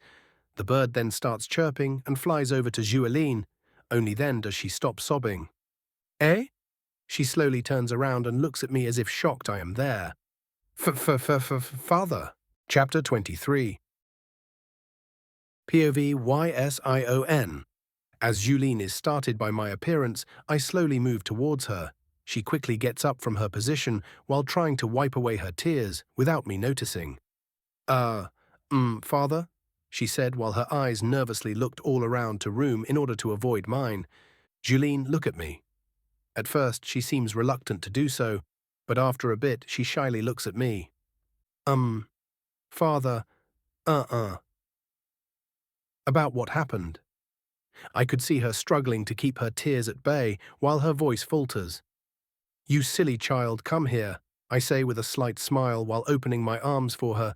She looks stunned for a while before jumping at speed, impossible to follow by normal means, into my arms and hugging me with a strength that could easily crush even the average god. Although for me, it was like the hug of a small, cute child. As if afraid that if she lets me go, I will disappear, she keeps on hugging me while I gently hug her back while slowly patting her head. Sniff. Sniff. I'm so sorry, Father. Sniff. I thought you'd died. Sniff. Don't cry, who do you think I'm? I won't die, and nor will any of you will. Promise? Heh heh. What? Don't trust me? No, I do, she says while her tears keep streaming and her grip tightened on me with her face buried in my chest. I hug her close to me and whisper in her ear. Don't worry, I promise you that we will always be together forever. Right after saying that, she brought her face up to look me in the eyes, as if to see if I'm speaking the truth. I look straight into hers as well. I then feel something moist on my lips, only to realize it's her kissing me. She moved so fast that I had no time to react. We kept kissing until she slowly parted her lips from mine. After that, I can see her face turn as red as a tomato. Never thought someone could turn that red, but it only made her look cuter. I couldn't resist giving her another kiss. After that, her face turned even redder. Before even letting me say anything, she teleports away. Well, damn, who thought Julene would be the shy type? Still, I guess it's not too bad. Today is a good day, I say while teleporting myself back into my domain. The mortals should be close to finishing off all the shadow monsters. Returning to my domain, I head back to my throne room to check on the situation in the mortal world. So far, things seem to be going quite well for them. The immortal army only needed to intervene 3 times when god-level enemies appeared, and were able to successfully get rid of them with the lead of Stognul. A.N. Stognul is the leader of the immortal army, in case you forgot he created him in Chapter 13. There weren't any heavy casualties, as the mortals were already informed of the upcoming war, so they were able to reduce their losses. By the pace things were going, I reckon it would take 1 week, maybe less, for all the shadows to be defeated. Then I guess it will be time to give out rewards to the people with most outstanding performances. It should be fun, I said while smiling. It was then while looking down at the planet that I spotted something interesting. Near a human kingdom was the place where I crashed when I was fighting Azumar. I forgot about it, but there was a huge dent on the ground in it. I could spot a few drops of blood, golden blood, my blood. Around it, I can thousands of humans, elves, demons, beastman, fares, all of them surrounding the crack in the ground. No one could really move closer than 300 meters of the crack, as the aura coming off the blood drops was enough to crush even the strongest of them. Well, I guess that's to be expected, but still, what to do with this? I can see a large number of people offering their worship to the drops of blood, while some look greedily at it. Different kind of emotions. Interesting, I said, while a smile slowly made its way towards my face. POV, Princess Ariel. I was currently heading towards a small neighboring human kingdom, where it is said that the drops of blood of god Ision were found there. It was said that when he was fighting against the calamity called Azumar, our god fell down injured in that place after he quickly recovered and flew back to the heavens to continue with the fight, but the place where our lord fell still contains drops of his blood, and they say that the blood is not red. It's golden. I suppose it's to be expected of the king of gods. Ah, if I can only lay my eyes on his majestic figure, I can still remember him coming down to save my father from those nobles and his blessing. After he gave me his blessing, I started trying to explore the effects of it and the limits, and I can say that it's amazing, to say the least. Since I got my god's blessing, my body slowly started turning stronger than I ever was before. I can say with confidence that my body strength alone can compare to an A-rank adventurer, not to mention that my senses have been enhanced as I am able to feel mana more clearly than ever. As I was engrossed in my own thoughts, a guard that was currently riding next to me called out, "Princess, we should be able to spot the city after we pass these trees." I only answer with a small nod. I had to confirm it with my own eyes. Ever since the news of the blood of god Ision being found, it's safe to say that the whole planet was in an uproar. It only took us a few more minutes to pass the trees, and when we did, I was shocked with what lay before my eyes. I could see a sea of people, not like the Great Summoning, but still thousands of people from all kind of races, while waves of people are still arriving, all surrounding what appears to be a huge crack that glows golden. The aura coming from the crack was majestic and overbearing. I can see that there was at least 300 meters between the sea of people and the drops of blood, so I can assume that some kind of force is preventing people from moving closer. I ordered my escort to move down the hill we were currently on, so I can try and get a closer look at the crack. Right as we were moving, all the people at the scene were shocked by a giant roar, a roar of a dragon. I move my head towards the sky and see a huge black-scaled dragon flying in the sky at a huge speed towards the crack that is emitting a golden light. Dragons, they were a huge help in the fight against the shadow monsters, but as they were usually occupied fighting strong-level enemies during the fight, we rarely saw them. The dragon clearly intended on getting those drops of blood for himself, but no one really stopped him. All the people down below already tried moving past the 300-meter mark, but no one succeeded. So I guess they were curious to see if this dragon would be able to move closer to it. As everyone had their eyes on the black dragon, it moved with a speed that made it impossible for normal people to follow, but right when he touched the 300-meter mark, he was shot down towards the ground with huge force weighing down on him. Gasps could be heard as the dragon fell to the ground. Even I was shocked at the sheer amount of pressure that only the drop of blood was able to release, which only made me feel more awed at how strong our god is. The dragon struggled on its 4 feet to retreat before the force crushes him. Right after he retreated, something seemed to happen to the drops of blood. They began shining a blinding golden light that forced all people to close their eyes. Once the light subdued and we could open our eyes once more, was a shocking sight in front us. Chapter 24. The Gate. POV YSION. As I saw all the mortals trying so desperately to get closer to my drops of blood, but to no avail, an interesting idea started to make its way to my head. What should I do with those drops of blood? A lot of possibilities. A sword, a new god. Or maybe just gift them to some mortal and see what kind of changes that will bring. But then an absurd idea came up. Why not try and make a new world with them? A whole new dimension. Now I know how crazy that sounds, but the world that I created was made by mana. Strictly speaking, everything in my universe was made by mana, and my blood contained a whole lot of it, so it should be enough to create a small separated dimension. Then there was the question of what will be the purpose of it. I started thinking about the possibilities, then I settled on one. The main goal of this dimension will be giving the mortals a chance at attaining godhood by relying on their own power and breaking away from mortality with their own hands, a chance at controlling their own fate. So far, no mortal can become an immortal without my personal interference unless I personally intervene. Mortals shall stay as such, but here in this dimension that won't be the case. I'll give them a chance at controlling their own fate. They won't be controlled by the shackles of the mortal world. They will truly become free. Though that won't be a simple thing to attain. POV Princess Ariel. As the bright light dimmed out, what appeared was a gigantic golden gate, enough for 4 grown dragons to enter with ease. Though the gate was still smaller when compared to the gates of hell that opened on the day God Ision descended to deliver his punishment, it didn't carry with it that unbearable pressure it felt. Mysterious. After the gate emerged, everyone was feeling surprised, shocked, but also confused. Some of the foolish people tried to run to it, trying to be the first ones to reach the gates when it opens, but unfortunately for them, the pressure didn't seem to fade away. My guard came to me. "My lady, what are your orders?" Guard. "For now we shall set camp here. Something big is going to happen, and I don't think we can afford to miss it." I replied, feeling the beat of my heart rising. "Will I get to see him again?"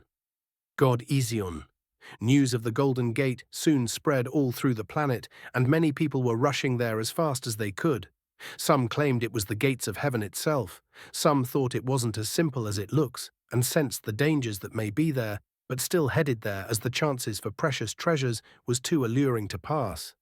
Demons, humans, beastmen, elves, dragons, all sort of creatures were heading there. The extermination of the shadow monsters was already close to being over. POV Princess Ariel. A week has passed since the emergence of the mysterious Golden Gate, and so far thousands of people have been coming here every day, with more still coming. It was an incredible sight to behold. With all kinds of people coming, trouble was bound to happen. But as there still was no news if the hunt for the shadow monsters was over, or not yet, no one dared to make any rash moves lest they bring Lord Ision's anger upon them. The area surrounding the gate quickly grew to become a city. Merchants selling all kind of stuff, some of them exotic, never seen on our continent. I was strolling down the streets of the newly formed city. It was decided that it will be called the Golden Gate City. As I was walking in the city, feeling amazed at how short the amount of time it took to be built, something suddenly happened. He came, Lord Ision. It was the same as that time all of us present could feel a huge presence coming down from the skies, golden light surrounding the figure, making it impossible to make out his figures. But I could feel it. I knew it. It was him only. He had this presence. He descended straight on top of the Golden Gate once he set foot on it. The golden light surrounding him disappeared, and his majestic figure was once again seen in the mortal world. God Ision has descended. He then started speaking, his voice resounding on the ears of everyone present, making them stop whatever it was they were doing. "My children, I come to you today glad to announce the end of this war. I'm proud of all of you who have fought in this war. I have seen it all, and none shall go unrewarded. It is time to announce the ones with the most outstanding merits in this war. First, from the demon side, Demon King Zolrozak and his wife, Queen Phyrela. A couple was then summoned in front of him. I can guess they are the Demon King and his wife. From the human side, Guild Master, Rose Martin and Pope Tamiel Sunaro, an old man and a middle-aged woman were then summoned as well. From the Beastman side, Tiberius Granger. From the Elves side, Lena Gilrel, and finally from the Fairies side, Prisny Winana. They were all then summoned in front of God Ision. Now then tell me, what is it that you wish for? Chapter 25, The Wish. POV, Ision. Now then tell me, what is it that you wish for? Demon King and Queen, you may step forward and state your wish. Yes, my God, I shall speak for us both. Our wish is to become gods, said the Demon Lord. Well, I wasn't really surprised about it. I kind of expected it. That shall not be a problem, though you will only be ascended as minor gods. If you so wish to become a main god, you need to prove yourself worthy for such a thing to happen. Do you understand? As stated my response, I could hear the people situated next to the gate exclaiming, I'm sure a lot of them didn't, except me to accept. Even if it's only minor gods, but it doesn't really matter. We already lost a lot of our minor gods in the war, so if anything it's helpful. Yes, yes, yes. My God, of course I understand, I mean we accept, said the demon lord, while his wife next to him was full of smiles. I can tell they were a bit nervous that I would refuse, but now they were very relived. Okay then. I then waved my hand and made them both float closer to me. At such a close distance, they could see me quite clearly. I could feel the Demon King's stares, which contained mad respect and loyalty. While the Demon Queen was the same, there was something else in her gaze. I quickly started to gather mana and directed it to the Demon King first. I started by changing his internal structure and upgrading his body's potential to that of a minor god. After I was done with him, a more younger version of the Demon King appeared. While an aura of gods also appeared around him, his eyes were filled with joy as he started to check his new body. I then moved towards the Demon Queen and did the same thing. After a while, a younger and even more charming version of the Demon Queen appeared. Her eyes were wide when she noticed the changes both her and her husband went through. But she was more composed than him, so she quickly regained her poster and nudged her husband and bowed politely. The Demon King quickly regained his senses and bowed as well. I let out a slight chuckle and opened a portal above the gate to Heaven Domain. The sky above us suddenly turned golden once more, while the clouds parted to make way for a golden passage to appear. Now go, I now announce as new minor gods. Henceforth you shall be known as the demon gods. They politely bowed once again before flying towards the passage. I could feel the envious eyes of the people down below following them, while a lot of them cast me looks full of reverence. Now then, Guildmaster Rose. Yes, my god, bowed a middle-aged woman. Although she was a bit older, it only served to give her the mature beauty charm. I waved my hand towards her and made her float closer to me. Well then, what is your wish? She appeared to hesitate for a bit, not knowing if you should talk or not. I moved closer to her and put a hand on her shoulders. She seemed startled while looking at my eyes, before quickly looking away, her face all shades of red. It's fine, you can speak whatever it is you wish for, as long as I can make it true. I shall, you do deserve it, all of you. This only seemed to serve as making her face even more red. That's not my fare, my god, she stuttered a bit. Oh, why so? My wish was to get more excitement, but then you came, and I don't think I ever felt this much excitement before. I was startled. Looks like I underestimated my charms. I only wanted to tease her a little. Cough. Well then, what is it that you wish for? I want to become your angel, my god. I suddenly have a very bad feeling about this. POV over. Why do I feel so angry all of the sudden? Could Julene be making a move on Master again? No, this feeling isn't Julene. No, then who? POV. Julene. I suddenly don't feel so good. Is father okay? I ran away after that kiss. B. But now I suddenly regret it. Can it be over is making a move on father again? No, it can't be. It doesn't feel like it. I think father already descended to the mortal world. Then who? POV. Ession. So your wish is to become an angel? My god, forgive my rudeness, but I want to be your personal angel. I'm afraid I already have a personal angel, and you should all already be aware of it. Yes, my god, I'm aware. So if you want to become an angel, you will be under over. Do you still want that? As I said that I can see her eyes filled with resolution. Yes, please make me an angel, my god. I slightly nodded and started the same process that I did with the Demon King and Queen. The only difference is, after upgrading her body and strengthening it, I decided to not make her look too young, but instead let her keep the older, mature charms, while I also gifted her a pair of white angel wings. She slowly opened her eyes and bowed towards me. I nodded and gestured for her to follow where the Demon King and his wife went. Okay, now that we got that out of the way, who is left? Pope Tamiel Sunaro. Yes, my god, replied an energetic old man. I'm very pleased with your devotion, and I have you say you have been a big help in keeping a low LVL of casualties in this war. Now then, what is your wish? My god, this humble servant of yours only has the wish to continue on serving you eternally. I understand. I then grant you Tamil Sunaro immortality and access to all the realms. Your purpose shall be to spread my teachings through the mortal realm until I deem it enough and call you back to my side. Do you understand? Yes, my God, it's my honor. Good. I then proceeded in changing his body structure, making him stronger and more compatible with mana, while granting him immortality and giving him the appearance of a young, handsome man with a pleasant face to look at. After that, I teleported him to another spot in the mortal plane. Now then, Lena Gilrel? Yes, my God, a young elf responded.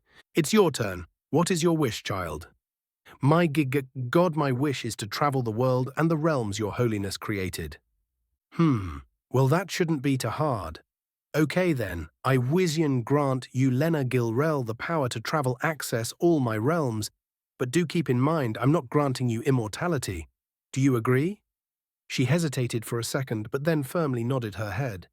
Yes, my God, I want to experience all there is to experience while tempering myself in the process.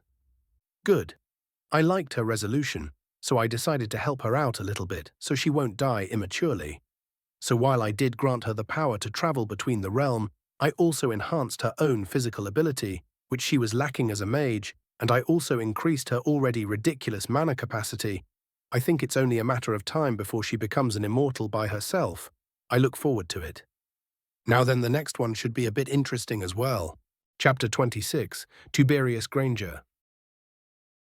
POV, Tiberius Granger. It was finally going to be my turn. I would finally get my wish granted, and our clan wouldn't be annihilated.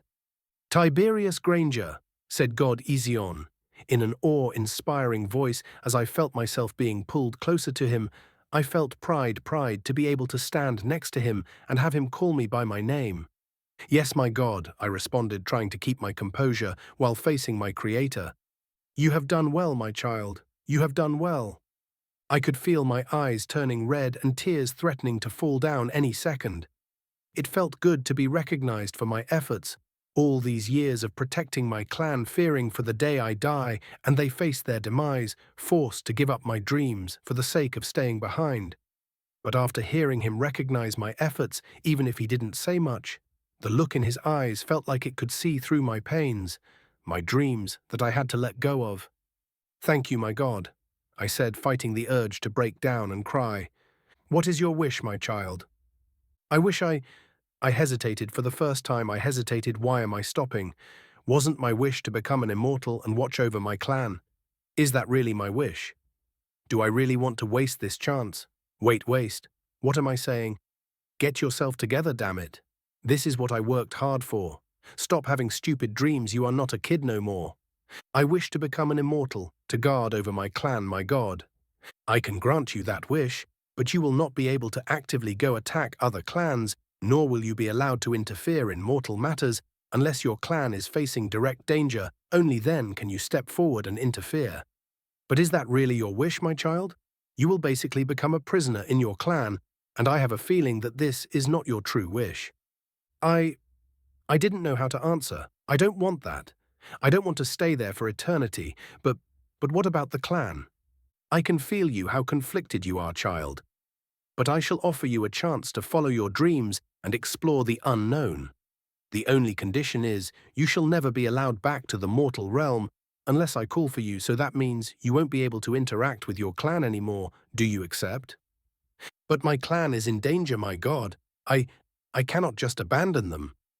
Are you really ready to let go of your ambition, everything you wished for, all for the sake of your clan? Yes. It's my home. My God, I appreciate your concern, I really do. Thank you, my God. But I cannot abandon my clan and clansmates. If ensuring their safety comes at the cheap price of my dreams, I don't mind. I see. POV YSION. I like this guy. I respect his loyalty, and I don't want to see him being stuck in the mortal realm, wasting his potential. What should I do then? Well, I can technically help him, but that wouldn't really be fair to the others, would it? Who cares? Let's go with this. Okay, then I shall give you an offer you should seriously consider, as this might be your last chance. You shall get your immortality, but I want you to come join the immortal army. You will still be unable to interact with your clan, but being a member of the immortal army will grant your clan protection against any who wants to annihilate it.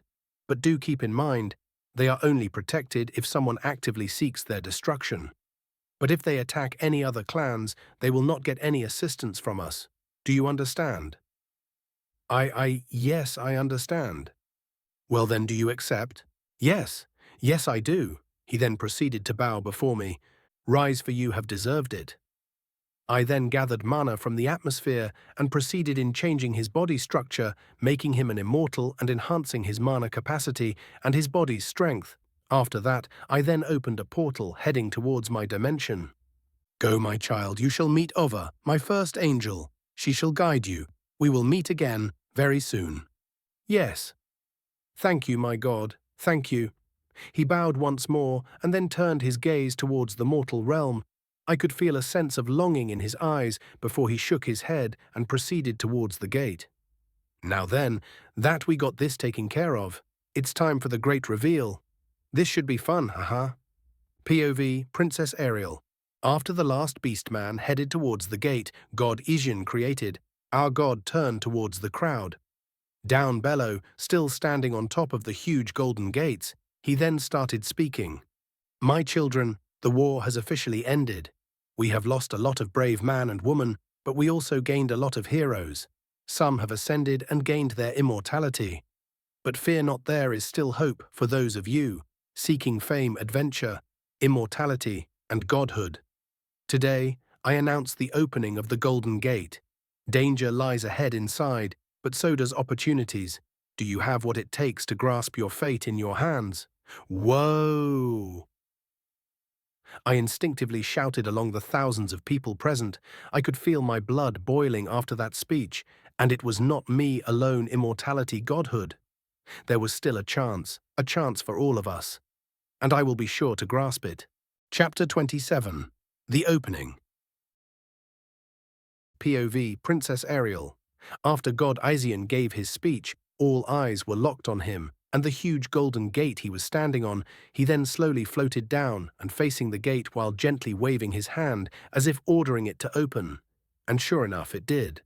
The loud noise of the gate opening could be heard by all those present. Unlike the time when the gates of hell opened and the terror it brought, this time everyone's hearts were filled with excitement and anticipation for what lies inside. After the gate was completely opened, our God turned his figure towards us. Go, my children, grasp your fate in your hands. Show me what you are capable of, but do be warned. Do not take the gate lightly, for the dangers that lies inside far surpasses those you are acquainted with, so be prepared before you dive inside. I will not be back until the one of you has succeeded in gaining immortality. Good luck. He then flew towards the sky, now turned golden, and vanished, slowly after the sky regained its original blue color. Chaos soon spread, people forming parties to explore the gates, others contacting their friends' families. Princess, what are your orders? Gather the men, I'll have a word with them. Yes, Princess. Soon after 20 people gathered in front of my tent, 10 men and 10 women. They were my royal guards, made of the elite in our kingdom, standing in front of me. I took a deep breath, trying to calm myself, then proceeded. I have gathered you here to inform you of my decision. I have decided to go inside the gate. You are my royal guards and have protected me since I was a child, but this time you are not obligated to follow me in this journey. I will not blame anyone if they were to step down. So if anyone wants to back down, do it now. I shouted that last part, trying to hide my nervousness. I wasn't an idiot. Even if I had God Yishin's blessing, I wasn't sure if I would survive inside of the gate by myself. I would be lying if I said I didn't mind them backing down. Truth is, I don't want them to back down, but I cannot lead innocent man and woman towards the unknown, risking their lives for a faraway dream, but I will not back down. Ha ha ha ha. Princess, you think too lightly of us. We swore to protect you, even if it meant diving straight in Zunir's realm. Said Dion. He was the captain of my royal guard, a muscular middle-aged man with a thick black beard and short black hair. Captain is right, Princess. How can we let someone as cute as you go by yourself? You might have gained God Yishin's blessing, but you are still learning and still need us to guide and help you here, replied Lily, the second in command. She was a half-elf, half-human with long purple hair.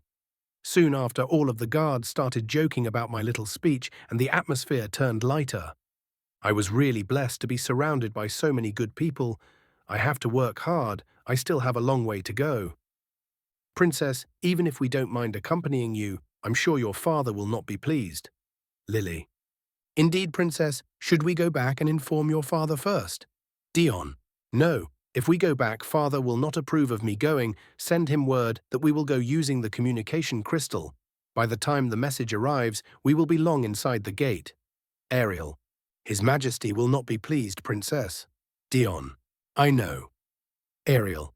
Understood. I shall send the men to go buy supplies for the journey. We do not know for how long we will be there, or what we might face there, so we got to be ready for anything. Dion. Please do. We will enter tomorrow when the first light rises. Yes. Royal Guards. The city was in turmoil, shops flooding with people buying supplies for their journey. There outside the city lies the Golden Gate fully opened. Strangely, though you could not see what's inside, unlike the gate's golden frame, the inside looked dark. You could only see darkness, nothing else.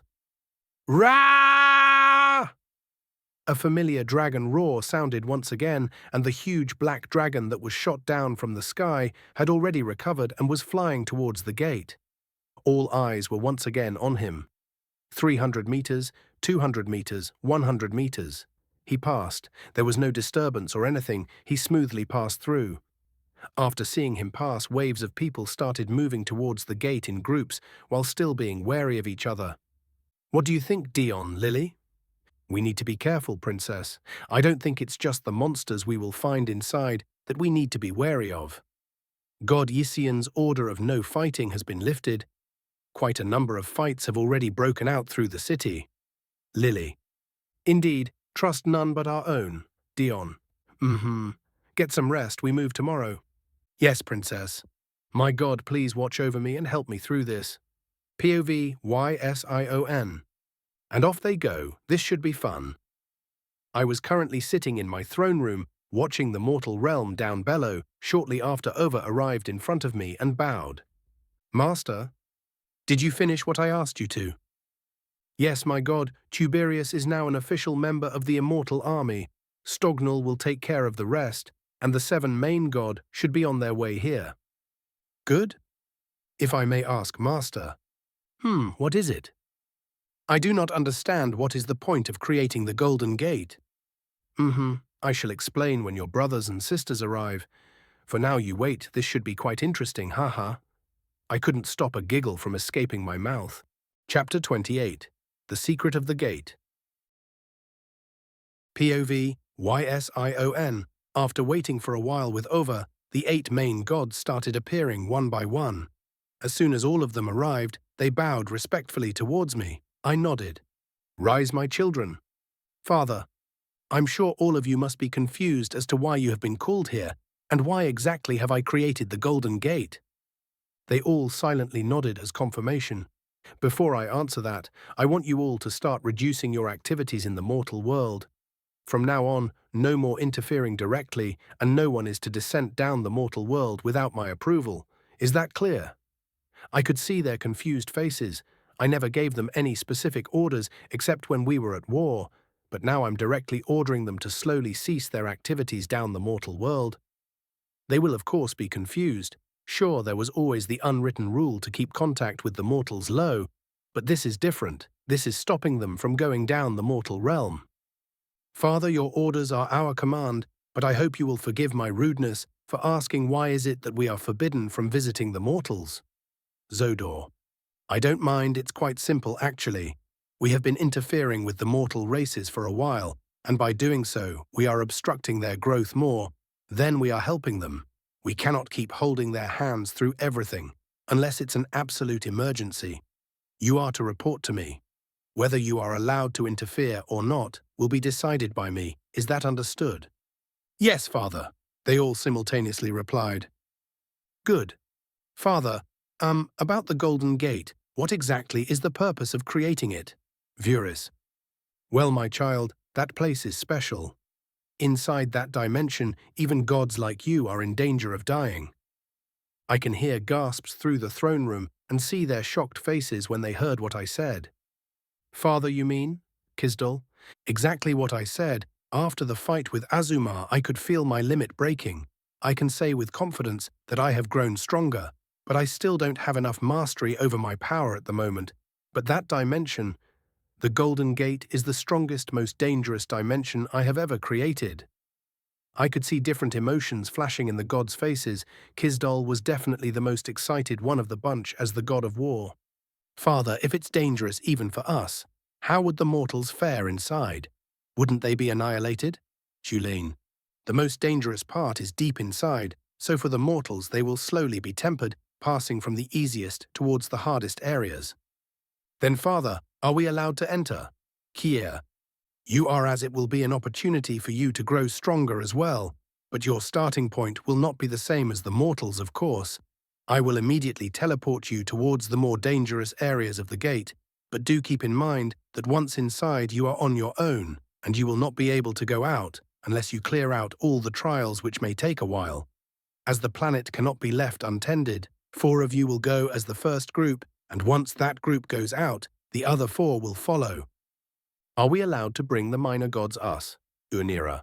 Yes, that reminds me. Be sure to convey my order to the minor gods, and you over to the angels. No god or angel from this day onward is allowed to go down the mortal realm, and any interference with the mortal affairs will be dealt with severe punishment. Yes, Father. Good. Now for the first 4, who wants to go first, step forward. As I finished speaking, Kisdal, Unera, Zodhor, and Zulene came forward. The god of war, goddess of fire, god of light, and the goddess of earth.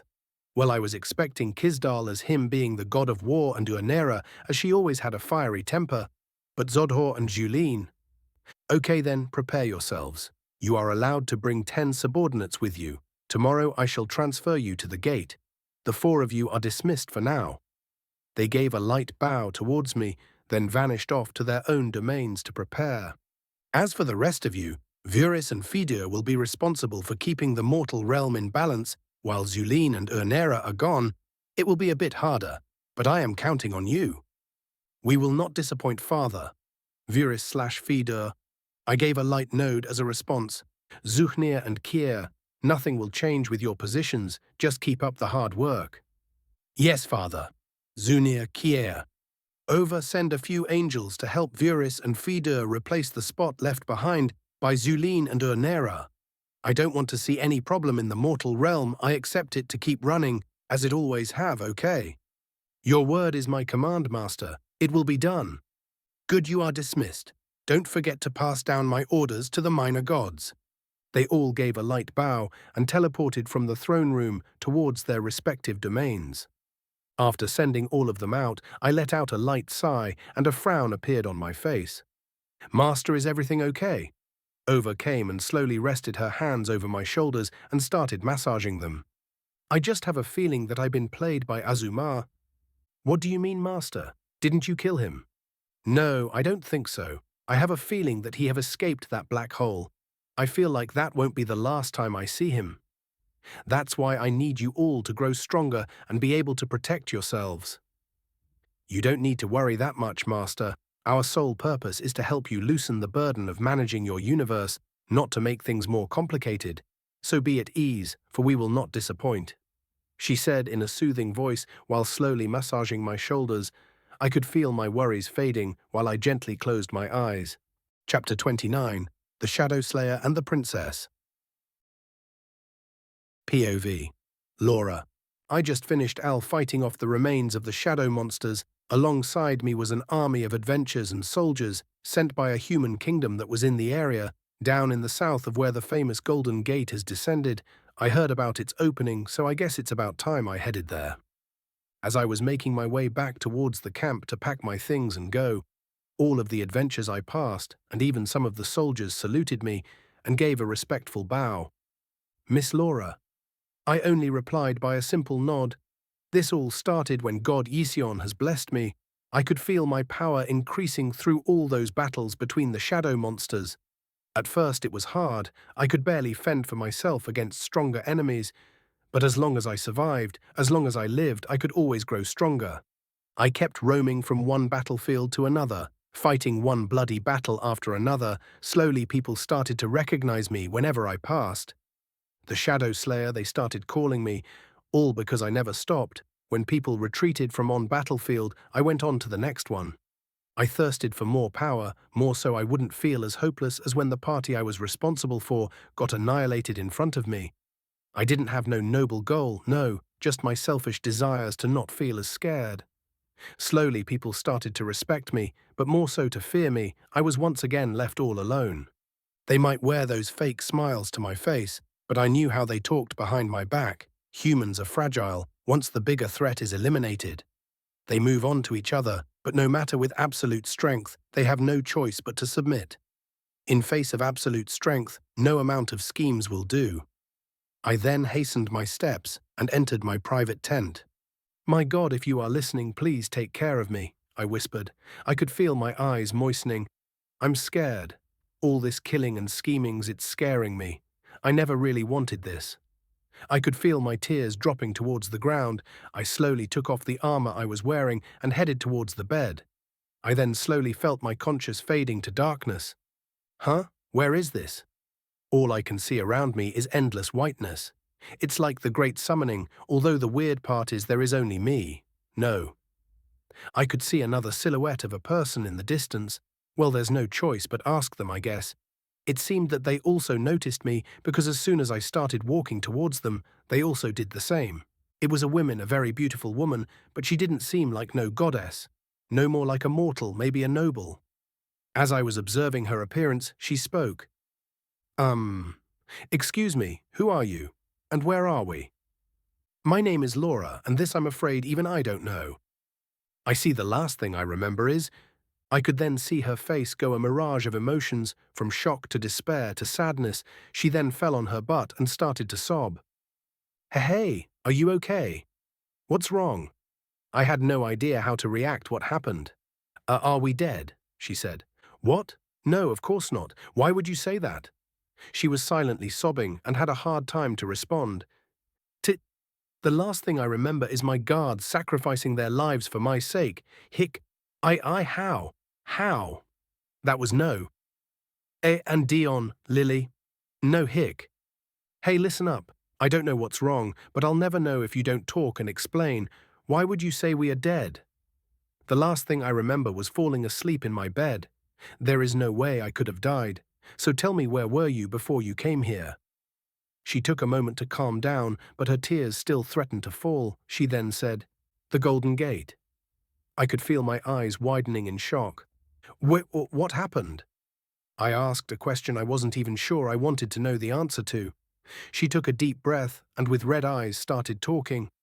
My name is Ariel. I'm a princess of a human kingdom, but that is not important. Last week I took a group of my elite royal guards and entered the gates. We were there when God Yisian made his appearance and opened the gate. He said it will be hard. He said that a lot might not make it. But we still underestimated the gate. I could feel my throat drying while I was listening to her. Just what kind of place is this gate? Excuse my rudeness, Your Highness, but as a princess, what were you doing in the gate? She then looked at me and replied, I may not look like it, but I'm strong, or so I would like to believe.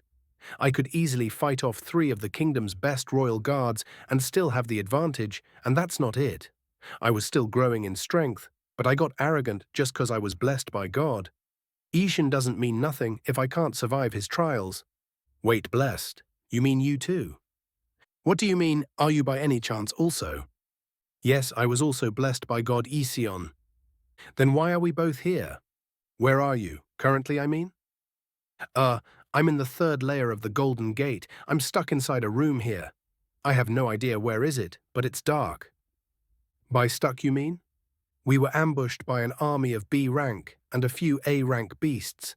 It would have been fine, but they just kept coming and coming, none ending. I had to see my friends get slaughtered in front of my eyes, just so they could buy me time to escape. And I like a coward ran hick. And last thing I remember is me praying for God Yishin to help me. Then I was here. Okay, I'm not really sure why we were summoned here, but I think it might be God Aijin's doing. We both were blessed by him. I was already heading towards the gate, so hang in there, I will rescue you from there.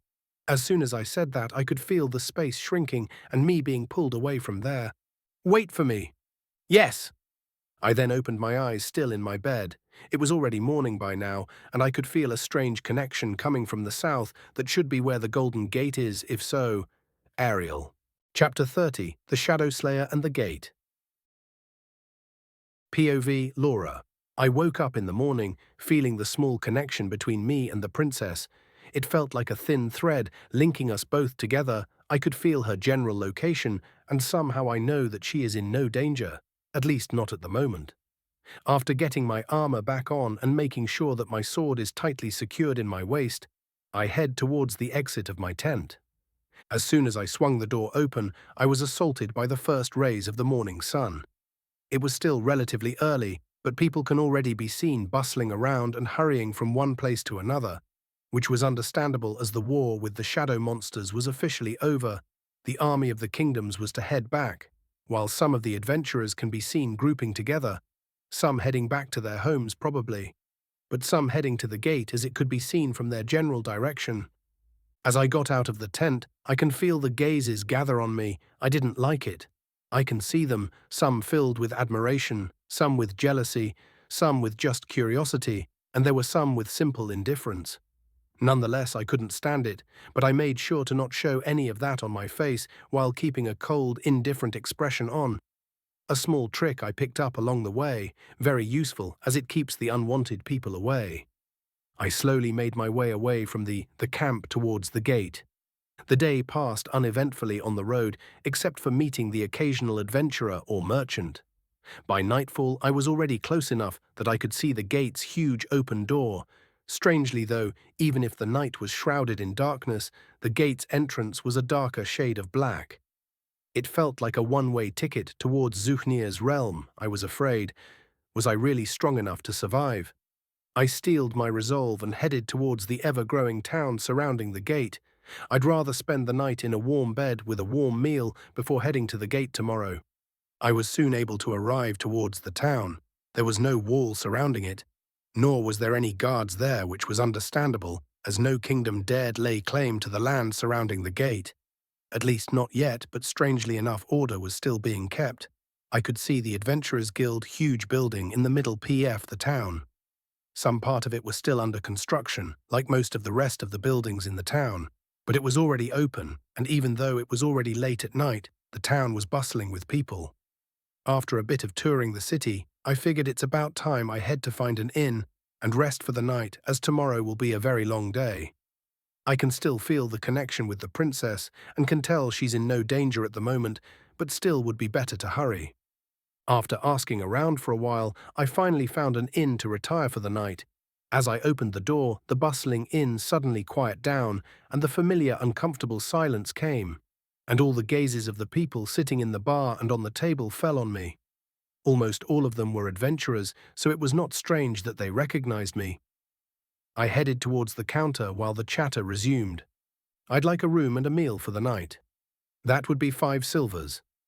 I frowned at the expensive price. Usually inns don't cost anywhere more than 1 silver for the night, and that is including the food and warm water. The innkeeper, seemingly reading my thoughts, added, "It's not that I'm trying to scam you, Miss Shadow Slayer. Who would dare? But considering the location being literally near the gate and the high demand on the rooms, you could understand no." My frown deepened as he used that name to call me, but I quickly hid it and tossed him the 5 silvers. "I'll be eating here." "Of course, my lady," said the innkeeper while flashing me a smile. I went towards the only empty table at the corner and sat down. A waitress soon came and took my order. I then found myself unconsciously listening to the conversation of the table next to me. It seemed like a party of 3 adventurers, a bulky young man with a well-trimmed yellow beard and short blonde hair, a huge claymore placed next to him, probably the party's tank, a purple-haired female elven archer, and a long black-haired skinny human male. Magician, maybe. "Did you hear that as of yet none of the people that entered the gate had come back?" Black-haired male. "Don't be stupid, of course they won't be back yet, not even a week has passed yet." Elven archer. Yes, but don't you think it's weird? I mean, some of the most powerful people entered, including some A-rank parties and even a few S-rank adventurers. Black-haired male. Nobody knows for sure what happens when you enter the gate. We should be very careful when we are there tomorrow. And I mean none of your childish quarrels unless you both want to get us killed, said the blonde-haired tank, probably the oldest one of the party from what I can see. Oh, come on, Alan. Do I look like the type to fuck around during a mission? Replied the black-haired male. Ha ha ha ha. Please tell me you were joking. With how many times I had to save your ass, do you really want me to remind you? With how frequently you go unconscious from depleting your mana, said the archer while grinning at the magician. No shit, that only happened one time, and whose fault do you think that was? Trying to save your ass from that horde of shadows when you ran out of arrows, right, Alan? She's the most useless one in the group, right? Said the magician while looking at the tank waiting for his reply. No, no, no, no. I think you mean you are the most useless one, right, Alan? Replied the archer, while also looking at the tank waiting for his confirmation. May Ision have mercy on me. How did I end up with both of you? Said the tank, shaking his head while citing, Oh, you love us and you know it, Alan. No use hiding it. Magician. Yes, yes, and because you love us so much, you are the one paying for the meal tonight. Yes? Archer. Of course he will. Lana, what are you even saying? The tank just smiled slightly, seemingly used to the situation. Well, I did promise if we got out of that last mission alive, I'm buying you guys drinks, don't know about dinner though. Same thing, same thing. Yes, yes, drinks, dinner, what the difference? Most important is the love we share, said the magician while getting seemingly fired up and standing up while shouting that last part, which earned him a few strange glances from the people nearby. While I just chuckled from that silly conversation, he soon sat back down while scratching his head, a shy smile on his face. While the elven archer was too busy laughing, the tank buried his face in his hands while muttering something about not knowing the both of them. Must be nice to have someone to share your burdens with you, I sigh while looking out at the window. POV, Colin, human magician. While we were laughing and joking around the table, I couldn't help but notice a lonely figure sitting in the corner table behind us. She seemed vaguely familiar to me somehow. I whispered to my comrades, Hey, do you guys know who's that girl sitting behind us? I can help but have a feeling that I saw her before somewhere. As I asked that, both of Alan and Lana tilt their head to look at the table I meant, and for a second I can see both their eyes contrast by a small amount. Colin, I mean I knew you were stupid, but frankly this is too much, said Lana while sarcastically shaking her head like she was disappointed. Oh, fuck off, Alan. What is she on about? That's the famous Shadow Slayer Laura. We met her on the last battlefield, the one we almost got fucked in. She's mainly the reason we survived. It's not strange you don't remember her as you fell unconscious at that time. Yes, and I had to carry your ass back. Lana. I wonder whose fault was that? Colin. You guys are hopeless, said Alan while taking a gulp out of his drink. But don't you guys think she looks lonely? Colin. Is that love I see in your eyes, Colin? Said Lana while smirking. Of course not. I only have eyes for you, I said while winking at her. Ew, disgusting, spare me, replied Lana while feigning a look of disgust. Well, you can always go invite her to join us for a drink if you're that concerned about her, said Alan with a smirk on his face. Nah, he doesn't have the balls. Lena. Shut up, you stupid elf. How can you be so vulgar? Ha ha ha ha. Maybe because I'm spending my time with you guys, she said while shrugging. Don't blame it on me. Alan. I rolled my eyes on both of them, then took a big gulp, downing the cup of beer I had, and stood up. Oh, someone is feeling confident, said Lana while smirking. Just don't come back to us crying, okay? Alan. Fuck you guys. Well, here goes nothing. I pushed the chair out of the way and headed towards the table of the famous Shadow Slayer. Wait, shit, what was her name again? Chapter 31. Shadows. POV. Colin. As I approached her table, I found myself trying hard to recall what her name was. Fuck me, I really suck with names. When I was in front of her table, she turned her gaze from the window to me. Her eyes were cold and indifferent. I momentarily freezed, but then forcefully calmed my mind. I can already imagine the smirk on Lana's face if I get intimidated and chicken out with just one look. Hello there, I'm Colin. She gave a small nod of acknowledgement and said, I'm Laura. Oh, thank Ezion, it's Laura. I better remember it this time. I couldn't help but notice you here all by yourself, and you just seemed, lonely? Is that so? Yes, so I wanted to invite you to join me and my party mates at our table. Are you always this friendly to strangers? Only to beautiful ladies such as yourself. To that she just lightly chuckled. Do you know who I am? Miss Laura. She lightly smiled and then replied, Okay, I'd like that. Great. Let me help you move your plates then. I said while smiling, she's not really as scary as everyone else makes her seem. We got back to our table and I could see the shock on both Lana and Alan's faces. I guess they didn't think I'd actually succeed in bringing her. I smirked. The big guy over here is Alan, our tank. To which Alan recovered from his shock and smiled back lightly. A pleasure to meet you, miss. And the floppy ears over there is Shalana, our archer. Oi, who you calling floppy ears? After shooting me a fake, angry look, she turned back to Laura and said, Nice to meet you. I hope our stupid magician didn't offend you with any of his stupid jokes, and please just call me Lana. Not at all. Pleasure to meet you all, said Laura while smiling. Soon we were all sitting down around the table, chatting and laughing, which earned us a few strange looks from the nearby adventurers, as the mood around us was tense, because most, if not all people around are heading towards the gate. So Laura, you also heading to the gate?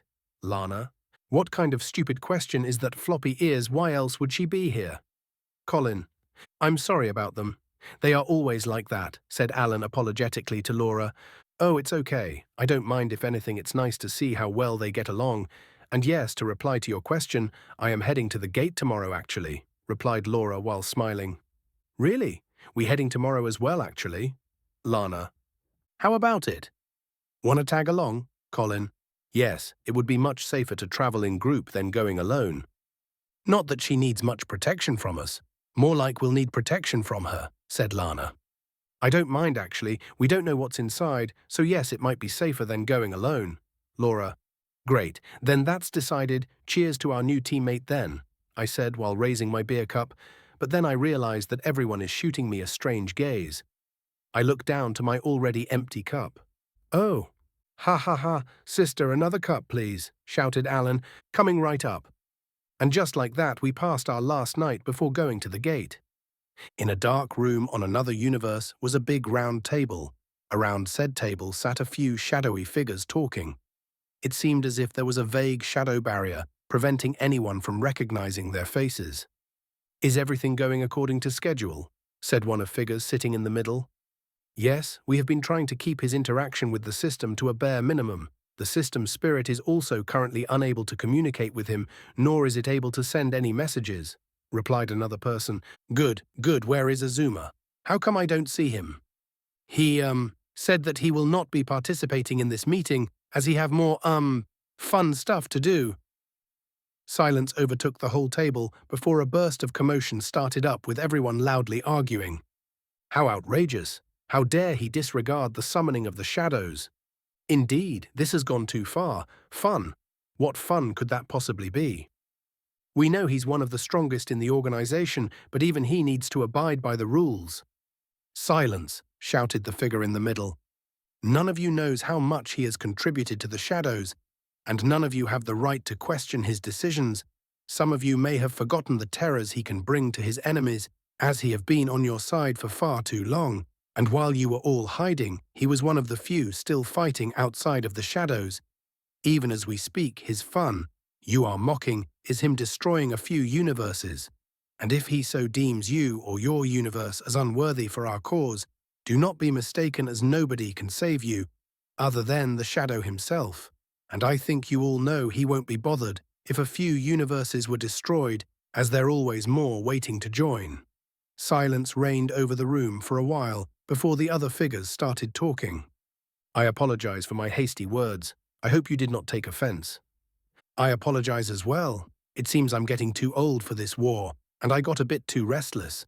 But you cannot blame us, this Azuma you are talking about. We all heard about his various achievements and his strength. But this same Azuma that is so much prized in his strength almost died to a newly born god. It just seems outrageous. I understand your concerns and can assure you that Azuma is as strong as the rumors are, if not stronger. You can be my guest and go test that, as you know. If you can defeat him, you can take his place," said the figure in the middle in mocking tone. "Of course not. How would I dare?"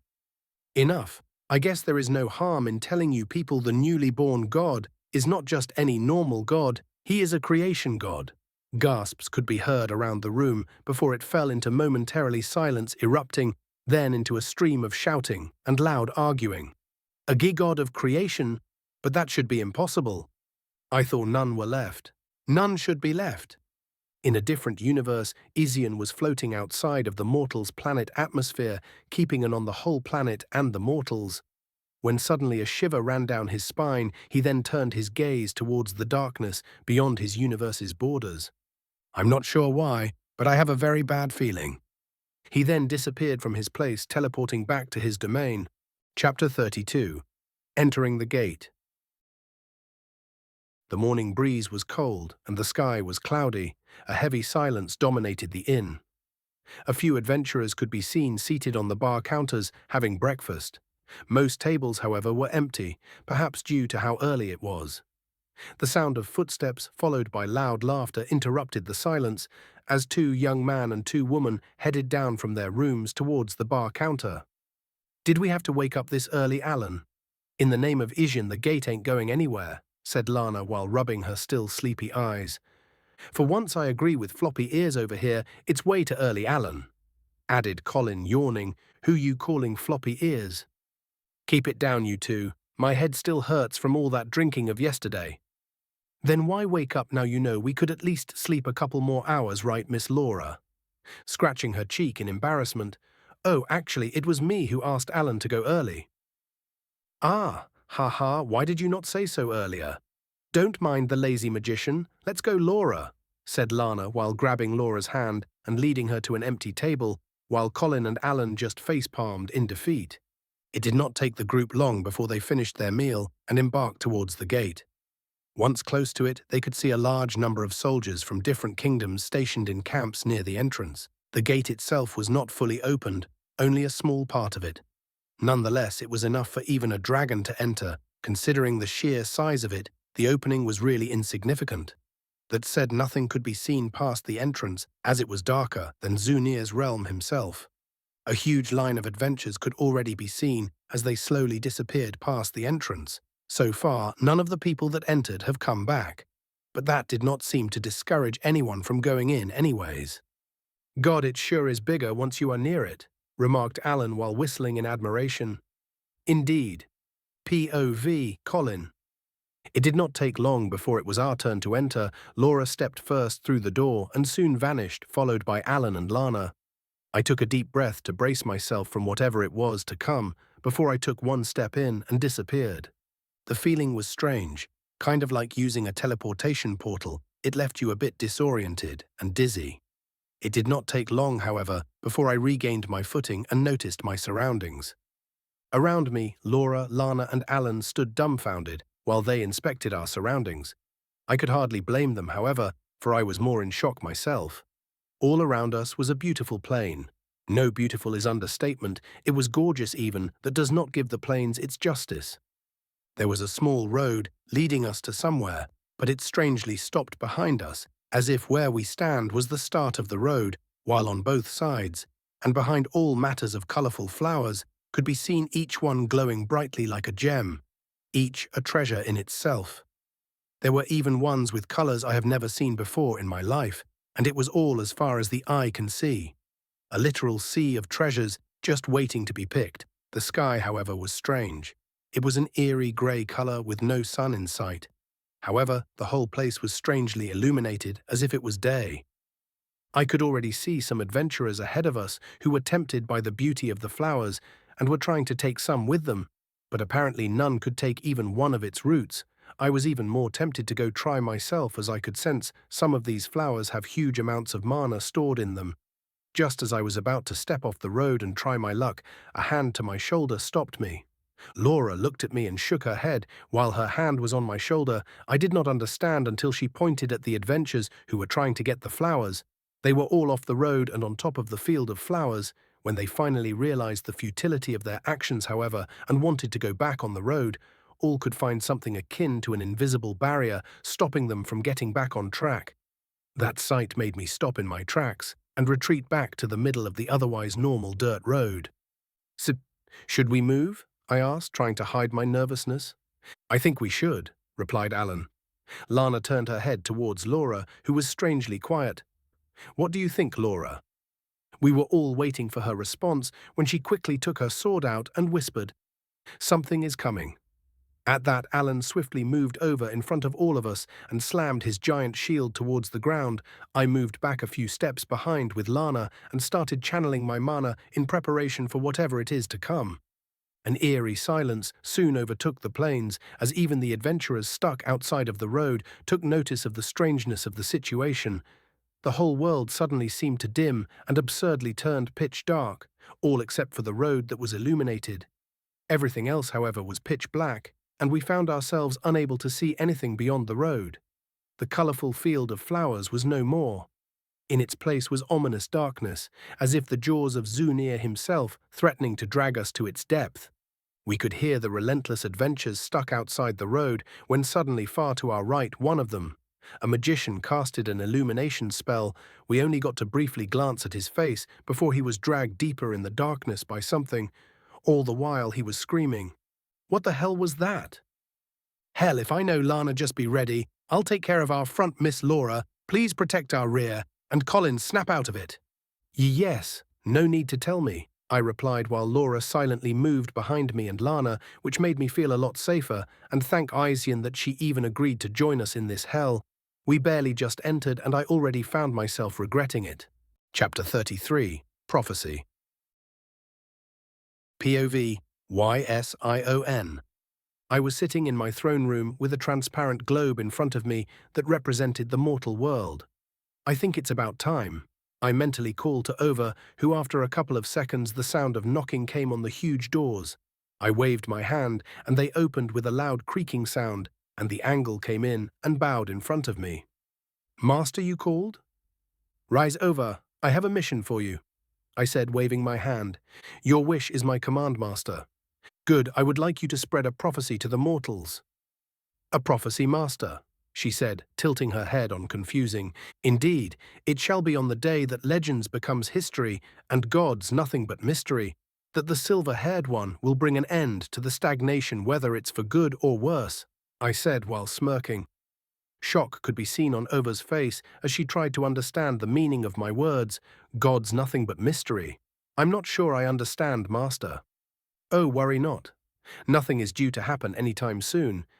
It's just time to make things more interesting," I said while smiling. Over still obvious shock and confusing over the meaning, my words may have replied, "Your wish is my command, Master. The prophecy shall be spread through the mortal world." "Good, good, I will be heading out. Now take care of everything," I said, standing up. She replied, bowing, "Take care, Master." I then teleported myself out of my dimension towards the edge of my universe, with my planets behind me and the great darkness of space in front of me. I took my time enjoying the beauty of everything. It all seemed so big. I became a god, yet floating here, I still feel myself so small, so insignificant in the grand scheme of things. There are a lot of things I need to figure out. Will Azuma return, or will something else attack my universe? And lastly, why me? It may have been a while since I reincarnated as a god, but I still clearly retain my memories of my past life. On another note, something is not right. Holding my hand in front of me and inspecting it, a small storm of bluish mana started forming on my palm with no particular form. "It feels like I'm missing something, like I forgot something," I muttered to myself. It felt like I knew of a better way to use mana, a way I forgot? No, that's not it. Strange. Closing my palm and dispersing the small mana storm, I then teleported to a place relatively close to the mortal planet and began pondering over what I may he overlooking. POV Ovia. I was helping with overlooking the heavenly realm. As with Zodor diving in the gate and not back, help is needed to keep everything balanced when I suddenly felt Master calling for me. I dropped everything I was doing and teleported straight away outside of his throne room. I wonder what it's about. I muttered under my breath. The two minor gods standing guard noticed me and bowed. I gave a small nod of acknowledgement before they proceeded to knock on the huge doors and moved back towards their positions to the left and right of the door, which soon enough opened with loud noise. I need to have someone look over these. The sound is too loud, I mentally noted.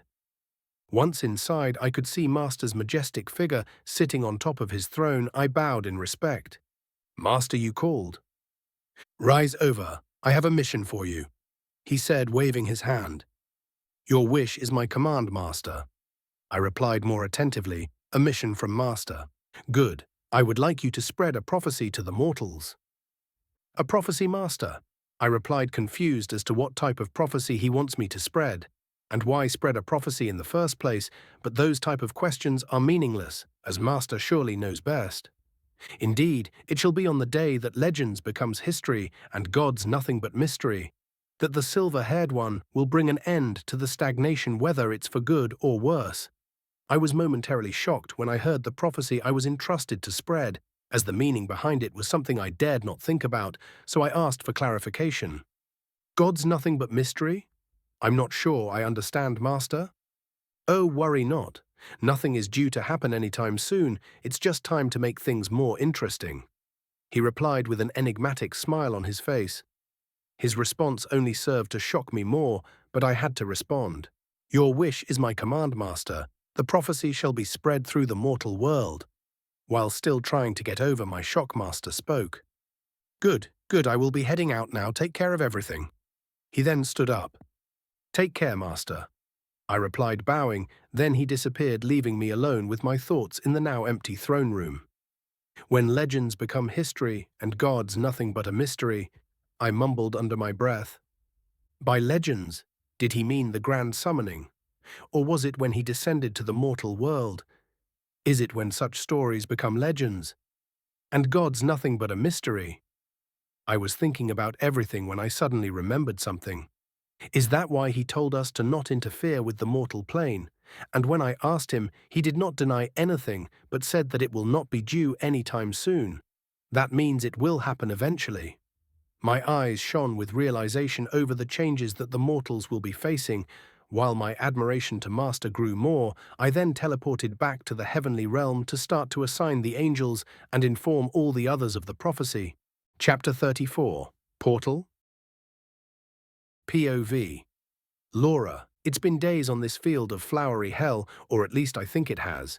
It's hard to figure out how much time has passed with no clear indication to help us. The past few days have been absolutely draining on all of us. The fear of getting ambushed by something, the sky that turns dark seemingly on random, had us all on the edge. The one who had it worst was Colin, however. Along these days, nothing really changed in our scenery, the same breathtaking flowers, the same seemingly normal road.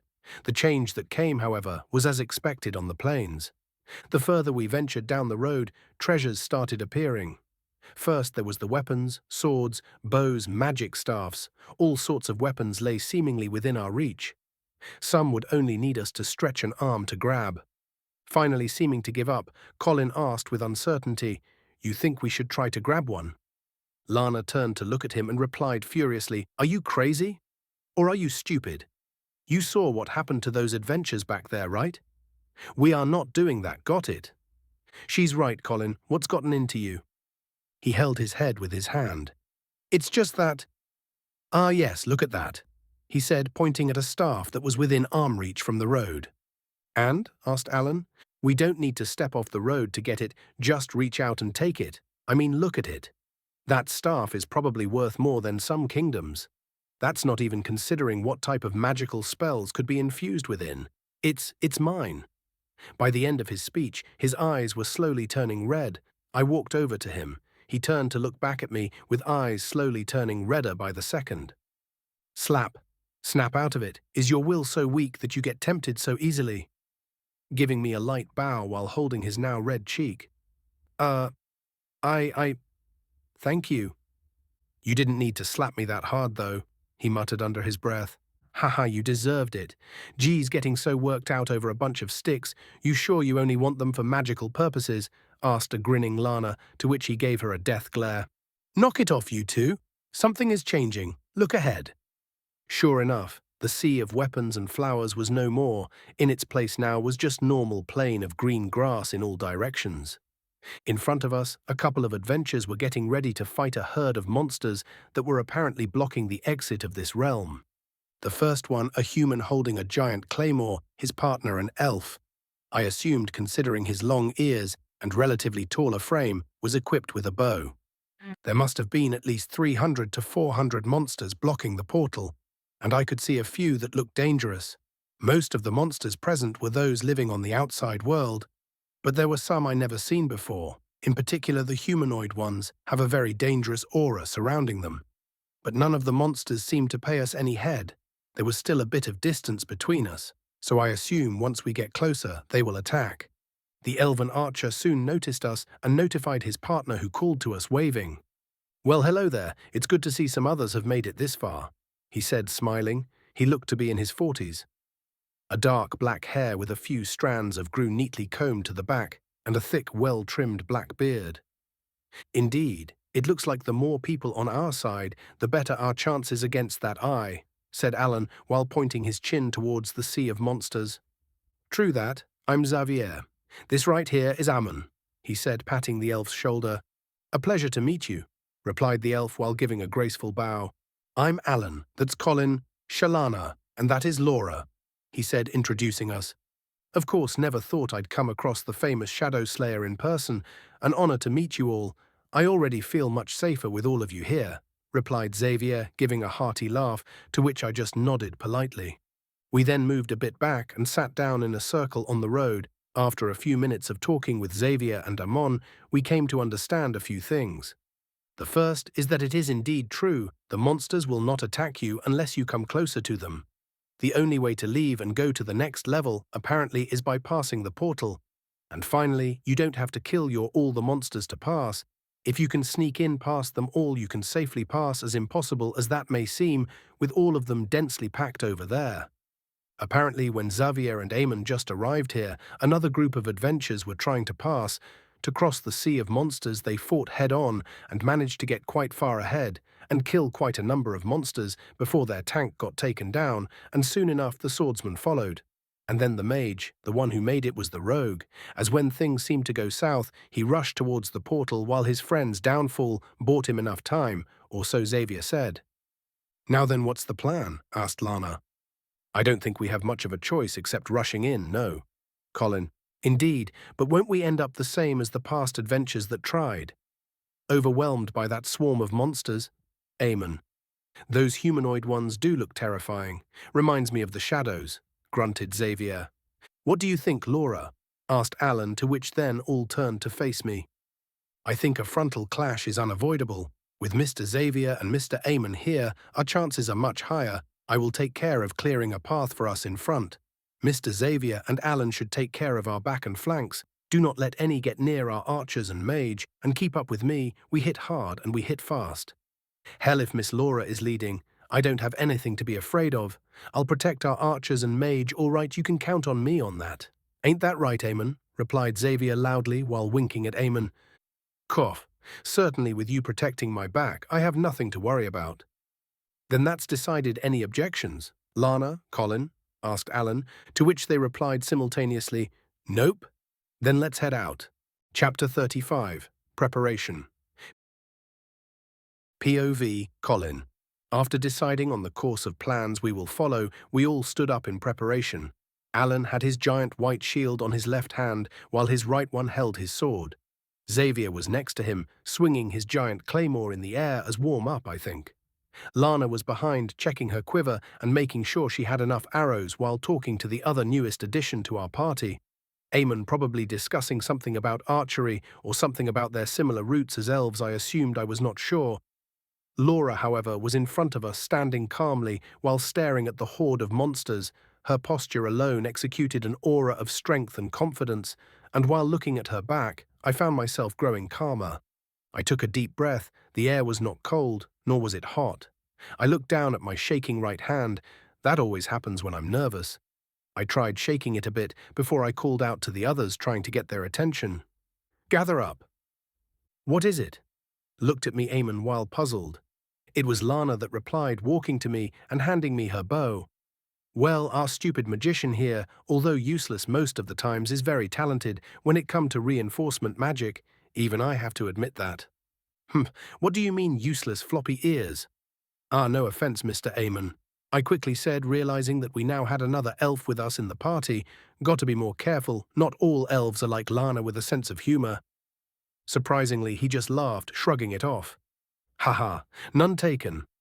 Reinforcement magic. Now that's something you don't see very often, said Xavier while scratching his beard and slowly walking towards us. Indeed, not a lot of mages have the affinity nor talent for it, answered Alan, following him. I cleared my mind, cutting off the conversation and isolating all the noise. I then called for the mana in the air surrounding us. The whole place had thicker mana than the outside, so that was easy. I tried directing it all to my hands, which soon enough started glowing a soft white color. I quickly drew the symbol of strength, durability, and speed in the air, and then willed the three symbols to merge with Lana's bow. It soon started glowing, red then green, and soon after a soft white before going back to normal. The only difference was that it was lightly glowing. I wiped the sweat that started trickling down my forehead with one hand and used the other to hand the bow back to his owner. It should be in effect for 30 minutes this time, so keep that in mind. Same effects as usual? Yes, same, Alan. Considering the number of people we have now, I don't think I will be able to reinforce both your shield and sword this time, so you have to choose one. I understand shield it is then, he said, then settled his giant shield on the ground in front of me. I proceeded to repeat the same procedures on the shield, only difference was, instead of the symbol of speed, I added another symbol of durability, as I figured that would be needed considering the number of monsters he will need to repel. At the end, his shield was also lightly glowing as he held it. This time I focused more on durability, so I think it should be okay. The time is also 30 minutes, so keep that in mind. Now then, Mr. Xavier, Mr. Amon, mind handing me your weapons? Of course, I never had my sword reinforced, so I'm quite eager to see the results. Allow me to go first, replied Xavier, grinning, before burying the giant claymore head first on the ground next to me. After repeating the same procedure with the same symbols as the ones I applied to Lana's bow, Xavier's claymore was soon on his hand, lightly glowing as he admired it. It feels stronger and much sturdier, he said, giving it a few swings. Much faster too, you have my thanks, Brother Colin, he said, giving me a light nod. My pleasure. Soon enough, after finishing the reinforcement on Amon's bow, I turned to Laura. What about you, Laura? No need. You need to conserve your mana. I know if you try and reinforce mine as well, you will almost be drained and will not be able to keep up. But you are the one leading us, it's only natural, I rebuked, while it was true that reinforcing her sword as well was above my capability and would suck me dry. I had to try. It's okay, save your mana, we will need it when we clash with the monsters. As for me, I can do this, she said, drawing her sword and then closing her eyes. A few seconds later, it started glowing a bright blue color while emitting a cold aura. I chuckled in defeat while Xavier and Amon gasped. A magic swordsman, said Alan softly. The rumors were indeed not exaggerated. We might actually have a chance in making it out of this flowery hell. Amon, haha. What are we waiting for then? Okay then, in formation, shouted Laura, walking in front, followed by Lana, then me. Behind me was Amon, and to our sides stood Alan and Xavier. Charge, shouted Laura, who started running, followed by another loud roar from Alan and Xavier. I found myself shaking, with the adrenaline started to rush, and couldn't help myself from roaring. Was it a shout of excitement, or was it one of fear? I didn't know. I only clenched my staff tighter and followed tightly after Laura's back as the wave of monsters saw us coming and rushed to intercept us. O merciful Izion, watch over us, your children. I gave a silent prayer as the monsters came closer and closer. Chapter 36. The Clash. POV Alan. The sound of our shouting was drowned by the screams and roars of the monsters flooding us. Laura was the first to make contact, and as soon as she did, limbs went flying, heads were decapitated. It was slaughter. It wasn't my first time seeing her in action, but it still amazes me how one could become so strong. No monster seemed to be able to stop her onslaught. Lana was running behind her while continuously shooting arrow after arrow. Colin was chanting loudly as one fireball after the other soared through the air, clearing the area surrounding us for a few seconds, before more monsters came jumping over the corpses of their fallen brethren. Our newest party members were in no way falling behind, as Eamon seemed as skilled, if not a tad better, than Lana, as he seemed to know exactly which monster to shoot to help reduce the load before quickly reaching towards his quiver to reload. Silent and deadly, the exact opposite of his companion Xavier, who was laughing loudly while dismembering monster after monster. Whenever his claymore went, limbs followed. I was trying to be more careful, only striking when I was 100% sure in killing the monster, as if I fail and mess up just once, it will be enough for them to swarm me and head towards our archers and mage, and that was something that I could not allow.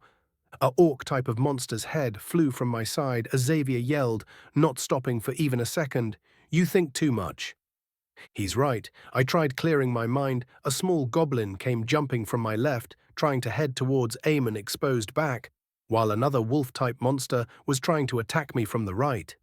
I instinctively rammed my shield towards the little bastard's face as he fell back, trampled on by the others, while almost simultaneously slashing at the attacking wolf, splitting him in half before quickly regaining my poster and pulling my shield in front. A quickly glance at our surroundings, we were still a bit further away from the portal, and the monsters' numbers don't seem to be reducing at all, quite the opposite, they only seem to be increasing. Laura is a beast, paving us the road ahead at a steady pace. She was like a storm, none could stop her. But it's apparent that if this keeps up, she will eventually get tired. Before we are clear, Lana and Amin are quickly running out of arrows. One thing I'm grateful for, however, is that durability reinforcement Colin casted on my shield. Without that, I'm not even sure how much more hits it could take, I thought as I shoved another monster back to get trampled by his companions. It was at that small moment, however, that an arrow flew right past me towards Eamon. Shit! I won't make it. I looked as the arrow flew right past me, expecting it to hit Amon. Unexpectedly, however, Xavier threw himself in front of it and took it to his right shoulder just in time before it hit Eamon. "Xavier!" shouted Eamon while shooting a few quick shots to help lessen the burden on his friend. "Don't mind me, this is nothing. We need to find that archer." "I'm on it," came Colin's reply as he sent a giant fireball soaring towards the direction where the arrow was shot from. That caused a miniature explosion. "I don't have much arrows left," yelled Lana, now shooting sparsely. Another arrow soon came flying towards Colin this time, which I was thankfully prepared for and was able to parry. "That bastard is targeting our archers and mage." "No shit," replied Xavier, all the while slashing at opponents left and right, not even having time to remove the arrow lodged to his shoulder. Soon another followed, this time aimed at Lana, which Xavier easily parried, but as soon as he did, another arrow was shot at him to his back. He lightly staggered before regaining his footing. "Xavier, shit, shit, shit," screamed Eamon, clearly more agitated, which gave the monsters the opening they were waiting for as soon as he faltered.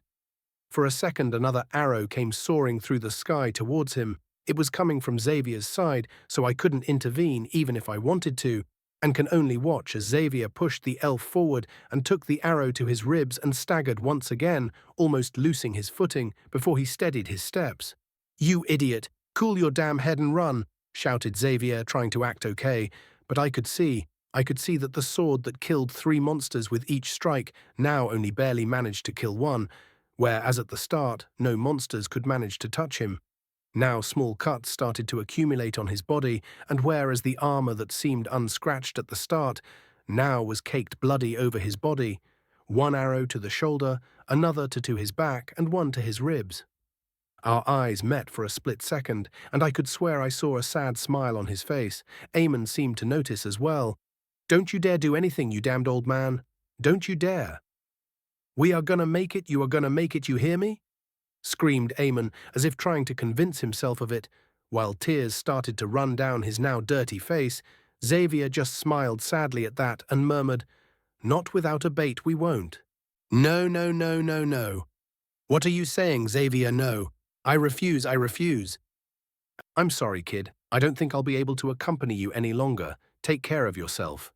I love you, kid," he said, looking at Eamon with a resigned smile on his face before lightly nodding at me.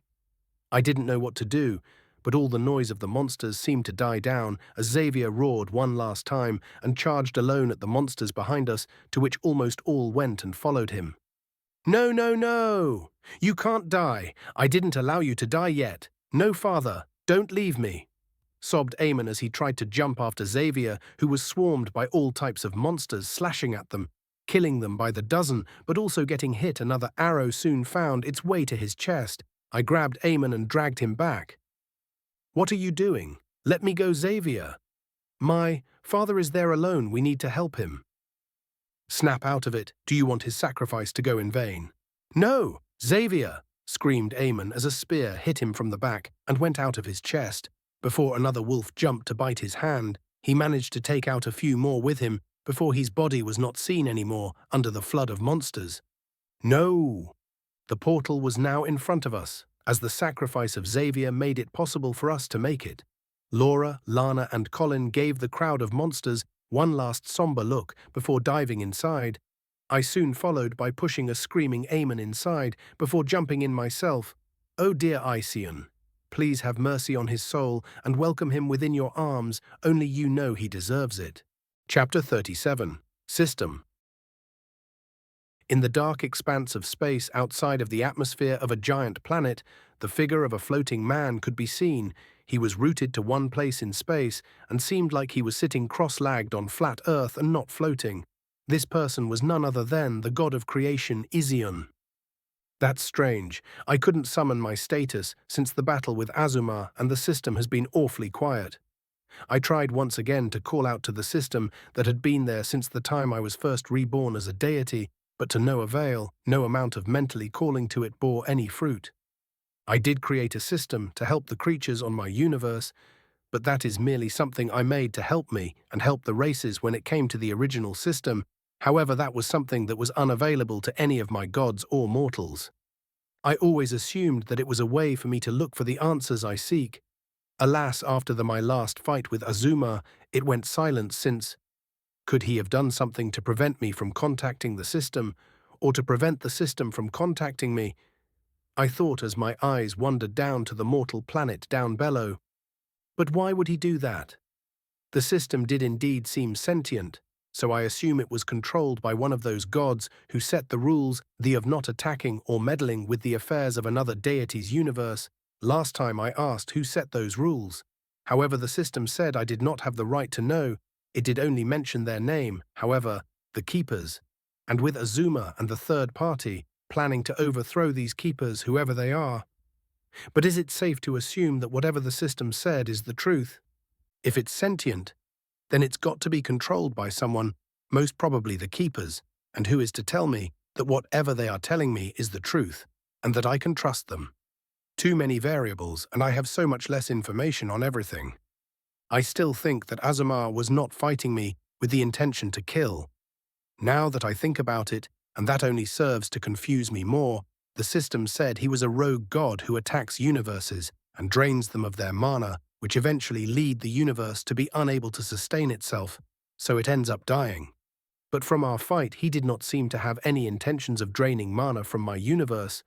No, he seemed to be more interested in me. My planet did not seem to interest him the least, neither did my sun or moon. So then why me? And that just leads me to my original question: is he the one that blocked me from contacting the system, and what would he gain from cutting me off it? I don't know. I thought about all types of possibilities while observing the planet down below. I could feel the prayers of all the mortals worshipping me, humans, elves, fairies, demons, they were even a few from monsters. Each wishing for something: health, wealth, love. At first, the amount of worships and prayers were overwhelming to me, as it felt like they were being chanted directly to my head, and it was too loud and unbearable. But as time passed, I eventually learned to tone it down to a more acceptable levels and eventually shut them off completely if I like. I learned to leave them as a background, as I could not go around answering to each and every wish and prayer every mortal asked of me. But I could still hear all of them. My eyes wandered over a particular forest in the Obuin continent, near an isolated human kingdom. A middle-aged woman was there behind a tree on her knees, crying over the remains of the dead body of her young child who was attacked by monsters. all the while cursing me and cursing all the gods, and the world then went back to cursing me again for not saving her child, for not looking over him, for not protecting him. My heart ached, and I felt a small pain in my chest before it was neglected. I could have revived her young child, I could have, but I wouldn't. As that it is not the nature of things, each one have their own fate, and I would not intervene. I could give them my blessings, but the dead are not meant to be revived. They are meant to pass on, get judged in Kyr's realm, and eventually be lead to either Zodor or Zunir's realm for an eternity. In a forest near the Ereviel kingdom, a woman's howling and sobbing could be heard echoing across the strangely quiet forest. I curse you. I curse you, Wyzion. I curse you, Julene. I curse you, Zodor. I curse you, Zunir. I curse you, Vuris. I curse you all. I curse you, Wyzion. My baby, my poor baby.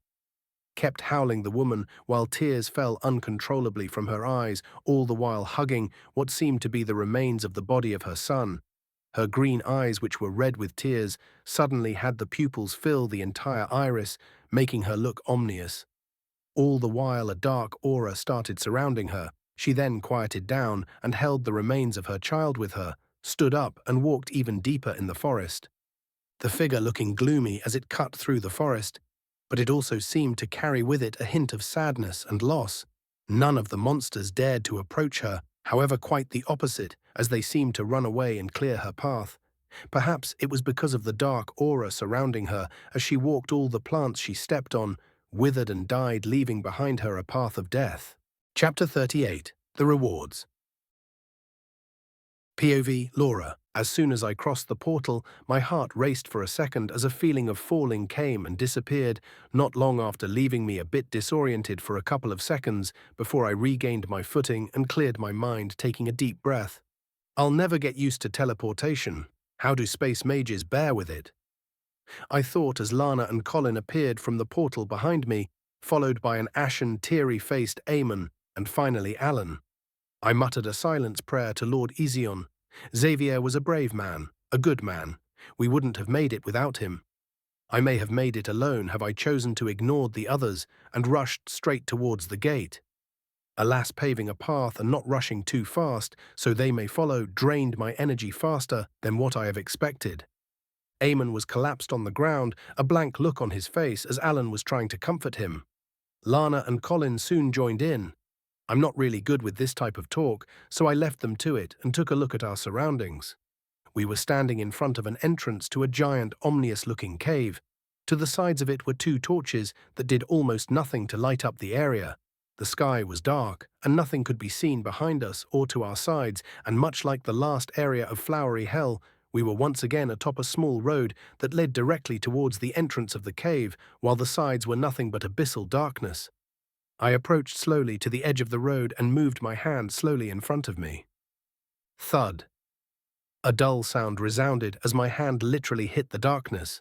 It was some type of barrier that stopped us from going anywhere but follow the small path. As I turned around to call out to my companions, a bright blue screen popped in front of me with a ding sound. I looked around to see that it was not me alone who had one. The others seemed to be looking at theirs as well. I turned my attention back to the screen, reading what it said. Divine Light, a legendary sword forged by the god of war. Kisdal himself, equipping this sword will earn you a temporary blessing of the god of war. Fider's Wings.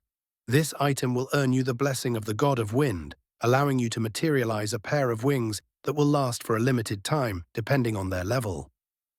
Angel Blood. The blood of a high-tiered angel, consumable, may cause mutations.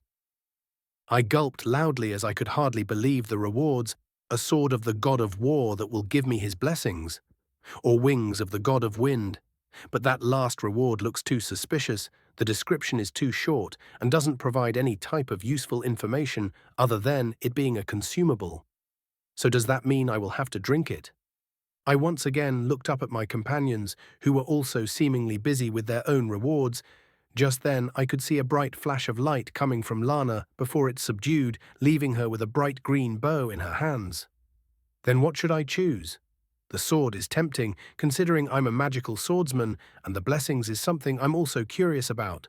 while choosing the wings would help me with my mobility and make me faster. However, something about that last rewards irked me. It was as if there was something or someone that wanted me to choose it. "Oh dear Asian, watch over me and grant me your blessings." I muttered one last prayer before I decided on what rewards I want. As the words on the screen changed, a bright light that illuminated me came, and along with it I could feel something in my hand. When the light subdued, I glanced at my right hand to find a small glass bottle with a white shiny liquid inside of it. There was nothing fancy about the bottle, as it was just a normal one. The liquid inside, however, I assumed was the angel's blood. Looking up, Lana had a new bow in hand. Alan had new fancier shield, while Colin also seemed to have a new staff. Eamon, however, was still blankly looking over what I assumed was his screen. "Is that some type of elixir, Laura?" asked Colin as he approached me, all the while hugging his new staff. Lana soon smacked him to the back of his head, berating him. "Don't be rude, it's none of your business."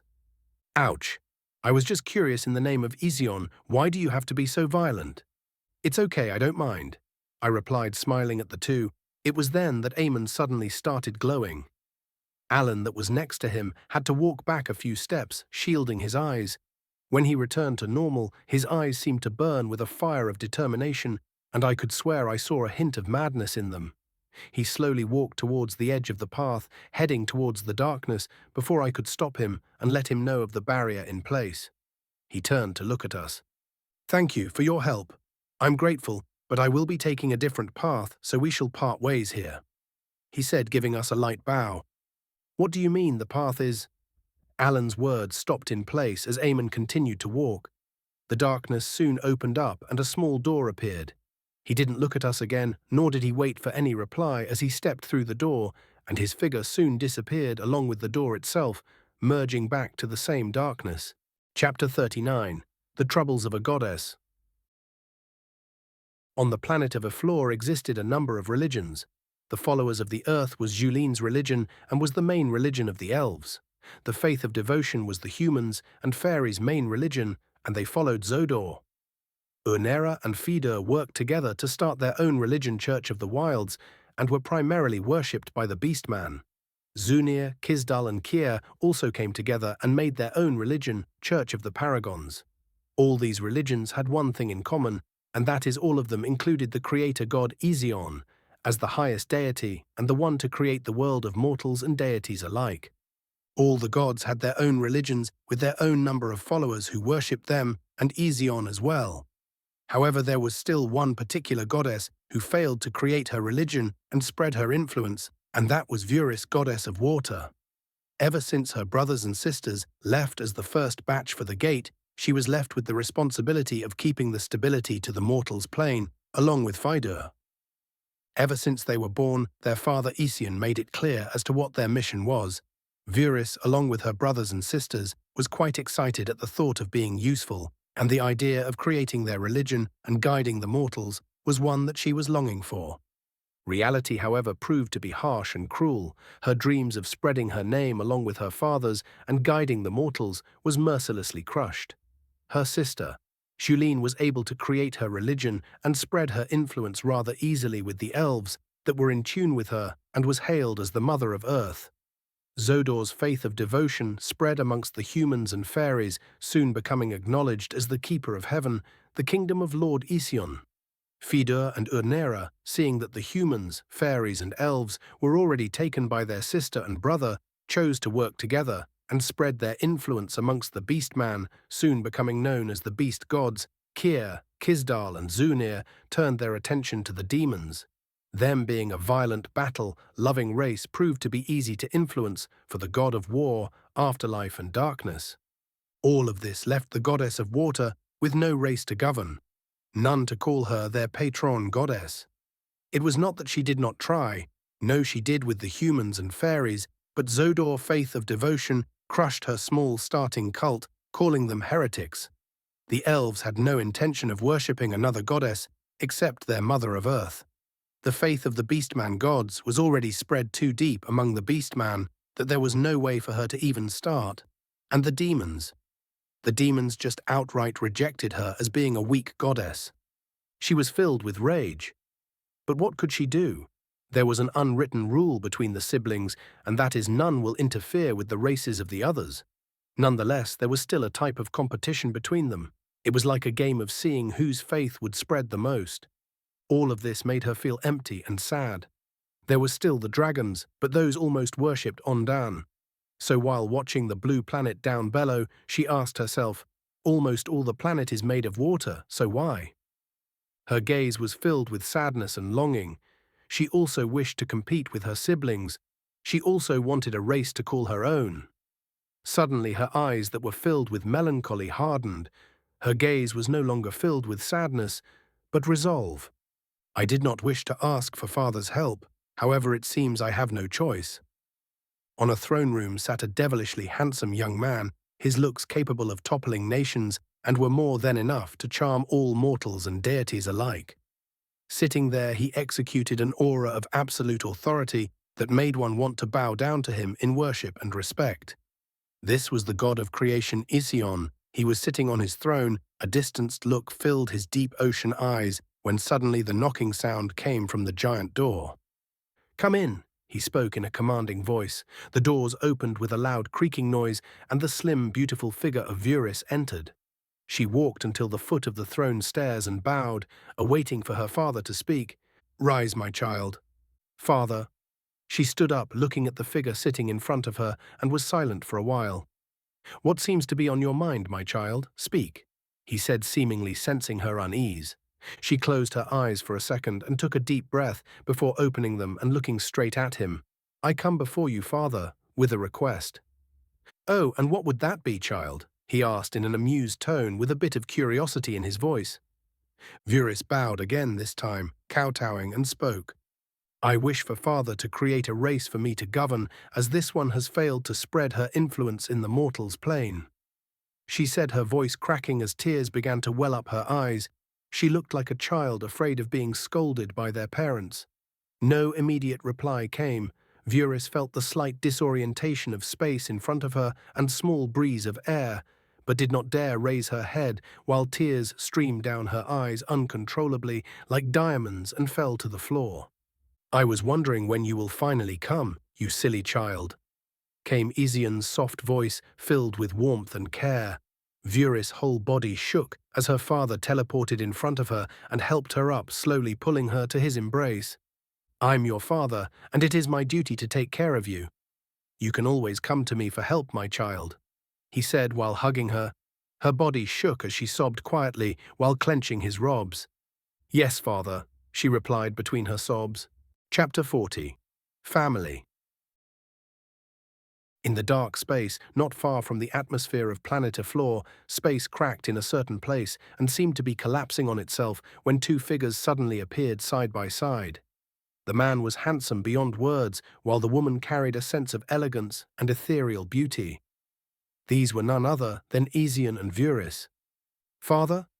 Vuris seemed confused towards the sudden teleportation and turned left and right, her eyes finally stopping on the blue pearl of a planet below them. "My child, first choose the birthplace of your race." Her eyes lit up and darted across the whole planet, seemingly scanning it before they finally rested on a certain location east of the Dragon Continent. Between the Dragon Continent and the Obuin Continent was a large ocean that separated the two continents. It was in the middle of this place that Vuris, the goddess of water, has chosen her race to be born. She turned to look at her father expectantly with shining eyes, like a child finding a new toy. He smiled at her and patted her head, making her blush, before he teleported both of them back to his throne room. There was no one else in the giant room when they suddenly appeared. He slowly climbed the stairs to his seat before sitting down. Vuris, however, was waiting by the foot of the stairs. Once he sat down, she bowed, to which he just waved at her to stand up. "Now then, shall we get started?" he asked, grinning at her. Looking at him, Vuris felt her heart jumping in excitement. It was time she was finally going to get her own race. One to worship her. "Yes, father." The pair started their work, Vuris describing her preferences and how she would like her race to be, while Ision followed her wishes, occasionally giving her advice on what would be better changed. It did not take long before the progenitors of the race appeared floating in the throne room. One male, the other female. They had light blue skin and long wild green hair. webbed hands instead of normal ones, a fish's tail, and eyes that burn like red-hot coals. Behind their pinkish-grey lips lay 2 rows of sharp teeth to help them tear their prey apart. The woman stood at 2 meters tall, while the male was 3 meters. Vuris looked at them smiling and slowly walked closer. When she was near them, she gently touched their cheeks, her eyes turning red as tears threatened to fall down. "They are beautiful, my children." "What would you like to name them?" asked Isian, smiling gently at her. "They are my children, the children of water, so their names will be the children of the sea. He shall be Oceanus, and she Ariel, the progenitors of the children of the sea," she replied while gently looking at the floating bodies that had their eyes closed. Isian nodded at her and spoke, "Children of the sea, it is then, before sending them down, however let's call your siblings." Vuris, clearly more than excited, replied, "Yes, father, allow me to call them." She then sent a mental MSG to her siblings, informing them of the summons of their father, Julene. Kisdal, Unera, and Zodor, however, were unreachable, as they were still in the gate. It did not take long before the knocking sound came from the giant doors. Isian waved his hands, and the doors opened with a loud creaking noise, soon followed by the figures of Ova, Fidur, Sunir, and Kier. They walked steadily, while shooting a curious glance at the strange humanoid bodies floating next to Vuris. Once they reached the foot of the throne, they all simultaneously bowed and spoke in unison. "Greetings, father." Isian gave a small nod, acknowledging their greeting before speaking. "Rise, my children. I know you are wondering as to why I have summoned you here today. But first, let's call the others out, shall we? Everyone needs to be present for this occasion." He smiled, to which everyone but Vuris seemed confused, but dared not speak. He then quickly drew a strange symbol in the air before the air in the room began to rumble and a portal appeared behind the gods. They looked in interest at it, and soon enough the figure of Kisdal could be seen coming out, followed by Zulene, Urnera, and finally Zodor.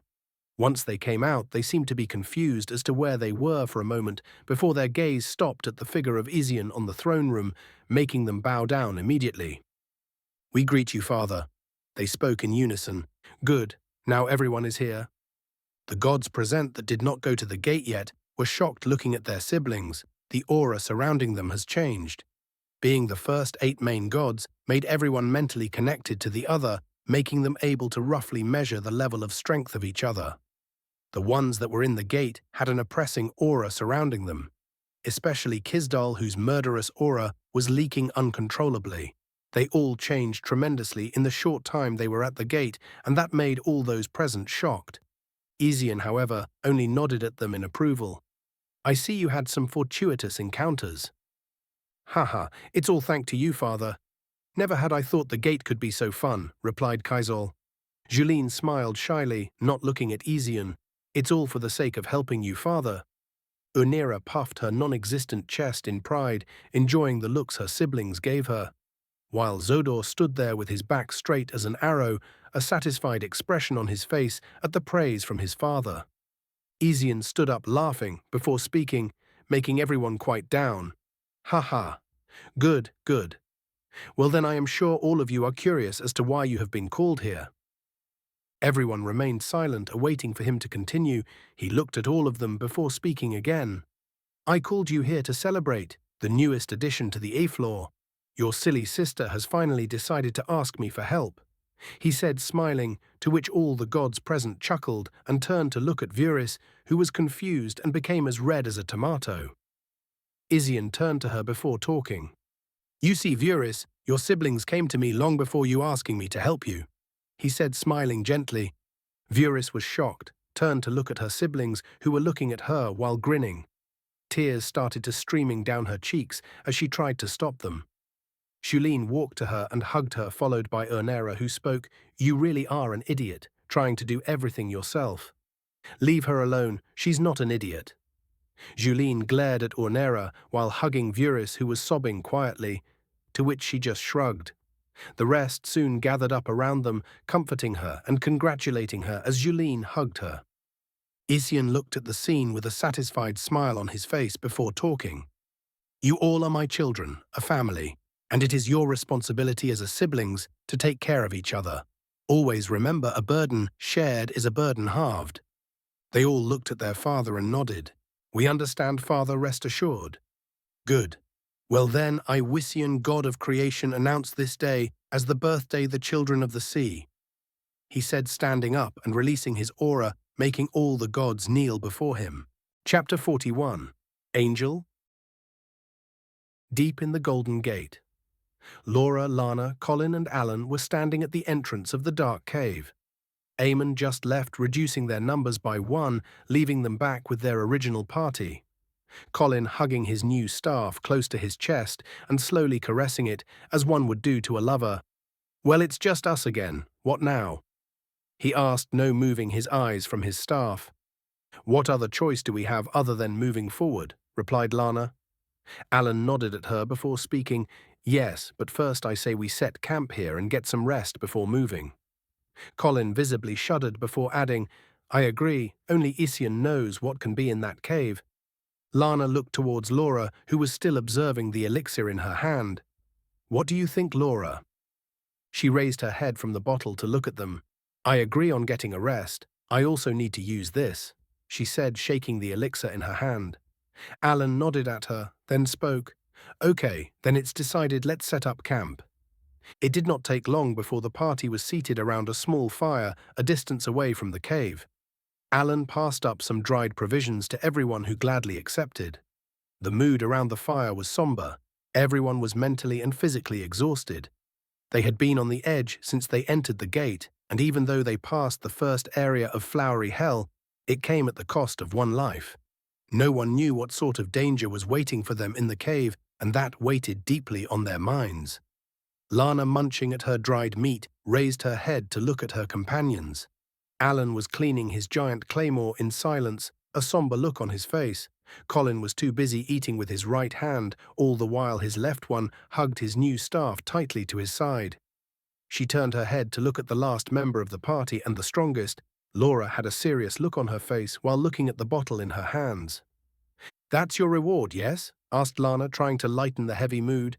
At her question, Alan stopped cleaning his sword and raised her head to look at Laura curiously. Colin, still stuffing his mouth, looked at them as well, waiting for Laura's reply. Yes, came Laura's brief reply. Colin, with his mouth still full, asked, Aren't you going to drink it? Are you an animal? Don't speak with your mouth full. Lana threw him a disgusted look, to which he just shrugged. Here goes nothing, I guess, muttered Laura, opening the lid of the bottle. A very pleasant aroma leaked from it that caused all of them to feel more relaxed and energized. Colin stopped eating and looked at it with eyes wide open. The amount of pure mana leaking out of that bottle is insane. Quick, drink it. He urged Laura. She then moved it to her mouth and downed the whole bottle in one gulp. Everyone stood in silence waiting for the result. Laura looked at the empty bottle in her hands, then looked at her companions. Her were staring at her. Well, how do you feel? Asked Alan. I feel no differ. Ugh. Before she could finish, she toppled to the ground, clutching her head in pain. Lana, in distress, jumped to her feet and went to Laura, trying to help her out. What is happening to her? I don't know. The amount of mana she is leaking is too strong, answered Colin as he stood up in shock. Alan dropped his sword to the ground and rushed to help Lana hold her up. Ah! The almost inhuman scream of Laura came as she stood on her knees, clutching her head. A shockwave pushed all the others away from her. She then started floating lightly above the ground with her eyes closed as the wind started to pick up, making her clothes flutter. Her companions looked at her in concern but could not speak as they retreated a few steps further away from her as the wind surrounding her was growing stronger. Lana, in distress, turned towards her friends and asked, What do we do? We wait, Alan replied with a somber look on his face. Next to him, Colin had gaze glued at Laura while his fists were clutched. The minutes passed as the team grew uneasy. The wind surrounding Laura has forced them to retreat even further away from her, forcing them near the entrance of the gate. They could barely make out the figure of Laura in the middle of the ever-growing tornado. It was then, however, that something happened. Laura, in the middle of the storm, was undergoing a massive transformation. Her hair turned to a bright white color that seemed to cast a holy shadow around her as it slowly grew longer. Reaching her knees, her skin started to change, turning fairer and smoother. Two wings that were nearly as tall as her body slowly spurted from her back. Each long, narrow feather tensed. They were as white as snow. Her eyes were still closed, but to anyone that could see her, she looked like a goddess. No, an angel descending on earth. The wind surrounding her slowly receded. As the group could now move closer to her, they were all shocked as her floating figure was soon made visible. She then suddenly opened her eyes, and the world seemed to stand still. Her eyes were golden and seemed to illuminate the whole area. As her gaze passed by the group, they were frozen in place, as they instinctively felt the urge to bow down in respect. But it was then that Laura's figure slowly floated down. As she reached the ground, her hair slowly changed back to its former brown color. Her wings slowly faded until they were no more, and the only thing that was left were her eyes, that were now a bright golden color, and her smooth white skin. Chapter 42, Mission and Changes. The group stared wide open as Laura's eyes darted left and right. She held her hands up in front of her face and stared at them in confusion. Alan was rooted in place, unable to move, while Colin's face was one of pure shock. Lana seemed to hesitate before asking, Laura? She stopped inspecting her hands and raised her head to look at them. Yes? She replied, obviously in a state of confusion herself.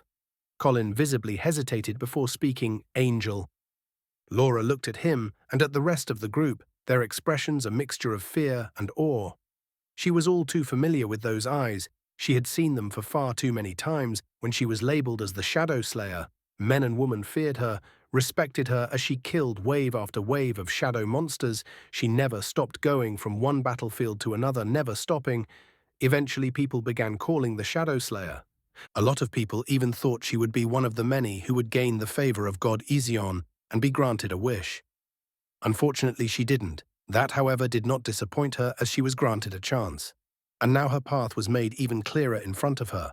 When she drank the angel blood, she felt a brief connection to the divine. Her body has started to change. As of now, she was no longer fully human. Through her veins ran the blood of an angel, and not just any angel. It was the blood of Ova, God Ishin's personal angel and the firstborn angel. When she drank the blood, for a moment she was connected to the angel Ova. She talked to her, she urged her to finish her mission to save the princess. She did not know why the princess was so important, and when she asked, the angel only told her that she would bring a great change, so she must survive at all cost. Both of them received the blessing of the God of creation himself, and from what she knew, they were the only two people on a floor with it. Alan looked at her in concern and asked, How do you feel, Laura? She looked at him. Her golden eyes flickered as she found herself able to feel his emotions. It was a weird feeling. As she looked at him, she could feel the sincerity in his question. He was genuinely concerned as he looked at her. There was also a tinge of fear surrounding him. I feel great, she replied, flashing him a smile as his face heated up, causing him to look away, his emotions in chaos. She was surprised at his reaction and turned to Colin. She could feel that his strongest emotion was curiosity as he looked at her. There was no fear, only pure curiosity. Lana, on the other hand, looked at her with concern and admiration. There was also a tinge of lust.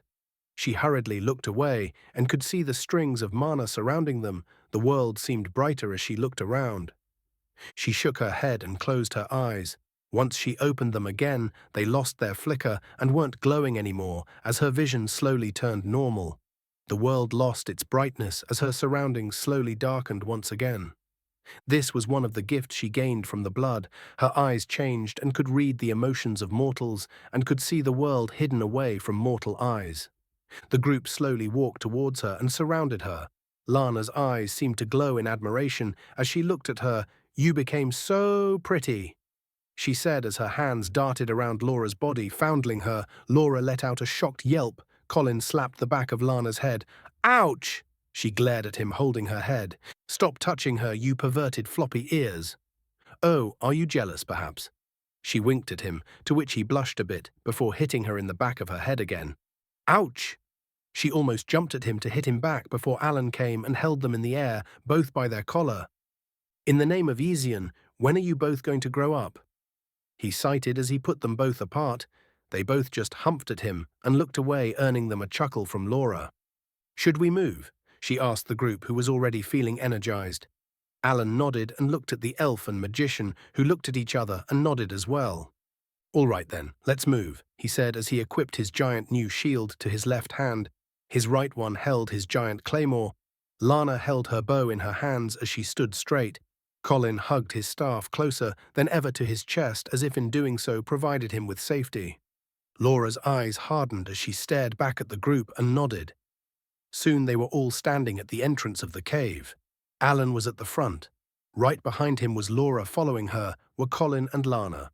Colin looked back at the elf and asked, "Oi, where is your arrows?" he said as he stared at her empty quiver. She looked back at him and smirked. Before pulling the empty string back, a bright white arrow made of mana materialized as she aimed at the dark corridor in front of them and released it. The arrow flew through the air as it illuminated the area surrounding it as it passed. The path was long, ridiculously long. As the arrow soared through the air, the group soon lost sight of it, as its bright glow soon disappeared deep within the cave. Lana turned to look back at the group as Colin gulped loudly and said with a nervous chuckle, "Ha ha ha ha. At least the cave seems to be empty." "Don't jinx it." Both Alan and Lana turned and screamed at him. Chapter 43. Strange Mana. The group soon stepped in the cave, Alan leading the way. Colin at the back casted an illumination spell that summoned a small ball of light that floated atop of his head, effectively lightening the area surrounding them. Lana next to him had her bow drawn, as a red arrow made of mana was there waiting for her to release it. Laura examined the dark cave as they walked. The walls were smooth, no cracks were on the wall, nor was there any type of rocks or anything. The whole cave seemed to be a man-made one, not one formed naturally. She closed her eyes for a second, and when she opened them, they were once again glowing.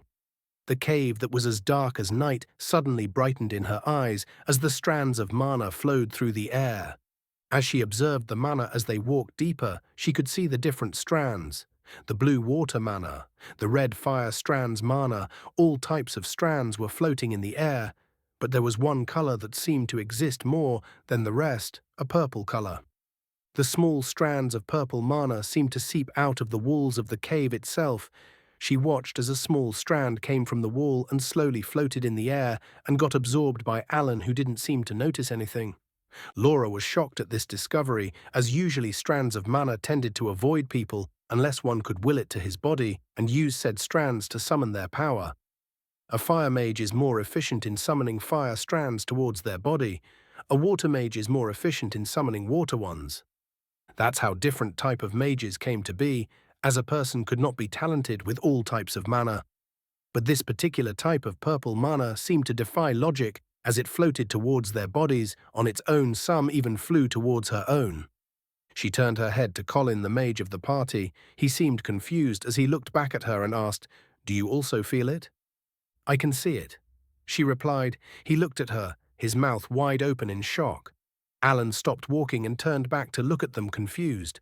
Lana also stopping. "What happened?" she asked. Colin, seeming to overcome his shock, shook his head before speaking. "Laura can see the mana strands." Lana turned her head towards her in shock as the admiration in her gaze seemed to grow. Alan, on the other hand, looked confused as he asked, "I know mages can feel the mana, but is seeing it really that big of a deal?" Colin and Lana both turned to look at him at the same time. "Are you stupid? I mean, I knew floppy ears over here was a bit dumb, but you, Alan?" "Tsk, tsk," said Colin, shaking his head in feigned disappointment. Lana just rolled her eyes at him and said, "Don't mind the idiot. To make it simple, mages can only feel the mana in the air. They have no idea how it looks like. No, the general knowledge amongst mages was that it had no shape nor color. Now Laura over here can see it. Do you have any idea how groundbreaking this discovery can be to mages? The things she can see are ones mages all over Eflor would kill to see. It would help them boost their understanding of mana even more." Alan just scratched his head and nodded. Colin, on the other hand, went straight to Laura and held her hand and started to question her. "So, how does it look like? Are there really different strands flying around? Is the color the same? And, before he could finish, however, Lana came and pulled him back by his collar. "Move away from her. Did you see the look on your face, God?" Haha, it's okay. And to answer your question, yes, there are different colors floating around, and they all have different colors. The fire ones are red, water is blue, air is white, and earth is green. Incredible. So they actually have colors. But I feel a different type of mana floating around. I feel it in my body as well, even though I did not will it to me.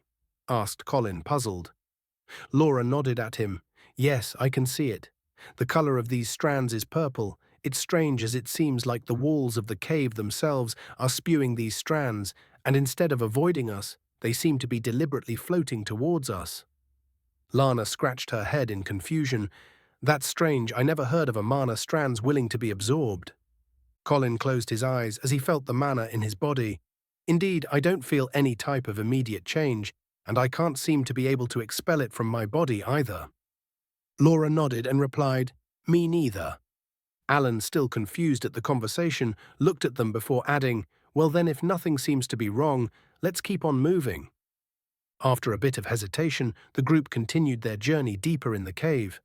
They kept walking for what seemed to be hours upon hours, with no change in the scenery nor any exit in sight. Alan, who was at the head of the group, started to slow down his steps as he began to drag his feet. His vision started to blur as he yawned. A sense of tiredness and sleepiness seemed to overtake him. He shook his head, trying to shake of the sleepiness as his body slowly started to slow down. He turned around to look at his companions. Laura's gaze was serious but did not seem very much affected. Colin was a bit worse off, but still seemed okay. Lana, on the other hand, looked to be on the verge of falling asleep as she dragged her feet, her bow hanging listlessly by her side.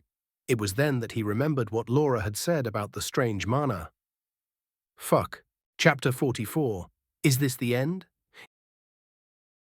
In the long dark cave, 4 figures could be seen walking through the pitch darkness. A small bubble of light floating atop of their head illuminated the path in front of them.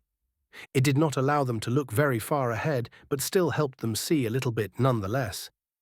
These were none other than Laura and her party. The party members seemed to lose their enthusiasm and energy as Alan barely kept his giant shield up. His claymore long been put to rest at his back. His eyes were red as he seemed to struggle to keep them open. Lana was no better as she had one hand over the shoulder of Colin. Her eyes stayed closed more, then open as she dragged her feet on the ground. Her bow rested on her back, as well as she no longer had the strength to continue carrying it. Colin, who had bloodshot eyes, looked at Laura and asked, I don't think I can hold on any much longer either. I've been trying to isolate the mana in my body, but I can only slow it down, not stop it completely. His voice carried a hint of urgency. Laura looked at him with a serious expression. She was better off than the rest of them, and the credit to that was with the angel blood. The mana affected her, but not at the same level as the rest. She could still manage, but not forever. They had to find the exit, or none of them would make it out of here. She did not know what would happen if they fell asleep completely, but it was not something she'd like to. Alan, next to her, long lost his energy to even talk, as he seemed to muster every bit of willpower into making one step after the other, as if afraid should lose concentration he wouldn't be able to continue. Their situation looked grim. The cave didn't seem to have any end in sight. Laura started checking the walls for anything a sign perhaps, but to no avail. The walls were smooth, with no cracks nor anything on them. As they were walking, Alan tripped and almost fell down before Laura ran to him and helped him. His giant shield fell on the ground with a loud clank. He looked at Laura, who held him from his hands, his gaze dim and voice weak, not carrying any hint of energy. Thank you. Laura's expression turned grim. Alan has fallen asleep and would not open his eyes. She slowly set him down gently on the floor as she was moving his shield next to him. A thud sound echoed from behind her. She turned her head only to see the collapsed figure of Colin and Lana on the floor. Lana was already sleeping on the ground. Colin, on the other hand, struggled to his feet and slapped his face, trying to sober up. He looked at Laura with a hopeless gaze on his face and slowly made his way towards her before falling to his knees next to her. He raised his head and stared at the ceiling of the cave with a blank look. Haha, we are not even past the second part and already don't seem to be able to make it. Laura remained silent as she did not know what to say. She was never good with words, but she felt her heart sink.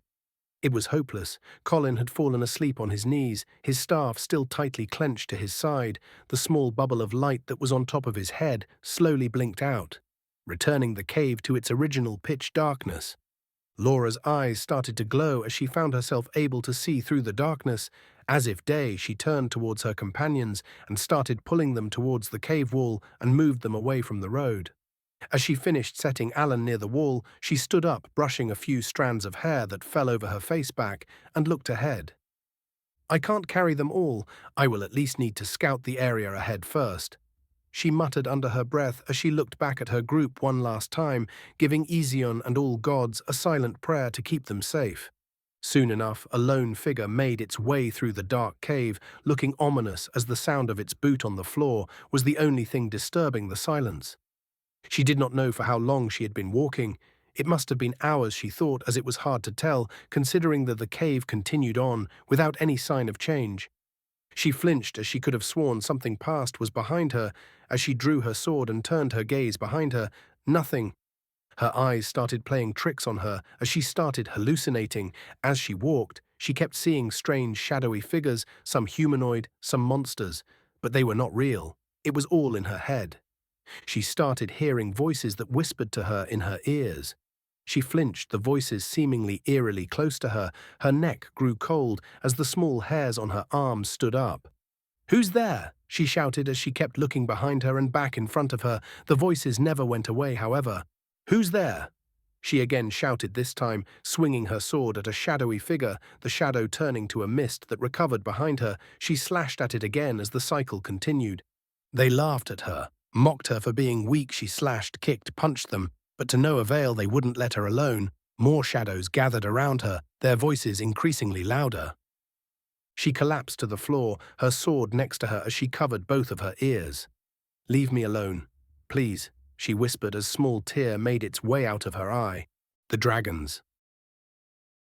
Outside of a floor atmosphere, Ision stood in space as if on solid ground. His gaze was locked on a particular place between the Obuin continent and the Dragon continent. There, Vuris's figure could be seen talking to her newest race members. There were in total 50 of them. He had agreed on helping her make a race for beer to rule over. She was there floating atop of the ocean, executing an aura befitting a true goddess, as the children of the sea gazed at her in worship and respect. She talked to them, ordered them to spread out through the oceans and grow their civilization. Ision moved his gaze from her, allowing her to continue her speech, as his eyes darted along the Dragon continent, eventually stopping at the familiar figure of Ondan. He was residing deep inside a huge mountain in the middle of the continent. At the entrance of his cave, a huge temple was built. In the middle of the temple, a giant statue of Ision was built, and in front of it, another even bigger statue of a giant kneeling dragon could be seen. A crowd of dragons in their humanoid forms were kneeling and worshipping the statues. Surrounding the mountain, an enormous, magnificent city that would put even the best humans, demons, elves, or even fairies' capitals to shame was built. The whole city was made in gold and diamonds, as enormous dragons could be seen flying outside of it. As soon as they reached giant city walls, all of them with no exception turned to their humanoid forms and enter through the city gates. Ision admired the giant city as he started thinking, Ondan has done very well. The dragon race flourished under his rule, and he was considered a deity amongst them. The dragons refused to worship any deity except Ision as the creator of all, and Ondan as their father. Considering that Ondan was the firstborn before any god or goddess, the dragons considered themselves to be above the other races and solemnly ever interacted with them. Ever since his father had tasked him with creating the dragon race and populating the continent, Ondan has dedicated all his time to touring the entire continent, subjugating all sorts of monsters, and creating all sorts of dragons to help him unify it. When he had successfully brought the entire continent under his rule, he retreated to the giant mountain, now called the Holy Mountain, and was not heard of since.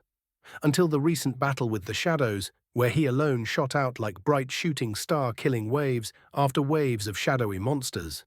He then instructed some of the dragons to go help out the other continents.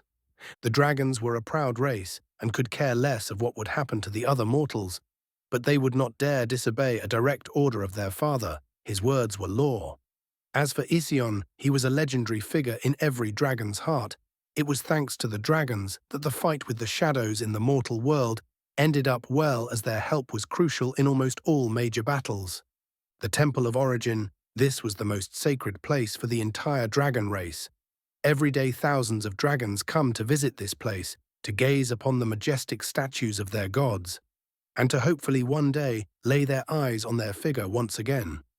It has not been long since the grand summoning, the first time almost all dragons met their true creator for the first time, his image etched deep into their soul, a figure even more powerful than their father, the god that started everything. Dragons had a naturally long lifespan. The strongest were the firstborns. They were the ones created straight from Ondan himself. There used to be 100 of them at the start, but after the unifying, the continent and the war with the shadows, their numbers dropped to 30. Their lifespan could reach hundreds of thousands of years, almost immortals, and their strength second only to Ondan himself. After the firstborns came the second generation, their descendants. They were considered as royalty amongst the dragons, their numbers a little over 300. They were not as ridiculously strong as their ancestors, but they could still live up until tens of thousands of years. After them came the nobles, and after the nobles were the commoners. The capital and other dragon cities were ruled by the second generation as royalty with the help of the nobles. The firstborns all lived in the temple protecting their father Ondan, and rarely ever made any public appearances. Making up his mind, Ision flew down like a shooting star as he passed the planet's atmosphere towards the giant capital of the dragons, his destination the Temple of Origin. At the foot of the statues, hundreds of dragons were kneeling in worship as they prayed, their eyes closed in respect. It was then that the dark night sky suddenly seemed to turn to day. As a sun descended upon them, it illuminated the whole city, no, the whole continent, as dragons all around stood in shook at the strange event, some kneeling in worship, others ready for whatever kind of threat may be. 30 giant dragons flew out of the deepest parts of the temple as they looked in shock at the descending sun. It was then that a roar that shook the entire city came from deep inside the mountain. All dragons looked in shock as the figure of their ancestor flew out from the cave in a bright beam of light and lowered his head in worship towards sun. He spoke in a majestic voice that carried with it worship and admiration. As knelt to the almost invisible figure surrounded by light, he struggled to suppress his excitement as he called out, "Ondan, greets you, father." All the thousands of dragons present could hear his voice as it echoed through the now quiet city, echoed straight to their heart. It was then that all dragons fell to the ground in worship. They were standing in front of their creator, their god. None dared to raise their head, all of them knelt in unison, all the same, no difference between a first generation nor the commoners. This was a historical moment for all dragons. Their god has descended. Chapter 46. Ascension. As Ision slowly reached the ground, the bright light surrounding him faded as his figure was made visible towards the thousands of dragons present. Gasps could be heard coming from the crowd present as Ondan's huge figure transformed to leave behind a middle-aged man with a silvery long hair pulled back and an equally white, well-trimmed beard. He gazed at his father and slowly fell into one knee as his head was facing the ground. All the dragons present were on their humanoid forms, but this was the first time for all of them to see Ondans. They were all shocked as they proceeded to kowtow. The two people in front of them were legendary figures most would not get to see in their whole lifetime, but here they stood. This made the blood of everyone present burn with excitement. Their god has come to visit them. This only served to grow the idea that they were God's chosen race in their minds. Ision glanced at the 1,000 kowtowing figures surrounding him, then back at the giant statues in the temple, admiring the beauty of everything. The dragons really were far ahead of the other mortal races. None of the other races could compare to them. His gaze finally settled upon Ondan. Smiling gently, he spoke, "Rise, my child." Ondan slowly raised his head to look at his father before fully rising. His hands were locked behind his back as he stood straight as an arrow trying to pierce the sky. Ision looked at him and nodded in approval. "You have done very well. I'm proud of you." Ondan's body shuddered at the praise as pride welled up in his chest. He stood even straighter then, before, "Such praise is wasted on me, father." Their conversation was heard by all the dragons present. Everyone had extremely sensitive senses, and it was dead silent, so it was not difficult to hear. When Ision praised Ondan, all the dragons felt pride, as if they were the ones being praised as they grew excited. Ision turned his gaze towards the crowd and spoke in an authoritative voice, "Rise." Everyone felt a gentle wind pulling them to their feet as they finally got to have a good look at their god. Most of the female dragons started blushing as they could not keep looking at him without shying away and hiding their faces. The males, however, looked at him with admiration and respect. Some few gazes, however, contained a hint of lust. "You have all done very well in the past war, and I'm proud of each and every one of you." Excitement ran through all those present as they stood straight, proud with their chest puffed and their chins held high. He nodded his gaze, wandering over them one by one, before speaking in a loud, majestic voice. "The past war in the mortal realm was won mainly thanks to your efforts, and I'm sure most of you have been wondering as to why no dragon was chosen to be giving a wish granted to them considering your contribution." No one dared to reply, but all of them solemnly nodded. They were the mighty dragons, they alone defended their continent and proceeded by helping the other races defending theirs. If there was any race more worthy of their god's favor, it had to be them. So when the news of their god descending upon the mortals and choosing the winners of the other races, but not one of the dragon race, they were confused, angry. Has their god not seen their efforts? They fought the best out of any. They flew from one battlefield after the other, massacring shadows after shadows. So why? Worry not, my children, as your contribution has not went by unnoticed. Today I have come to deliver you your reward. Rejoice, for today the dragon race is no longer considered one of the mortals. Today you join the ranks of the immortals. Today I, Wisian, god of creation, announce this as the Ascendance Day." By the time he finished his speech, the crowd went crazy as they threw their fists in the air and roared all together, united their voice so loud that it covered the entire continent. Ondan felt tears trying to force themselves out of his eyes as he threw his head back and roared. Ision looked at everyone and smiled. He slowly floated above everyone in the air amidst their shouting as he raised his hands up, willing the ground itself to rise with him. Everyone quieted down as the earth started to shake underneath their feet. They looked in shock as the continent itself started to rise. On the Onduin continent, humans in their kingdoms and the elves in theirs raised their heads as a giant floating mass of land was seen rising in the very distance. Most people dropped to their knees in worship, praising their gods, as others stood in shock and the sheer size of the landmass. It slowly floated in the air, moving further and further away from, as it reached the sky, becoming nothing but a small dot in the distance, before disappearing completely. Most people doubted what they saw, as rumors about the mysterious continent grew. Kingdoms and churches were in unrest. The gods did not say anything about the phenomena. Priests grew desperate as their gods did not reply to them, no matter how much they called. It was then that most remembered the last prophecy their gods gave them before disappearing. It shall be on the day that legends becomes history and gods nothing but mystery, that the silver-haired one will bring an end to the stagnation, whether it's for good or worse. No one really understood the meaning of the prophecy, but with the disappearance of the gods and the mysterious continent floating away, unrest quickly spread through the population as people flooded the churches praying to the gods and asking them not to abandon them. This was the day that went down in the history books as the start of the fall. This was the day that the mortals lost contact with their gods. Chapter 47. The Boss. On a dark cave, the figure of a young girl was collapsed on the floor. She was unconscious, but was still clutching her head with both hands. This was Laura.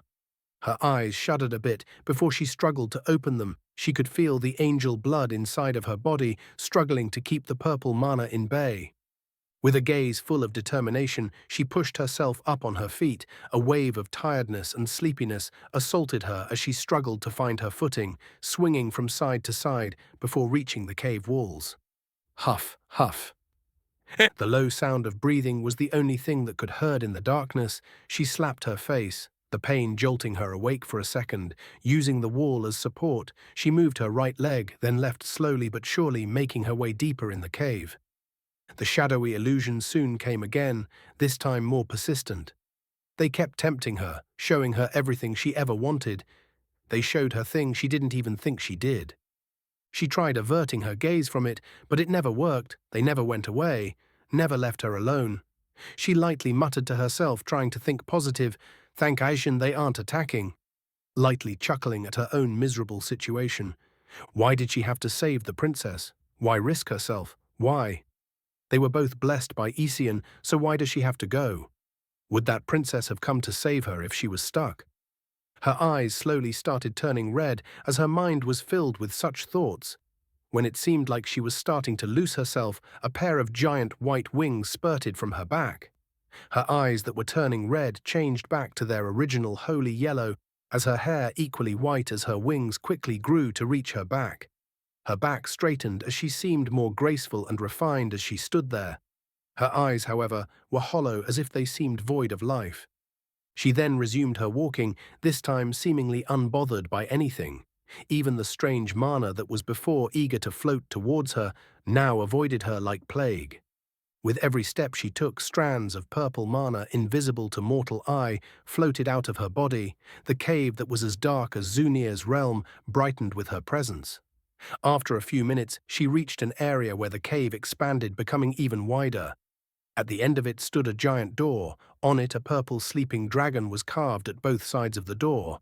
The drawing was extremely lifelike, with each scale drawn in an incredible detail. "This is the farthest I can take you, child. From now you are on your own." Laura spoke in a charming, holy voice before her wings faded away, her hair turning back to normal, and the blank look on her eyes was replaced by one of confusion.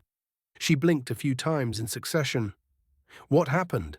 The last thing I remember is me struggling to continue walking before everything went dark." She shook her head.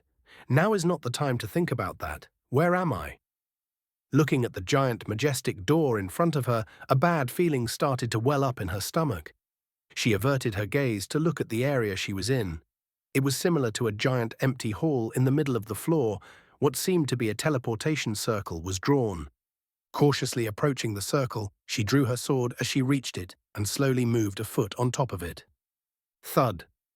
As soon as she did, the giant circle lit up, causing the entire cave to shake violently. She quickly removed her leg and retreated a few steps back, her sword drawn in front of her, giving her a sense of safety. The circle kept glowing brighter and brighter, eventually becoming so bright Laura had to shield her eyes from it. The cave rumbled so loudly as dust fell from the ceiling, her heart now in her throat as she gulped loudly, awaiting what could possibly be her demise. Soon the glowing came to a stop as the bright light slowly faded away, her heart thumping in her chest like crazy as the silhouette of three figures was seen.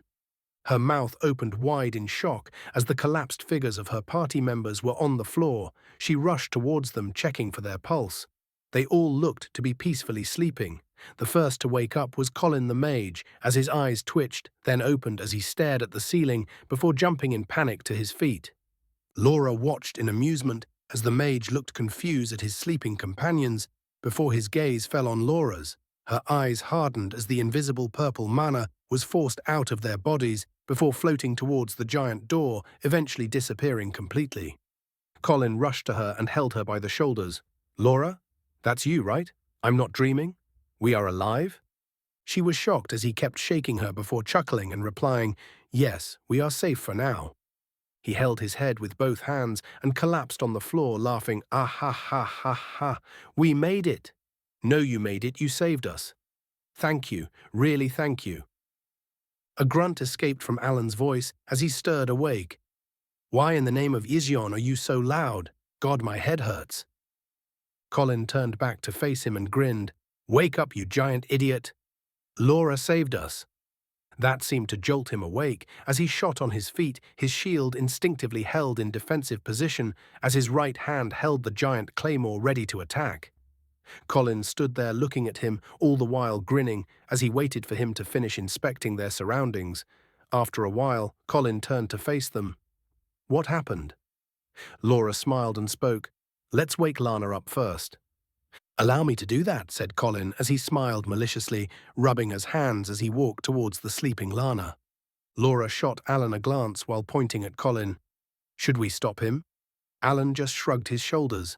Soon the sound of slapping echoed, followed by the scream of Lana. Chapter 48. The Fight. Slap.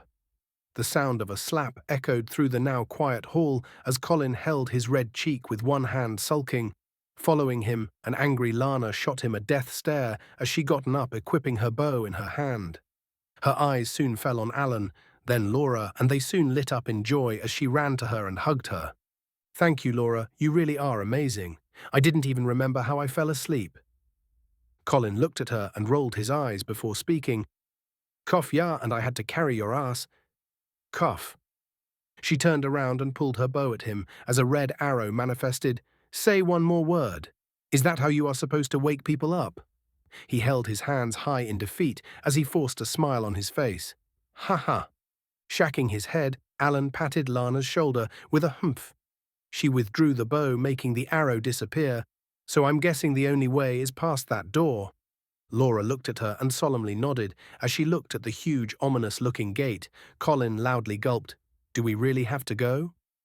The team turned to look back at Laura, who they all subconsciously now considered as their leader. She took a deep breath, calming her mind as she stared back at them before speaking. "We keep it simple, Alan, our tank. Try and get the attention of whatever is in there. I'll deal with the close-range damage, while Colin and Lana support us from behind." Nodding, Colin proceeded to cast enhancing spells on their equipment. This time, with the help of his staff, he was able to enhance all weapons without wasting too much of his mana. The preparation didn't take long, as the team was soon standing in front of the giant doors. Alan was the first to walk close to it before he gently moved his right hand over it. Screech. The loud screeching sound of the door opening interrupted the silence as the party held their breath in anticipation of what's to come. Dust fell as the door opened fully, revealing nothing but pure darkness. They looked at each other for confirmation before Alan slowly stepped forward, shield first, cautiously followed by Laura, Colin and Lana, with her bow already drawn. Taking a few steps inside the hall area, lighted as giant statues of knights to each sides of the walls, held what seemed to be bowls. Inside each bowl danced a small purple flame. They seemed to be in a throne room, as at the end of the long hall was an empty stone throne. The entire place seemed to be built for giants and not humans. The statues was each at least 30 meters long, while the throne itself was the same, if not bigger. It was eerily quiet as they slowly walked towards the empty throne. Once they made it to the middle of the hall, the giant door behind them closed with a bang. "Well, that doesn't look good," said Colin with a light chuckle. Lana nervously laughed at his remark, keeping her bowstring fully drawn. Before they could anything, Laura shouted, "Above us!" Jumping away from her place as she pushed both Lana and Colin of the way. Alan jumped to the other side in the nick of time, dodging a giant purple claw. "What the hell is that?" screamed Lana as she released a red arrow at the now clear figure of a dragon. Its height was at least 40 meters, making the group look like ants next to it. Its scales were dark and smooth, but his eyes seemed to contain fire as a purple flame danced in his socket. Roar! A loud roar that shacked the very souls of the team came from his giant mouth as his eyes leisurely scanned them with seemingly no interest. Colin shouted at Alan as they could not see him, the giant dragon standing between them. "Alan, you okay?" Alan's voice came from the other. "Yes, I'll try and get his attention." A loud clank sound came, followed by an enraged roar from the dragon as he swiped his claw as if to squat a bug at Alan, turning his back towards the rest. The strike was too fast, considering the huge size of the dragon, as it collided with Alan's shield and made him soar in the air towards one of the statues, knocking the air out of his lungs. Laura dashed towards the now unguarded back of the dragon and leapt on. Lana ran to his left side, shooting arrow after arrow, as Colin ran to his right, shooting one fireball after the other at the dragon, preventing him from following the now knocked down Alan. The dragon roared in anger at the puny humans who dared try and hurt him, as he didn't seem to mind the volley of arrows and fireballs shot at him, simply shrugging them off. They barely made a few scratches on his smooth black scales. "Fuck! The eyes, Lana, the eyes!" Got it. The dragon turned his attention towards the mage, oblivious to the small human scaling his back. Looking at the dragon coming after him, Colin changed direction as he ran towards the door, screaming, "Why me, you giant shit, go for Lana?" Fuck! Lana followed behind, trying to get a clear shot at his eyes. Alan seemed to be unconscious as he laid limply at the foot of the statue. Closing in on Colin, the dragon raised his claw to squish him before Laura, who now reached his neck, jumped and stabbed her sword on top of his head. The sword struck the dragon's head, but did not go too deep, as the dragon missed Colin and roared even louder, making the whole hall shake and causing Laura to fly off his head as a purple shockwave seemed to emit from his body. Helping Laura up, Colin cursed as the dragon started to emit a purple glow. Well shit, now he's pissed. Alan, who was unconscious, groaned as he stirred awake, tiredly grabbed his giant shield and used his claymore as a stick to help him stand up as he took a deep breath and looked at the now glowing dragon before he slowly started running towards his party members. A defeated sigh escaped his lips. Why did I choose to be a tank? Chapter 49. The Fight 2. Roar. A loud, enraged roar shacked the entire throne room as small rubble and sand started falling from the walls. The dragon was now glowing purple, his massive size rapidly shrinking from its 40 meters height to a mere 10 meters. By the time his transformation finished, the party had already regrouped with Alan standing in the front with a defeated expression on his face. He looked back at his companions. I couldn't resist his hit when he was normal. I doubt I would be able to resist now. Without wasting any time, Colin raised his giant staff high up and started chanting as it glowed bright white, causing Alan to be surrounded by an equally similar white color. That's the best I can do. Laura took her stance as the dragon turned his gaze towards them. Heads up, here he come. Shit. Alan moved, dashed forward to intercept the dragon as he ran towards them. Not paying him head, he casually threw a strike with his claw, to which Alan moved his shield to intercept this time, successfully only being pushed back a few steps with a loud grunt. The dragon looked surprised at the human that didn't get sent flying, as he imagined he would. He roared at him. This time his neck started glowing red. "Lana, aim at his eyes," Colin shouted as he summoned a blinding orange orb, sending it flying towards the dragon. Now!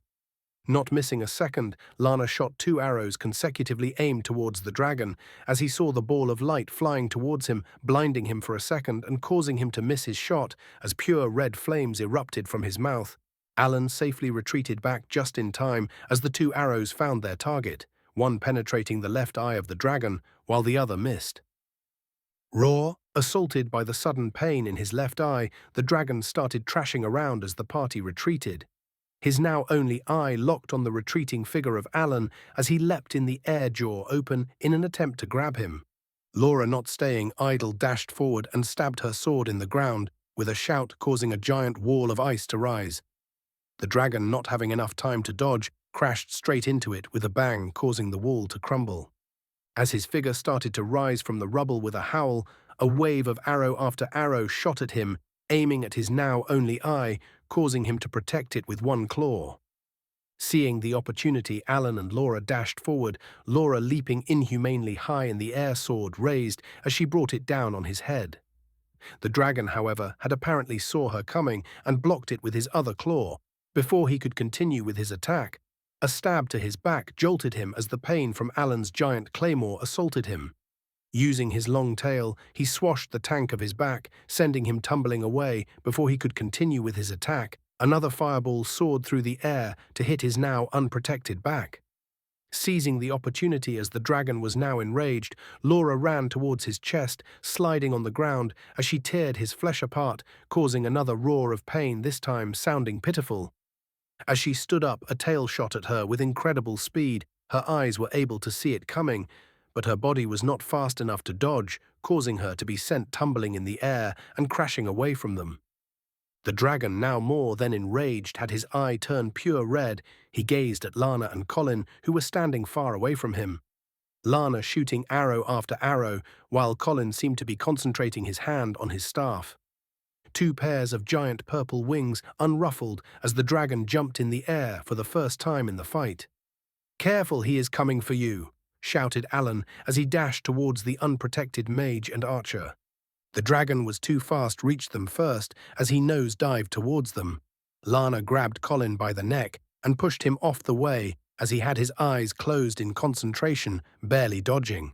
Not giving them any time to rest, he continued his assault as he dashed towards them, mouth wide open. Alan reached just in time as he slapped the dragon's jaw away with his shield, followed by a slash of his claymore. The beast, too fast, dodged the hit and launched himself at his sword-wielding arm. Lana and Colin screamed as the dragon ripped the tank's entire arm away. Alan! With a loud grunt, he used his shield arm to hit the dragon away, causing him to back away. "I'm okay." The dragon now seemed to grin maliciously at him as blood flowed from between his teeth before he spewed Alan's giant claymore from his mouth. "This fucker!" Colin dashed towards Alan and summoned a small fire to seal the wound and stop it from bleeding. Lana continued to shoot arrows, trying to take the beast's eye, causing him to retreat while roaring. It was then that a small figure jumped from his backsword tip, raised high in the sky as she brought it down on his head as if passing down her judgment. The sword this time stabbed even deeper, successfully penetrating his brain, causing the beast to slump down listlessly with a thud. Alan walked slowly towards the dead corpse as Laura removed her sword. He approached it carefully and then kicked its head. "That's what you get for eating my arm, you fucking shit." Lana, exhausted, collapsed on her place as she stared at the ceiling. Colin walked towards the duo standing near the corpse as he solemnly stared at Alan's empty right hand. "Well, fuck." Wiping the blood of her sword, Laura then put it in back to its sheath. She walked to Alan before speaking. "Let me see that I think I can help." Chapter 50. The Dragon God. On the now floating dragon continent, all dragons across the continent gathered up in the giant capital city. Everything was bustling. Excited figures ran across the streets, their destination Ondan's mountain. Soon the entire mountain was surrounded by thousands upon thousands of dragons in their humanoid forms. There was no place as the entire city overflowed, some forced to stay outside of the walls as they roared in unison and in worship to their creators. Back on the temple, the first generation were sitting cross-legged in front of the entrance to the cave where Ondan and Izian have disappeared to. All of them looked to be extremely calm on the outside, but only they knew how excited they were. The entire continent was flying. It seemed to be surrounded by an invisible dome as they slowly exited the planet's atmosphere and were presented with the majestic sight of the outer space. Stars seemed even clearer in the distance, as the blue sky they were all familiar with slowly turned black. Once the giant mass of land reached an area away from the planet, they could see a white door filling their entire view. It seemed more like a wall than a door with how big it was. The continent slowly came to a halt as all the eyes on it turned towards the giant white door. It seemed to be holy as everyone felt themselves being drawn to it. On both sides, figures of humans, elves, dragons, and all sort of races and even monsters had their arms, jaws stretched towards the top as if to grab something. At the very top part of the door, an orange globe was spinning brightly, illuminating everything around it and forcing anyone who looked at it to avert their gaze. As everyone started wondering what was going to happen, Izian and Ondan flew out in 2 beams of light out of the cave and hovered atop of the capital. The crowd turned silent as they waited for their gods to speak. Expectations and excitement filled their gazes as Izian raised his hand and pointed at the huge door filling that was on everyone's sight. "My children, that is the ascension door. Once you go past that, you shall leave your mortal flesh behind and will ascend to the ranks of the immortals." People felt their blood boil as roars echoed through the whole continent. No one could help it. Their excitement getting the best of all of them, even the first generation stood up as their eyes seemed to burn. Immortality, the dream of all races, and they, the dragons, shall be the first to claim it. The cheering intensified as Izian waved both his arms, making the huge door shuddered and slowly opened, releasing an even more blinding white light. "Go forth, my children. Reach out to your destiny and leave your mortal self behind." With that said, a gentle wind carried everyone as they changed to their original dragon forms, spreading their wings as they flew towards the light. a sight so majestic no one would ever forget, as a sea of dragons soared through the sky, disappearing inside the giant door one by one. Ondan turned back to his humanoid form as he looked at Izion, who was smiling at him gently. He patted his back lightly. Ondan, as I explained before, behind that door is a special dimension, your race's personal dimension. It's quite similar to the other gods' domains, and you, my child, is the owner of that domain, the dragon god. Ondan straightened his back as he stood proud. He was officially considered a deity. Izion clapped his fingers as Ondan's figure started glowing brighter and brighter. His body was changing. He was growing stronger and stronger. He was finally ascending. Now you are considered an equal to the 8 main gods. You have 1,000 years to rule your domain before you can choose a successor. After you do, you shall leave with me as planned, understood. Putting a hand on his heart and giving a light bow, he replied, "Yes, father, it's an honor." Izion nodded at him and smiled. "Good, I know you will not disappoint me. I still have other matters to take care of. Now go." Giving him one final bow, Ondan's figure quickly changed to that of a gigantic black dragon, with 2 horns that went around his head and looked like a crown before he soared towards the open door. With him gone, the continent now laid empty. The only living creatures were some monsters that were hiding in fear from the awe-inspiring aura the door was releasing. Izion once again waved his hand, willing the giant landmass to descend back towards the planet. Once it entered the atmosphere, instead of going down on the ocean, the continent remained floating above it in the sky. Looking at it, Izion nodded in approval. The entire capital city of the dragons and other cities across the continent remained intact. One thing that changed, however, was the monsters and vegetation. Getting that close to the door of ascension has strengthened most of them and caused a selected few to even embark on their path of evolution. Soon enough, monsters will run across the entire continent and claim it as their own. This place would now be considered a goldmine for all the mortal races, with all the treasures of the dragons and the precious herbs waiting for who would be brave enough to venture looking for it. All across the planet, the news of the mysterious continent descending back to Earth was the hottest topic in all the kingdoms. Some speculated that the continent is now blessed by the gods as it kept floating in the air. Others grew excited at the possibility of all the treasures that would be waiting for them to discover. All the kingdoms, from the humans, elves, beastmen and demons, started their preparation for sending their exploration batch towards the mysterious floating continent. All were in high hopes of being the first venture and explore the unknown and to claim the land as theirs. None of them, however, knew of the dangers that awaited them, nor did they know that the continent would soon become one of the world's danger zones. Chapter 51. Golden Gate City. Golden Gate City. This was what once was a small growing village that surrounded the Golden Gate. A big 15 meters tall wall that was even stronger than most castles surrounded the now huge city. Atop of the walls were rows of guards equipped with bows. 2 guards stood at the sides of the portcullis, inspecting the various people and wagons coming into the city. The city has undergone a massive change since it was built, since the emergence of the Golden Gate. People from all over the continent, and even some from other continent, came, causing the once small town to grow into a magnificent giant city.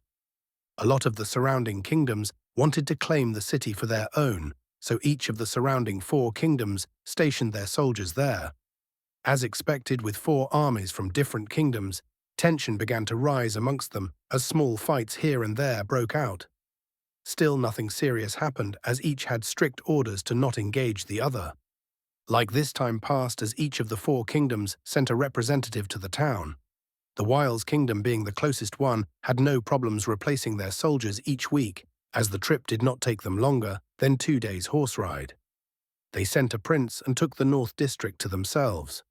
The Draras Kingdom was famed to have the strongest military. They also sent a prince as their representative and took the West District for themselves. Then came the Zosia Kingdom, mostly known for being the richest. Their kingdom was founded by merchants who bought their land and ended up growing to become one of the richest kingdoms in the land they sent their princess, and ended up with the South District. Finally came the Nadia dynasty. They were not the strongest, nor were they the richest, but they were the oldest. Their dynasty could be traced back to the beginning of mankind, and is considered one of the oldest, most mysterious dynasties in the continent. They ended up sending a princess and claiming the East District as theirs. It was like this that each kingdom grew their respective districts and ruled them as they were part of their own lands. The higher-ups eventually came to the decision of forming an alliance in order to protect themselves from the rest of the kingdoms and empires that may want to monopolize the gate for their personal use. They shall stand together in case of an external threat. But in the city, each only rules over their respective districts and may not interfere with the others. There was one part of land, however, that was not claimed by any of them, one particular building that stood the closest to the gate, and that was the Adventurer Guild. With their latest guildmaster ascending and being hailed as the hero of mankind, none dared to oppose this giant organization that had its roots all over the continent. In the middle of the city, opposite to the Adventurer Guild, a gigantic tower was built with the combined efforts of all kingdoms. It palled in comparison to the Golden Gate, but was still a miracle by human standards. This tower was a neutral ground where leaders from each district came together at the end of each month to discuss the various matters concerning the city. Today coincidentally marked the end of the month and also the 10th year since the opening of the Golden Gate. At the top floor, a round table was situated in the middle of the room. 4 figures were seated around it. It has been 10 years since each of them were ordered to be sent here. When they came, they were still young and inexperienced. Now, however, the youngest was the Zosia princess, who just turned 29 this year, while the oldest was the Draras prince, who was 40. Ever since their kingdoms claimed parts of the city as their own, hostilities occurred between them. Problems arose, but each one was capable enough, and with multiple threats of invasions, the group soon came together in a strange type of bond. 10 years was short in the eyes of the gods, but in the eyes of mortals it was anything but that. And it was enough for this group of royals to form a bond akin to siblings with each other. And this only served to strengthen the bonds of their kingdoms, pushing them forward to new heights. The rules changed over time as people interacted with each other, slowly putting away their differences as they grew closer. The city was on its way to its golden age. One thing, however, that was constantly on the minds of everyone, the thing that brought all of them together under the same banner, the Golden Gate. It had been more than 10 years since the opening of the gate, and thousands of adventurous soldiers and even commoners who wished to test their luck were lost inside, as not even one managed to return. The mood around the table was gloomy as Darius, the prince of the Draras kingdom, looked at his fellows, all of which had somber looks on their faces. He spoke up with a deep, authoritative voice that made everyone pay attention to him. As all of you know, today marks the 10th year since the opening of the gate. We have long since lost countless of man trying to explore it, but to no avail. The recent expedition with the mages has been deemed a failure. All magic connections to them is lost once they entered, so we have no idea how to track them, and if they are dead or alive. His red hair fluttered as he smashed his hand on the table in anger. Nadia, the youngest one present, cleared her throat. Her dark brown eyes were somber as she spoke. We have completely lost connections to the gods as well. All those present turned to look at her in shock. Rose covered her mouth with her hand as she asked, "You mean?" William of the Wiles interrupted her, saying, "Impossible. You mean to tell the gods abandoned us?" The room turned quiet at his question. Before Darius broke the silence, there was a prophecy that warned us of this wasn't there. To his question, Nadia nodded her head. Indeed, however, with the dragons disappearing and their continent turning into a living hell, most seemed to forget about the prophecy. William scratched his well-trimmed beard as he asked, "It shall be on the day that legends becomes history and gods nothing but mystery, that the silver-haired one will bring an end to the stagnation, whether it's for good or worse, right? But what does that even mean?" To that question, it was Rose who answered, "I think a part of it is self-explanatory by now. On the day legends becomes history and gods nothing but mystery. We have already lost contact with the gods, and I think we are witnessing the end of an era." Silence reigned over the room as realization of what could this imply to creeped on them. "May Izion watch over us." A silent prayer escaped from Darius' mouth as he nervously clutched his hands together. Chapter 51. New Civilization. Laura has lost count on how many years has passed since she, along with her companions, had entered the gate. No one knew for sure. As she walked through the halls of the giant castle, her mind wandered. She walked past the guards standing at the sides of the door to the conference room, giving her a military salute, to which she just nodded and entered the doors closing behind her. Hushed conversation made their way to her ears, but she chose to ignore them. "The Queen sure looks beautiful today as well," remarked one of the guards, his eyes filled with admiration and adoration. His companion covered his mouth with his finger, urging his friend to be quiet. "Shush, are you crazy? That's the Queen you talking about." The current Laura was far too different then, when she had entered the gate, wearing a pure white armor with 2 swords hanging by her waist. Her pure white hair moved much as soft beach grass in the wind, back and forth, revealing and hiding her golden eyes. Even in the darkness of the room you could see her, like a shining beacon. The white creamy tone of her skin reminding those that saw her of whipped milk as moonlight shone through the window and onto her. Inside the room 3 figures were seated around the tall table, her companions, Alan. The tank maintained a well-toned and muscular body. The aura surrounding him, however, was suffocating.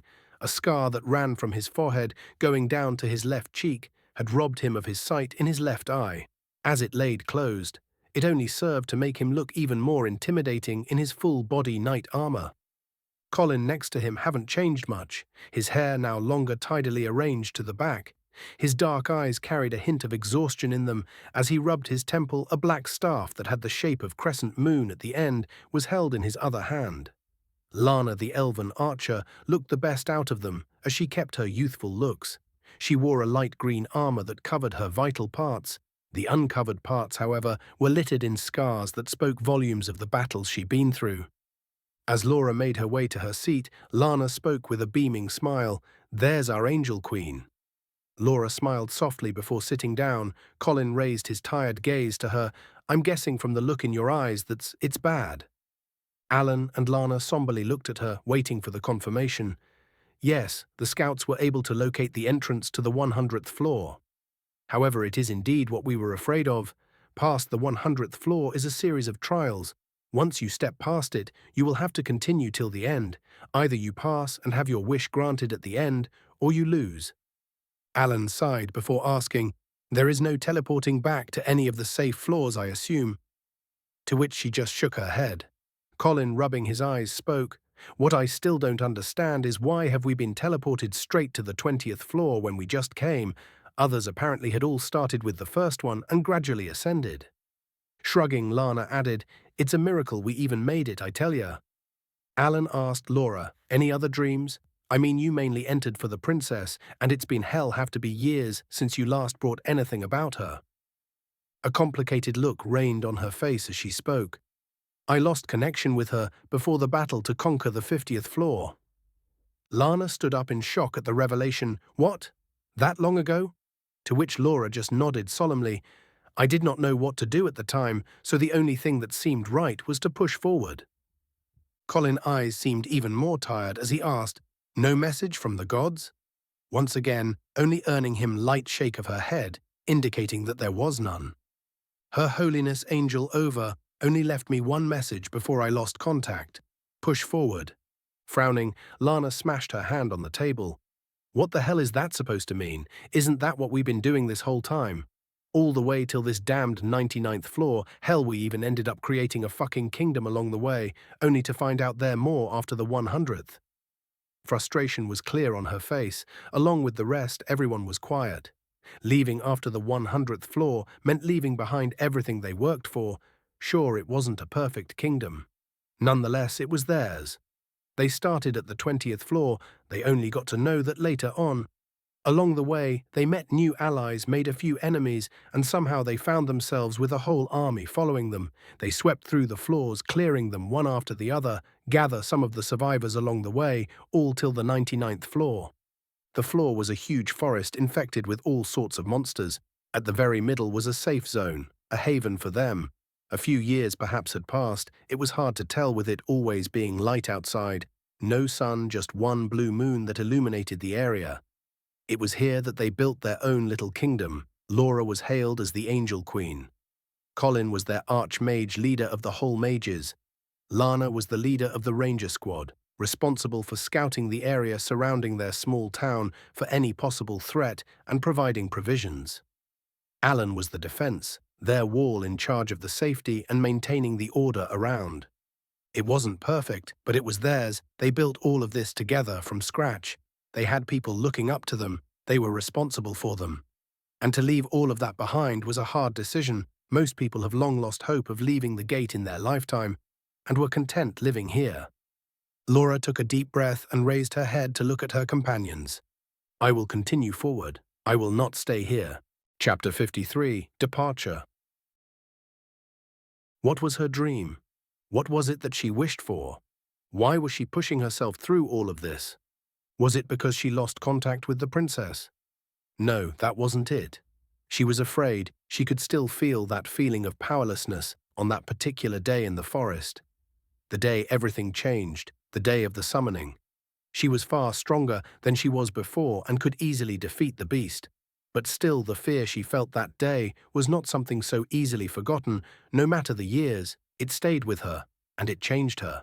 And she was not going to feel the same way again. So she will continue forward, she will ascend, and she will become a full-fledged angel. Such were the thoughts that occupied Laura's mind as she wore her white armor looking every bit a hero in it, her twin swords safely equipped by her side. She walked out towards the giant closed castle doors. As soon as she reached them, however, they automatically opened. Past the doors was a scene that made her halt her steps. Hundreds of adventurers gathered in front of the castle, all dropped what they were doing to see their queen. As soon as she came out, all of them went down on one knee. Hail the Angel Queen! Hail the Angel Queen! Hail the Angel Queen!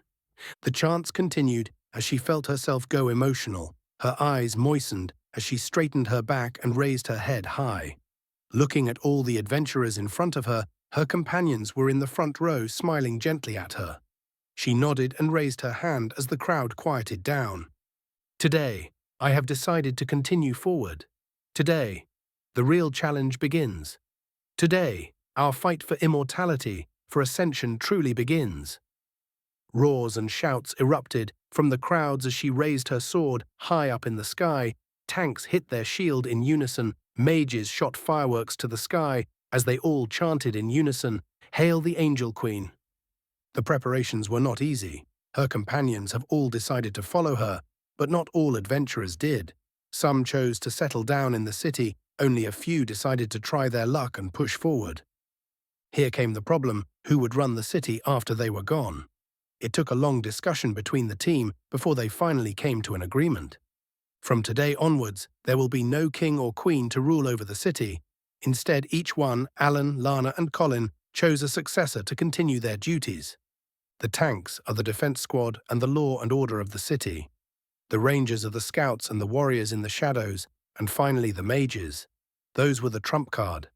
Each one of these held a district of their own, and each held significant influence over the city. With that decided and out of the way, the companions soon made their way out of the endless forest. In the 99th floor following them was a small army of elites, the best of the best the city had to offer. They numbered 200 exactly. 100 strong man and woman were the tanks. All walked in unison, making the ground shake with each step they made, all equipped with a giant shield and a claymore to match.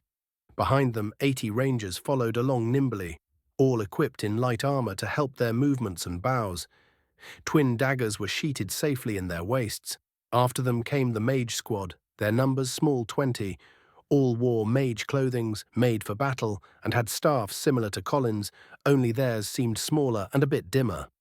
The walk didn't take long before the group came to a halt in front of a cliff.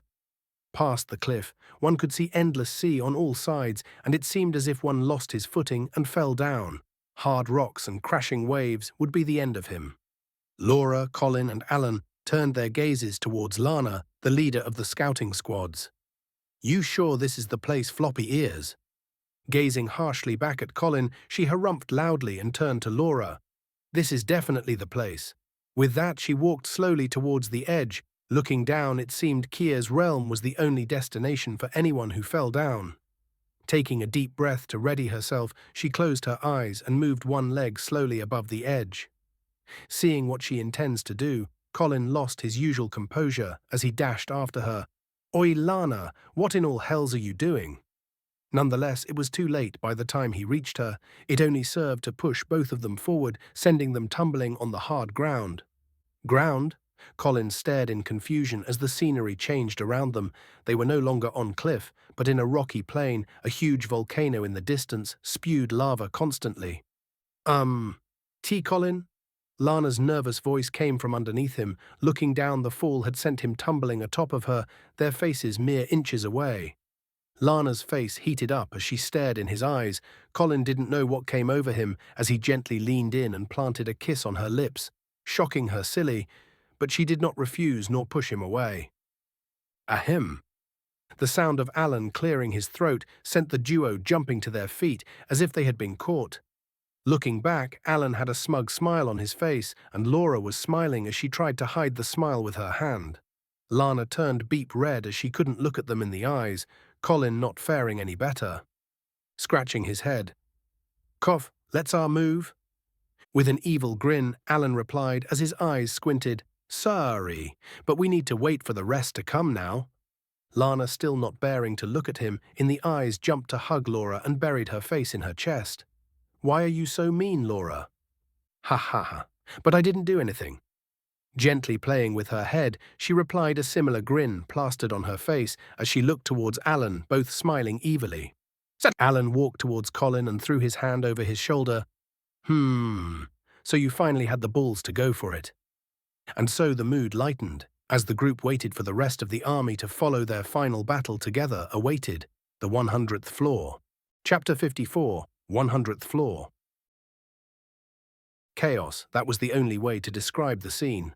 Long lost was the holiness they carried. All that was left was exhausted people, armors caked in blood, and bodies, dead bodies. But only if they remained as such. The dead rose to fight off what was once their allies, brothers killing each other. If that wasn't chaos, then what was? They entered the floor in high hopes. The elites of all races gathered to clear what they initially thought as the last floor. Everyone anticipated a hard fight, but none were ready for what was to come. The 100th floor was a huge rocky land. A giant volcano that seemed to tear the sky itself stood in the distance, constantly spewing lava. The army treaded with caution, Alan leading the tanks who surrounded the rangers in a square shape, who in their turn surrounded the mages. A simple but effective formation, as no one knew where the danger might come from. Laura and Alan were in the front lines leading everyone, while Lana and Colin were in charge of their respective squads. Approaching the volcano, they made their first contact with the monsters. None had seen such things. Humanoid skeletons attacked them first. No one had encountered such monsters. There had been no mentioning of undead in the outside world. Sure, one could come across the occasional myth about the dead coming back to life to haunt the living, but the lack of any evidence or sighting of said monsters had made them nothing but stories meant to scare children. But here there are in front of them, nothing but bones. Only Izion knows how they could even move as they launched themselves at them with no regards to their safety. Many people were unnerved by the bizarre scene. Nonetheless, all were veterans of hundreds of battles, so they managed to dispatch of the skeletons with no real efforts, as they were quite literally an unarmed pile of bones. It was easy to find out that their weakness laid in their heads. One had to crush that for them to truly die. That, however, was only the start. As the army dwelled closer towards the volcanic mountain, more and more skeletons appeared. These ones were armed. Some had simple swords, while others had spears. Nothing too hard for the army. The mages had no need to intervene, while arrows were quite useless against them unless they were magical. By the time they managed to dispose of the 5th batch, tiredness was slowly creeping on them, especially the tanks, as they were the ones making the most effort. The skeletons were no longer as easier to crush with simple movements. No, their movements became more refined and more lifelike with each wave, and by the 5th, the army suffered their first serious injury. By the 7th wave, no longer was it only simple skeletons. Behind them, green, rotting bodies came running. No limping would be more appropriate description, with snake-like emerald green eyes that darted around with a motionless gaze as they looked for their next prey. With flesh hanging like tattered rags, teeth filed to points, and long fingernails like claws. It was no surprise that most of the men were shocked silly by their appearance, their distraction more than enough time for several casualties as the beasts bit and gnawed at them. "Keep formation!" Shouting while crashing the head of one that jumped towards him, Alan turned to check on Laura, who swiftly dispatched of those swarming her. The battle was bloody, the monsters were fast, and had no sense of self-preservation as they threw themselves over the shields of the tanks, trading a limb for a chance to bite them. Nothing seemed to faze them as they continued their assault. The Rangers this time, however, proved useful, as one good arrow to the head seemed to do the job. The mages rained giant fireballs at the swarm of monsters, rushing towards them, trying to diminish their numbers. No end of the swarm was in sight. "Aim for their heads! Their heads!" Such shouts rang through the battlefield as the army slowly managed to push them away, gaining their footing. Getting past their initial fear of the unknown, once it was clear that they had a clear weakness, it was no longer as terrifying as before. The battle was long and tiring. By the end of it, exhausted troops gathered their dead and moved them away from the battlefield, while healers tended to the wounded. Their losses were heavy this time. The original army of 200 was now down to 150. The initial clash resulted in many surprised members losing their lives to the onslaught of the monsters. The tanks were the ones that suffered the most, losing 40 out of their members. 10 were lost from the Rangers as the undead broke through. None of the mages, however, were lost. The sky was of a dull grey as the small army laid camp a distance away from the battlefield. A small tent was raised as one healer tended to the wounded. The rest rested around a huge campfire. The mood was somber. It was their first time meeting such nightmarish beasts, and it was an experience none would ever forget, nor would they want to go through again. The leaders were seated in the middle closest to the fire as they discussed about the battle. Looking at Alan, Lana asked in concern, "You were not hurt, Alan?" "No, the armor was helpful," he replied, his eyes speaking volumes of how tired he was. Laura next to him had her armor caked in blood. Long gone was the shining white, only to be replaced with a crimson red. She was no better. They may have fought monsters, dragons, devils, all sorts of monstrosities along the way, but none such as these. None as relentless as these. You can kill one. 2 more will come. Kill those, 3 more will come. It never seemed to end. Sighting Colin held the bridge of his nose in deep thought. The dead rising. How ridiculous would such thought be on the outside world, but here? Before anyone could reply, however, an ear-piercing scream echoed through the now silent camp. Quickly jumping to their feet, Lana asked, "Where did that come from?" Alan, with cold eyes, replied slowly, "The injury tent." Chapter 55, Sacrifice. Those bitten will eventually turn to become one of those horrifying monsters. That was a lesson they had learned the hard way. Rushing towards the injury tent, Laura was first on the scene. What she saw was enough to make her stomach turn. The healer was on the floor, and so were his intestines. Atop of him were 2 tanks and a ranger. No former tanks and ranger. There was not an ounce of humanity in those emerald green eyes as they teared through his flesh, his eyes long lost focus, but still barely holding on to dear life. Across the tent, similar dead bodies of what was once injured soldiers were spread across the floor. It seemed that some turned and surprise attacked the rest. Swiftly beheading the monsters, Laura squatted down neath the mage, blood seeping from his mouth as his eyes regained their clarity for a second.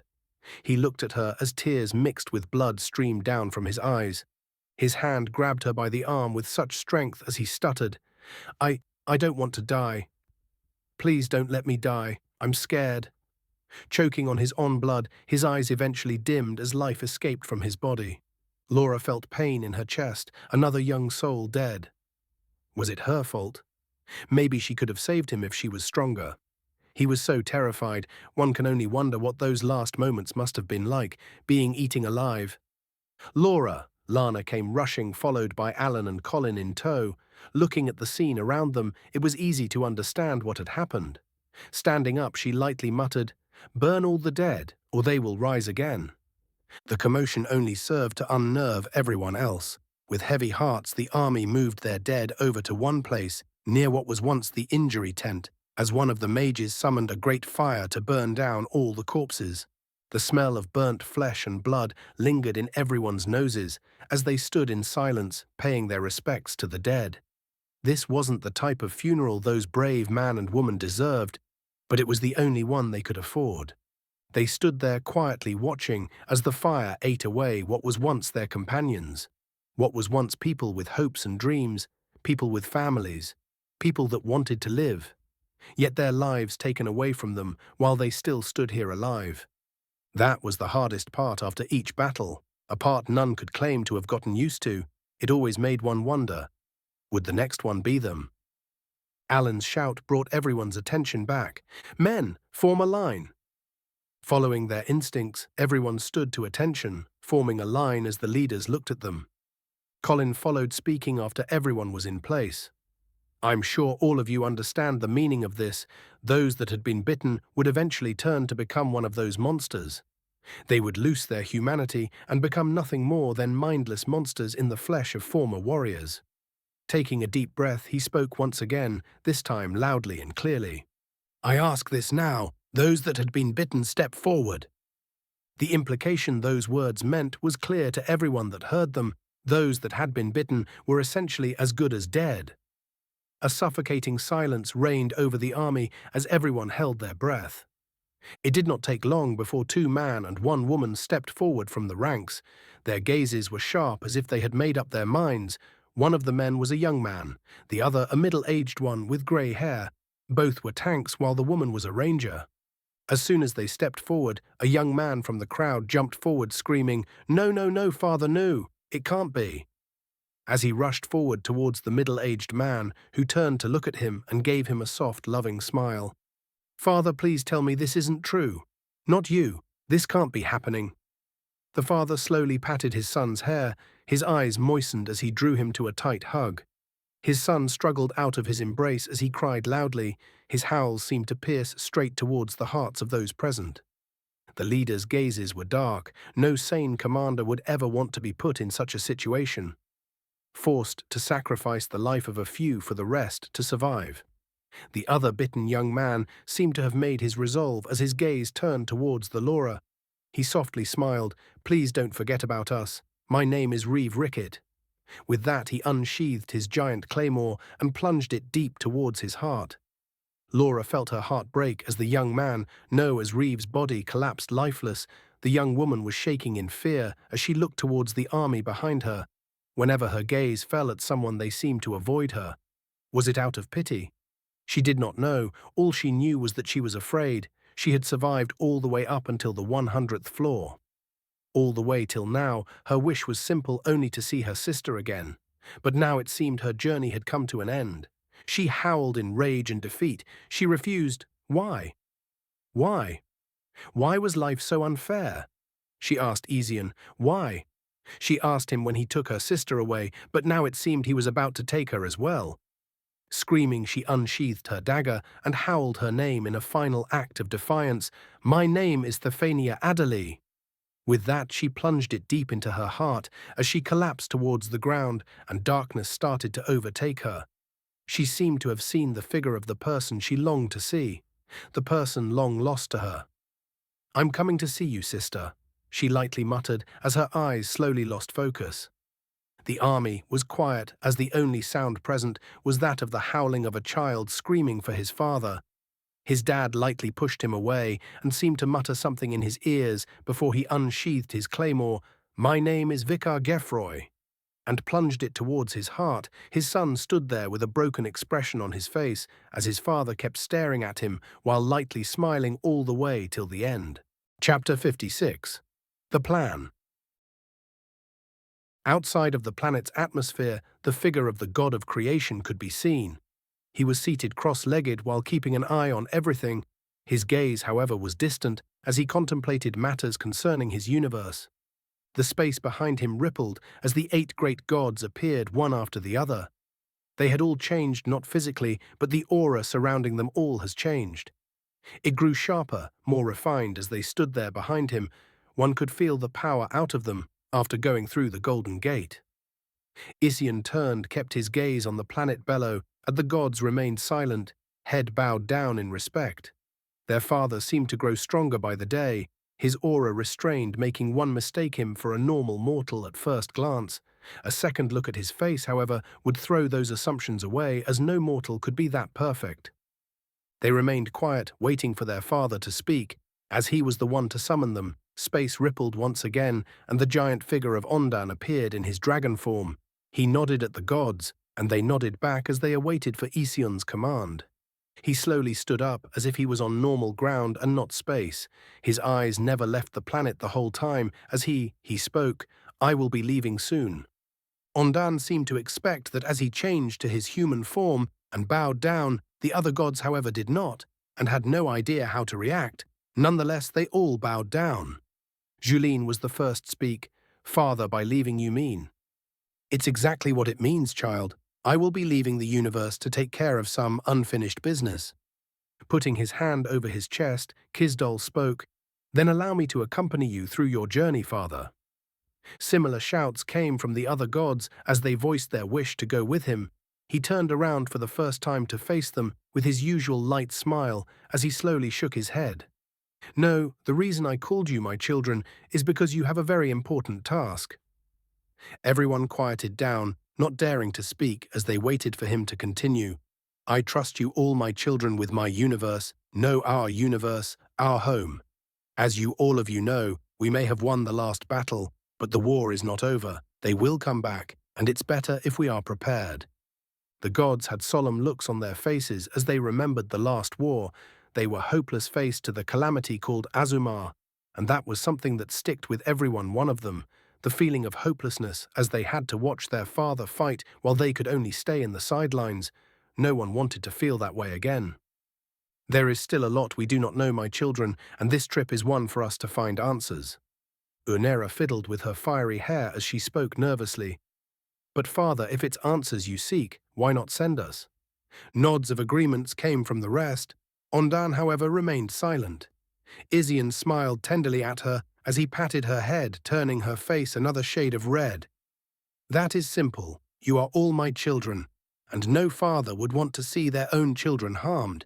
You all still have a lot of growing to do, and before that, as your father, it is my duty to protect all of you." Before anyone could voice their disagreement, he raised his hand to stop them from talking.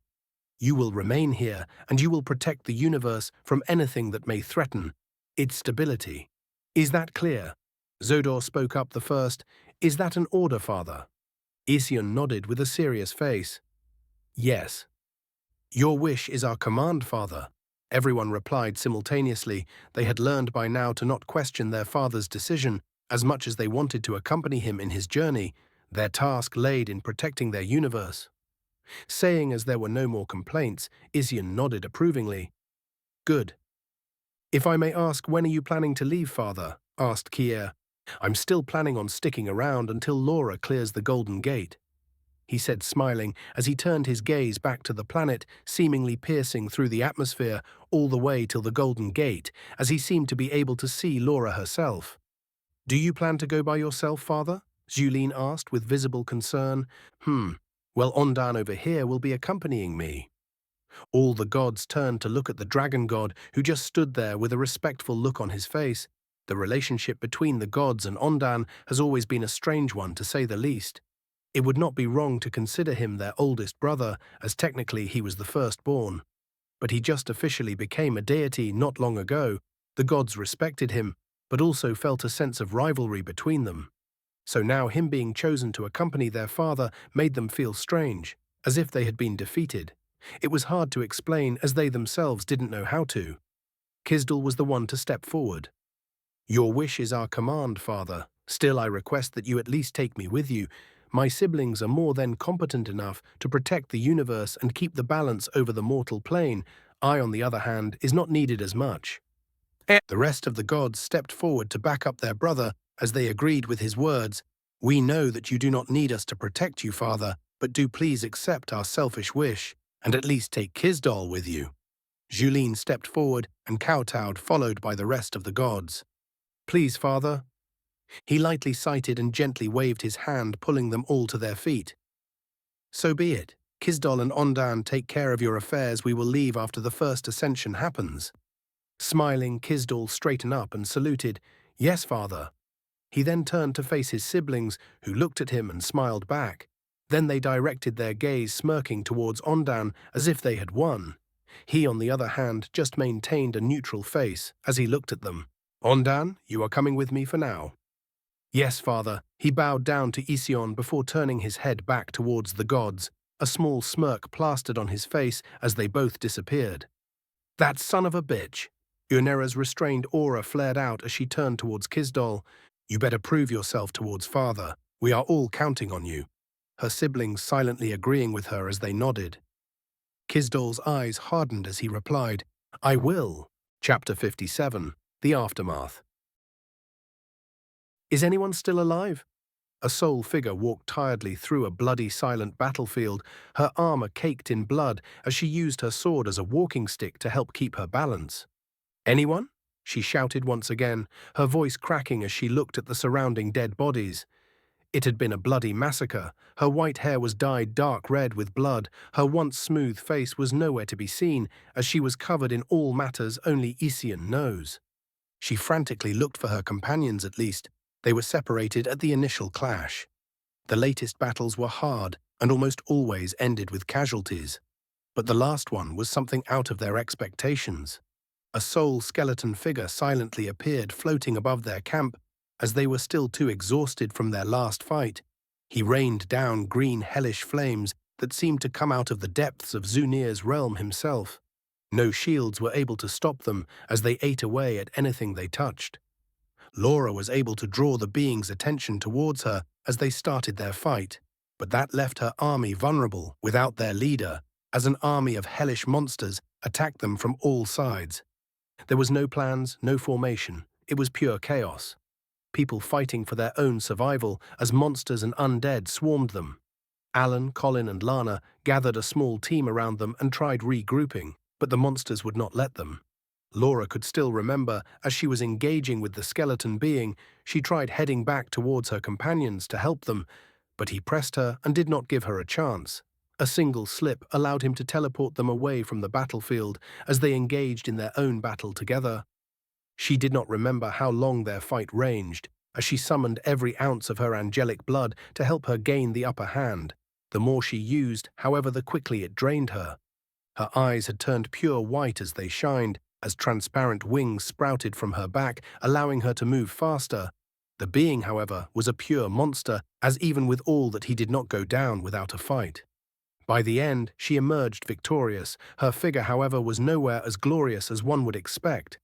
Her left leg was useless as she limped using her sword, her armor broken as cuts and bruises decorated her whole body. Her hair was dyed red with blood, she did not know whose. Nonetheless, she did not stop. She kept limping all the way back towards the battlefield. What awaited her, however, was only destruction. Bodies of her men littered all around the ground, surrounded by an even larger number of monster corpses. It was so quiet as she slowly walked through the sea of dead bodies. Her expression was broken as she looked at their faces. They had all died. Was it worth it? So many lives lost, all for the sake of clearing this one floor. Was it really worth it? She shouted, hoping for a survivor, praying to at least find someone, anyone. She could not be the only one to have survived. She refused to believe that. As she limped through the camp, her mind was blank as she desperately searched for her companions. At least them. At least them. She mumbled as she looked through the various corpses. She arrived at one area where there seemed to be significantly more monster corpses. Decapitated bodies of what were once tanks were littered in front of them, as they seemed to have laid their lives to stop the monsters. As she walked closer, her mind went blank as she saw a familiar body on the ground, Alan's. Around him, the monster corpses on the ground were way bigger than the rest, and all had slash marks from his claymore all over their bodies. She rushed with all the power she could muster towards him as she collapsed next to him. His armor was dented from the sides. A huge slash ran from his shoulder all the way down to his stomach. He laid on his back as his eyes were looking towards the grey sky. Alan, Alan, you are going to be okay, do you hear me? His eyes seemed to regain focus for a second as he looked at her and mustered a bloody smile. Laura, ha ha ha, cough, cough. You survived. Shush, don't speak, it's going to be okay, Alan. You are going to be fine. "I'm gonna fix this," she said as tears streamed down her face. He lost too much blood and was hurt too badly. She tried willing manner towards her as her hands glowed lightly for a second before turning back to normal. "No, no, no. Come one. Work." She tried willing it again, but she was too exhausted as well. Alan looked at her with a gentle smile as he moved his hand up towards her. She grabbed it with both hands, tears streaming from her eyes as he spoke. "Colin and Lana, they were behind me. I could not let those guys get them. Cough. Did they make it?" He asked weakly, his voice growing weaker towards the end. Tears blinded her vision as she wiped them with her hand and raised her head to look behind them.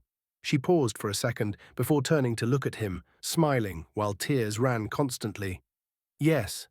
Yes, they made it. You protected them." Alan smiled weakly one last time, as if a burden was pulled from his shoulders, and gently closed his eyes, his hand no longer gripping hers. A heartbreaking scream echoed through the quiet battlefield as Laura sobbed uncontrollably next to Alan's body. After a while, she quieted down, her eyes red and moist. She weakly stood up and limped back for a few steps before stopping. Her face held a sad smile as her heart seemed to want to struggle out of her chest in pain. In front of her laid two people collapsed on the floor, holding each other's hands. They were none other than Colin and Lana. Chapter 58. The Final Stop. It took her close to 1 week, or so she estimated, before most of her injuries took a turn to the better. It had taken a toll on her body as she had struggled to bury all the corpses of her fallen comrades. A single rock stood at the end of each grave, marking it. At the very front, however, 3 graves stood out. Their rocks were significantly bigger, and should one come closer, they would be able to make out a name on each one. Alan, Colin, and Lana. She struggled hard to keep her tears at bay as she stood in front of the graves. It felt so unreal she could remember the day they met as if it was yesterday. The jokes they shared, the hardships, the victories. Now all that was left from what was once her companions was this. People needed to know of what happened here, their sacrifices. All these people's deaths should not be forgotten. She had spent another week looking for a giant rock that might fit her requirements before finally stumbling upon a particular-looking one. It was pitch black, while the surface was smooth. That would be the one, Laura thought, as she struggled to drag the giant rock back towards the now cemetery. After a lot of effort, she was able to place it at the very front of her companions' graves. On it, she used her angelic mana to carve out the events of this battle. This shall serve as a reminder to all those that come of the bravery these men and women had, of all their glorious deeds. This place would serve as their final resting ground. She rubbed her eyes as they moistened, muttering a silent prayer before her gaze hardened as she turned to face the giant volcanic mountain. With only one sword left, an armor that partially useless, she made her way to it. That was the final stop. The journey towards the foot of the mountain was uneventful. She had not met any monsters nor resistance along the way, but she was still exhausted. The gate had took its toll on her, on everyone that had entered. It was hard, and she had enough of all of it. A long sigh escaped her mouth as she paused near the familiar glowing transfer array. Turning back, she glanced at the direction of the final resting place of her friends before slowly stepping towards the array.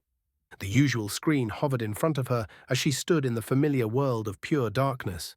She felt like she was floating, her only source of light the glowing screen hovering there. The once blue screen suddenly started flashing red as error messages occupied her vision. She did not know what was happening, nor did she have any power to change anything. All she could do was await for it to finish. Her heart raced in her chest as the darkness surrounding her seemed to be split in two. As a sun descended upon her, she could only shield her eyes with her hand as the darkness retreated. As the light slowly subdued, a familiar figure was made visible. She held her breath, not daring to move, as a divine aura, one she had felt long ago, washed over her. Her god had finally descended once again. She quickly dropped to the ground, kowtowing in respect as she awaited for him to speak. His eyes were gentle as he looked at her. Wearing his usual light smile, he slowly spoke in a low but majestic voice. "Congratulations, my child. You have made past the 100th floor." Still kowtowing, she slowly replied, her voice cracking as she struggled to hold her tears at bay. I do not deserve your praise, my God. It was with the help of my companions that I made it this far. Humble as well, I was right in choosing you. He lightly nodded. I am well aware of the contributions your companions had made. However, it is undoubtedly the truth that you are the one standing before me. You are the only one to survive. She did not speak, as tears she had struggled to hold back ran loose. Do not cry, my child, for it is but the way of life. Their journey had not ended it. It had merely started in another place. He spoke while gently pulling her up. Her red eyes met his as she seemed to lose herself in his gaze for a moment, before looking down on the ground. Now then, my child, it is time for a new chapter of your life to begin. Past this point, you are faced with two choices, he said while holding two fingers. One, you could continue past this flaw and face your trials. Your safety is not guaranteed, nor will your angelic blood be of help. Should you make it, however, your reward will be total freedom. You shall be free to leave this universe itself and roam through the stars. Gulping loudly, she asked in doubt, "And the second option, my God?" He smiled. "The second option is, you shall transcend now. You will be the first of the Valkyries. Your standing will be the same as the gods and angels. Your mission, however, will be to guide mortal souls you deem worthy to join the immortal army after death, should they accept. You will have total freedom to roam the realms. However, you are not to leave the universe unless I allow it, and you shall answer to me and me only. So what will it, he child?" She stood in shock for a second, her expression blank. "If I may ask, my God, you said I shall be free to roam the realms." "Indeed, Zodor's heavens or Zunir's hell, you are free to roam them all." She grew excited at the idea for a second, before slowly asking, My companions, my God, could I meet them? If their souls are deemed worthy to enter Zodor's realm, then yes.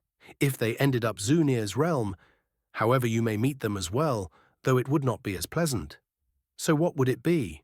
Chapter 59, The Valkyrie. In the kingdom left by Laura and her companions on the 99th floor, the mood of the entire city was somber. Their strongest protectors have left. Their queen had chosen to continue forward. It had taken them a couple of weeks before the kingdom was functioning again. The successors of Alan, Lana, and Colin were doing a good job in maintaining the stability of the kingdom city. Today was supposed to be another normal day. The soldiers were outside the city wall training in their formations. Leading them was a tall, muscular young man with long blonde hair that was tied back. This was Lawrence Allen's first successor. The tanks were training today near the walls, while the rangers were training a bit deeper in the forest. The mages were holed up deep inside the city, trying to further their research. "Keep formation, now move." Lawrence's loud voice could be heard booming through the crowd shouting orders, when suddenly a slim figure dashed from the forest in high speed, followed by a few more. The rangers, Lawrence halted in place and raised his hand to stop the soldiers behind him. The figure running towards him was Yesrel, an elf and Lana's successor. "Where is Fia?" she asked with a sense of urgency in her voice. Puzzled, Lawrence replied, "Still holed up in her tower, trying to finish Master Colin's work." "Why, what happened?" "The portal to the 100th floor. Something is happening." Before she could finish, however, a bright golden pillar erupted towards the sky as it seemed to cut a straight path towards the outside world itself. The group stood in shock, staring at the pillar of light, unable to speak, nor did they understand what was happening. Shortly after Fia joined them, she had a mage robe on that seemed a bit too large on her petite figure. Her short blue hair was messy as she made her way next to her companions. No one said a word. As the entire city quieted down, everyone's gazes was on the pillar, seemingly opening the sky itself. Do you think they made it?" A loud, audible gulp was heard as Yesrel silently asked. Fia slowly moved her finger and pointed at the pillar. "Someone is there." Two distinct human-shaped figures were seen flying towards the sky as everyone stood silent. Thud. The sound of people dropping to their knees echoed through the entire city as people dropped whatever they were doing to kowtow towards the sky. It seems like someone had made it. Outside of the gate, uproar was underway as the golden gate that stood there silent with no change for more than 10 years now erupted with a golden pillar of light that stretched towards the heavens. The light was visible through the entire continent, as people who had started to give up their hopes on the gate looked towards its direction in shock. The leaders of the city quickly gathered near the entrance waiting. "Did someone finally make it?" asked Darius, excitement clear on his voice as he gazed upon the pillar. No one replied, but the same thought occupied their minds as they waited. Nadia slowly pointed towards the sky in shock. My God." Following that, she quickly dropped to the ground, kowtowing. The leaders did not understand for a second before their eyes opened wide in realization. Following her, they dropped to the ground as well. Kowtowing. People all around the city dropped to their knees praying. Some were crying as they shouted, "God did not abandon us." In that time, everyone seemed to unite as they all stopped their training, work, whatever it was that they were doing before, to drop down in worship as their God was once again upon them. Laura was in shock. She had accepted God Aizen's offer to become the first ever Valkyrie. As soon as she did, a bright light covered her whole body, making her close her eyes for a second. The light disappeared as quickly as it appeared. She moved her hand in front of her face. An unfamiliar lily-white skin hand faced her. Long gone were the scars that she accumulated through her various battles. Her hair was golden as the sunlight reaching towards her waist. She looked back to face four gigantic white wings that seemed untainted and holy, lightly ruffling them as if to confirm they were truly hers. Her swords were no more. She, however, donned an armor that consisted of a gracefully carved helmet. A yellow round shield was held with her left hand. With a chain-mail corset, a long red feather cape flowed freely behind her back. She raised her head to look at her, God still not used to the drastic changes her body underwent. He looked back at her smiling before a sword materialized in his hand. For the first time he spoke in a serious voice, making her freeze in her spot. "This will be your sword. It shall be your companion and the token of your identity as a Valkyrie. You should never lose it." She gulped loudly before nodding solemnly. He slowly threw the sword in the air as it gently floated to her hand.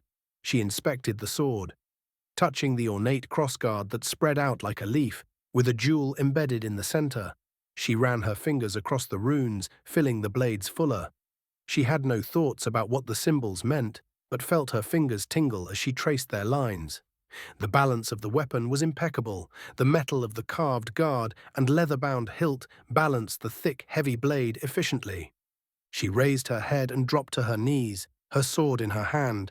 "I, Laura, first of the Valkyries, solemnly swear to protect and serve my god Aizen for as long as I may live, and fulfill my duties as a Valkyrie to the best of my abilities.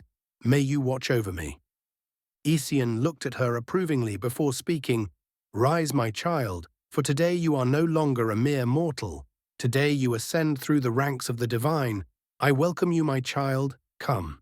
With that, he held his hand towards her. Her eyes moistened as she took it, before then gently floated towards the sky. Chapter 60. Floating towards the sky, Laura was strangely able to make out the outline of her kingdom. She could even see various people, all kowtowing towards them, her chest welled up in pride. She felt a bit reluctant now that she saw the city. Images of various people scrolled through her mind. 3 specific ones stood out the most. A single tear ran down her cheek as she was reminded of her friends and the various hardships they faced together. She shook her head, reminding herself that she would see them again. She would drink with Alan as Colin and Lana argued loudly over the table, only this time it would be a fun adventure, a peaceful one where none of them would have to die. She lightly smiled as she thought about that. They soon reached the outside world. Clear blue sky greeted her. She looked around in awe. The small town she had left when she just entered the gate was no more.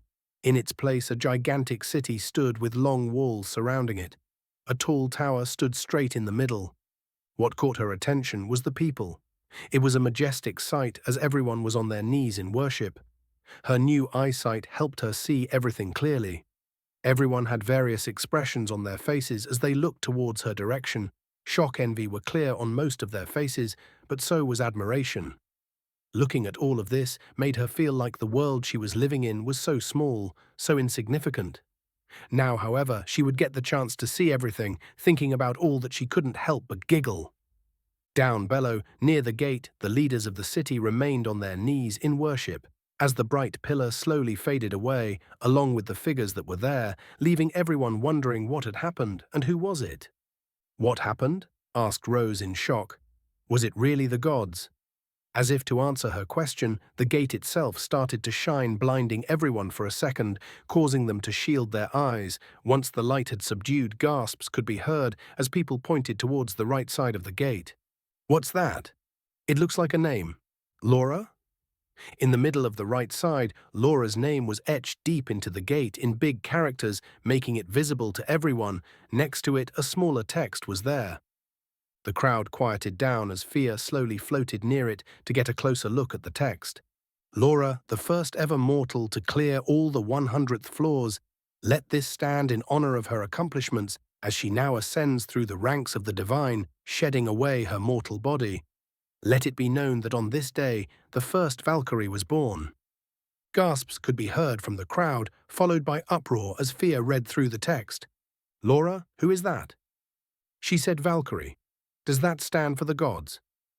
Wasn't there someone with the name of Laura the Shadow Slayer that disappeared in the gate more than 10 years ago? No, you dumbass. The gods had predicted the appearance of Valkyries before, but they had never said when they will appear. We are witnessing history. History, I'm telling you. Ision slowly guided Laura away from the planet. As they exited the atmosphere, he could hear her gasp as her eyes widened at the sheer size of space. She looked back towards the planet that was looking like a blue gem. He could feel her emotions. She was excited as her head darted all around, trying to take in all the sights around her. She, however, clinched closer to him as he could feel her getting more nervous by the second. He stopped and turned to face her. Beautiful, isn't it? He asked as he looked towards the planet. Laura quickly replied, yes, I can't believe it was this big. He lightly laughed at her reaction before speaking, ha ha ha ha. You did not get to visit the other continents as a mortal, but now you should be able to. Space seemed to ripple behind them as a figure silently appeared behind them. Laura turned in alert at the disturbance. Ision, however, did not move his gaze from the planet. I'm sure this is not the first time you saw her, right? He asked, to which Laura's eyes widened for a second before she gave a deep bow. Laura greets Her Holiness Ova. Thank you for taking care of me all this time. Ova lightly laughed while covering her mouth with her hand, looking very graceful. Fufu, you don't need to address me as such. You are now a divine yourself. Ision nodded before he turned to look at them. Ova, show her around and inform Zodor to prepare her residence, as it will be in his realm. Bowing gracefully in response, she held her hand towards Laura. She paused for a second, looking at Ova and then Ision. He smiled lightly at her and urged her to take Ova's hand. You shall meet your friends, my child. Ova over here will be your guide around the universe, so you could get used to everything and start your duties. Now go. She nodded before bowing deeply towards him. Thank you, my God. I will do my utmost best to not disappoint you and fulfill my duties to the best of my abilities.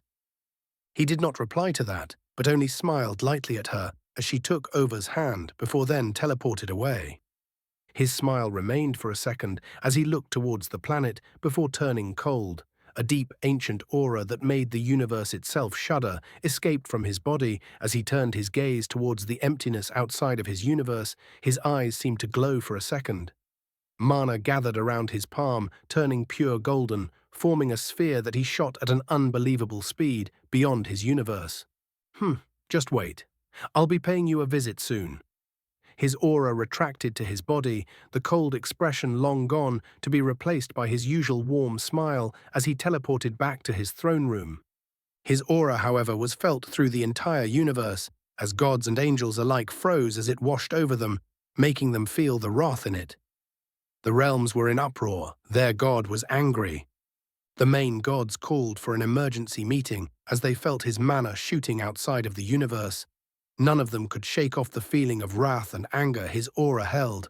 Chapter 61, Tournament. Sitting in his throne room, his right arm supporting his head as he leaned on it, on his left palm a swirl ball of golden mana danced gracefully, forming various shapes. Ision sat there, an unreadable expression dawned on his face, a cold, oppressing aura surrounded him, covering the empty, quiet throne room. Ondan. He lightly muttered. The humanoid figure of the dragon god materialized in front of the throne as he dropped to his knees. My God, he spoke with a voice full of respect. How is the matter of your successors going? Ondan visibly shuddered before replying, The tournament is in its final stages, my God, and I should be able to leave at any moment you decide. Isian nodded in approval at that. Good, we shall leave when your tournament concludes. Our guests are getting restless, he said, flashing a toothy grin that made shivers run down Ondan's spine. He cleared his throat and tried regaining his composure before speaking, My God, if I may be selfish to ask. Isian looked at him in curiosity before speaking, Ask, what is it? I would be honored if your holiness graced us with your presence in the finals of the tournament. Isian rubbed his chin as he looked at Ondan in deep thought. I guess there is no harm in doing so. He nodded. Ondan's face lit up in joy as he struggled to control the grin on his face. He bowed deeply in respect. I am forever grateful, my God. Isian waved him off. Lead the way. A purple portal opened up in the throne room as Ondan respectfully urged his god in. Nodding, Isian seemed to gently float down from his throne, lightly towards the ground. His hands were behind his back as he confidently strode forward in the gate. Ondan followed closely behind as the gate closed after their passing, leaving the throne room empty. The pair reappeared above a giant arena. The stands were full as they easily held thousands upon thousands of dragons in human forms. The giant arena was situated on top of tall rock that stood up from the sea. Endless water stretched as long as the eye can see. The only way to the arena was flight or teleportation. As soon as Isian and Ondan appeared above the arena, the stands quieted down. Clearing his throat, Ondan spoke up in a loud, authoritative voice, Kneel for your god. To that, the thousands of dragons present fell on their knees in worship. In a united voice they spoke, We greet the All-Father Isian. We greet the dragon god Ondan. Ondan nodded in pride as he lightly nodded, then turned towards Isian, who lightly smiled in approval, before slowly replying, Shall we start? To that, Ondan replied enthusiastically, Yes. He then turned towards the crowd. Bello opened his hands wide and spoke loudly to everyone, Let the finals begin. With that, the crowd went wild with cheering, as Ondan led Isian towards the upper platform where they sat down overlooking the entire arena. Isian sat down on a large throne-like chair, while Ondan sat a little bit behind him to the left in a smaller throne chair. The finalists was one young-looking male with white as snow hair and golden eyes. He seemed excited at the aspect of fighting in front of his gods. He was named a prodigy since he was born, storming through the competition all the way towards the finals. He was sure this was his fate to become the next dragon god. While facing him was a middle-aged woman, her hair was as dark as the night and had a few strands of white in it. That, however, did not take away from her charm. Her face had a mature hint to it. Her eyes, however, were a stark contrast to her hair. They seemed to hide within them a wisdom gained along the years. Isian looked towards the finalists as they moved slowly to face both him and Ondan, and kneeled. Isian smiled and waved them to start. My God, who do you think would win? Asked Ondan with curiosity as he glanced towards Isian. He just lightly smiled while touching his chin. It should already be obvious. Oh? Looks like it started. On the stage, the two participants stood to each side as they stared at each other. The young male gave a war cry as dashed towards the middle-aged woman, transforming to his full dragon form along the way. A giant white dragon jumped at the woman. Two balls of white celestial mana that seemed to suck the light into them came out of thin air. The woman looked calmly as the balls came flying towards her before they could arrive, however she vanished from her place. The dragon stopped in his place, then whipped his long tail behind him, knocking the woman, who seemed to step out of the void, back in the air. The shockwave knocked the wind back towards the spectators as the crowd went wild. The woman stood unmoving and calmly gazed at the dragon. Her hands that she used to defend herself from the prior clash were transformed to dark as void claws. Her pupils transformed as well to an ominous dark color. Two pairs of equally black wings sprouted from her back. The white dragon felt a shiver run down his spine as she grinned. For the first time since the fight has started looking like a devil, coming from the depths of Zunir's realm. She moved with such a speed, leaving sonic booms and after-imagines as the dragon tried falling back, failing to keep up with her nimble small figure as she jumped from place to place, slashing at him with her claws. Wounds slowly accumulated on his body as he roared in frustration towards the sky. The sky above them seemed to open as similar giant white celestial balls of mana fell towards the arena like a meteor shower. The crowd gasped at the scene while a green transparent shield was summoned to protect the crowd from the meteors. Chapter 62. The Dragon Goddess. Dust flew as the meteors fell, making vision almost impossible. The crowd went silent as they waited for the dust to subdue. Ondan's face was one of pure shock. Izian next to him wore a faint smile. The scene slowly cleared as two figures were seen standing a few feet apart facing each other. The middle-aged woman's figure was caked in blood but stood firm, a scary grin on her face. The young man, on the other hand, was still looking as graceful as ever. He was no longer in his draconic form, but was back to his human one. His eyes, however, were full of fear. The crowd went wild as this match seemed to have a winner. Cheering erupted as they waited for their gods to announce the winner. A shocked gasp, followed by an abrupt silence. The young man's figure that was as graceful at the start slowly started aging faster and faster. To the crowd's horror, in a mere seconds, he went from a handsome young man to nothing but a sack of old bones, not stopping there all the way to becoming a skeleton that soon collapsed on the floor from the sheer weight of his armor. Ondan stood up abruptly before turning to look at Izion, who had an unfathomable smile on his face as he looked towards the middle-aged woman. There was no cheering on the crowds. No one could cheer, as this was the first murder, the first death ever since they have ascended. A solemn mood overtook the arena as a suffocating aura leaked from Ondan, forcing everyone to their knees. Izion didn't move, however, as he merely looked towards the middle-aged woman in interest. She was trying to stand up to the aura of Ondan.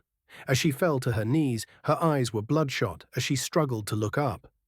The crowd was silent because they knew, everyone present knew the implication. Everyone knew what this meant. Ever since their ascension, the dragons became immortals. Nothing other than their gods themselves should be able to kill them. Yet here, in front of their own eyes, one of their own was killed by another that wasn't yet up to the ranks of the gods. What did that mean? Izion slowly stood up and with a wave of his hand dismissed the oppressive aura surrounding the arena. To that Ondan just took a step back respectfully, his head low in respect. He slowly floated down towards the arena and was soon standing face to face with the middle-aged woman. "What is your name?" The grin that was on her face was no more. In its place was serious expression, one full of respect. "This lowly one is called Shade. I greet the All-Father," she said with a bow. Izion nodded, while rubbing his chin in thought as he seemed to study her. He soon spoke again. "When did you evolve?" Her eyes flashed a hint of shock before soon turning to a look of respect. This lowly one had the honor to evolve during the Great War. "I thought as such, and I suppose that was the first time you have made contact with the system, right?"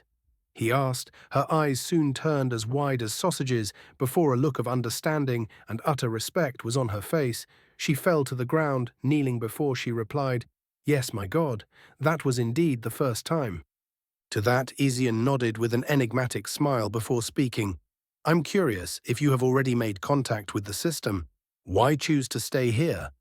You should realize that you have the potential to grow and perhaps overtake your god Ondan, so why stay?" To that, the crowd that was silent erupted with conversation, throwing the entire place into chaos. Overtake their god Ondan? Their father? How was that possible? What did that mean? "Silence," shouted Ondan, his aura forcing everyone to quiet down. His expression turned neutral as he looked towards his god and Shade.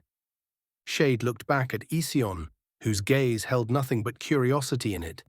There was no hint of malice nor ulterior motive as he waited for her reply. Taking a deep breath to ready herself, she spoke slowly. "With all respect, my god, this is my home. I was raised amongst the dragons. My parents laid their lives to in the Great War, all so that arrogant kid can survive. If he just listened, I wouldn't have lost both my parents that day." After she reached this part, her pure black eyes moistened as tears streamed from her face. When I saw my parents die because of his stupid mistake, just because he was so proud of himself, just because he considered himself above all of us, I was filled with rage. There was nothing I wanted more than kill him there and then. But I couldn't. That was the first time I made contact with the system. My God, after that I grew stronger by the day. But the war soon ended and we ascended. I knew he would go for the seat of the dragon god, and I couldn't just stand and watch someone like that become our god. She spoke, her fists clenched tight in rage, before she took another deep breath to calm down. And the idea of killing him with my own hands was too tempting, my God.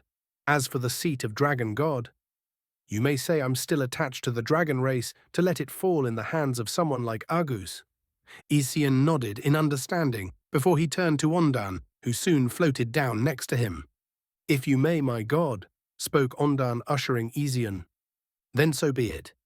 I, Yizian, present to you the new dragon goddess. The cheering once again erupted as a golden pillar of light descended on Shade, bathing in her in its holy light.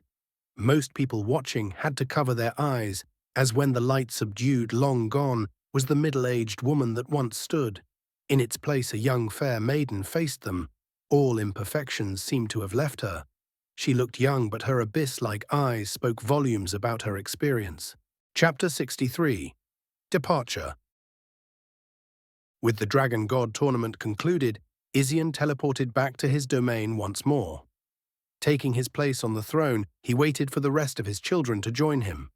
Ondan was respectfully standing behind the throne chair, his gaze sharp as he stood straight as an arrow. It did not take long before the rest of the gods made their way into the throne room, each giving a respectful bow to which Isian nodded in acknowledgement before standing to the side as they waited for him to speak. The silence, however, prevailed as he closed his eyes, seemingly sleeping, yet none dared to speak. The sounds of the giant door opening broke the deafening silence, followed by the sounds of footsteps. Ova made her way to the foot of the throne room, followed by Laura, who was giving a number of curious glances, yet seemed unfazed under the attention of all the gods. Urnera and Kisdol nodded approvingly at that. Both girls kneeled in greeting before Isian dismissed them with a wave. Now that all of you are here, I am sure all of you know the reason why I summoned you. The gods nodded solemnly in response. Ova had already filled Laura in on the details as she herself nodded in affirmation. Good, I trust all of you know of your respective duties. Yes, Father. A simultaneous reply came from the gods as they bowed their heads in respect. Good, Kisdol. My lord, hearing his name, Kisdol spoke up as he waited for his father to continue. Did you finish all your preparations? Yes, my lord, I'm ready to head off whenever you command. Nodding his head in confirmation, Isian continued, as for the rest of you, Virus, step forward. Hearing her name being called, Virus respectfully made her way closer to the throne before bowing once again. Father. Virus, I may have ordered your siblings to not interfere with the mortals, yet I'm not so cruel as to do the same to you. I know your children are still young and need your guidance for that. I grant you 400 years to lead and teach them. They may not interact with other races during this period, as their existence should remain unknown, am I clear? A hint of surprise flashed through her gaze before her lips turned upwards to form a wide smile. Yes, Father. Does anyone here disapprove of my decision? He spoke with a loud, authoritative voice. We wouldn't dare, Master, replied Ova, the gods lowering their heads in agreement. It was a fair judgment. It gave Eurus's children enough time to catch up with the current mortals. No one had anything against it. Good. Now, as I said before, for the rest of you, no one, and I mean no one, is to interfere with the mortals unless they are on the verge of extinction. Do I make myself clear? Sensing the solemn tone of Isian's voice, the gods quickly answered back. Understood, Father. Hearing their replies, Isian nodded in satisfaction before speaking. Now does anyone have any questions? As if already prepared for this, the gods simultaneously turned their gaze towards Kier, who seemed to be their representative. He lightly walked closer to the throne room, giving a quick, courteous bow before speaking. If I may ask, Father. Isian then waved his hand for him to continue. My siblings and I would like to know what would happen should another mortal clear the Golden Gate. Touching his chin, Isian fell into deep thought. He had indeed thought of this possibility. While I doubt any mortal would make it before the time I come back, in the event that someone actually does pass, then one of you is to go down and receive them.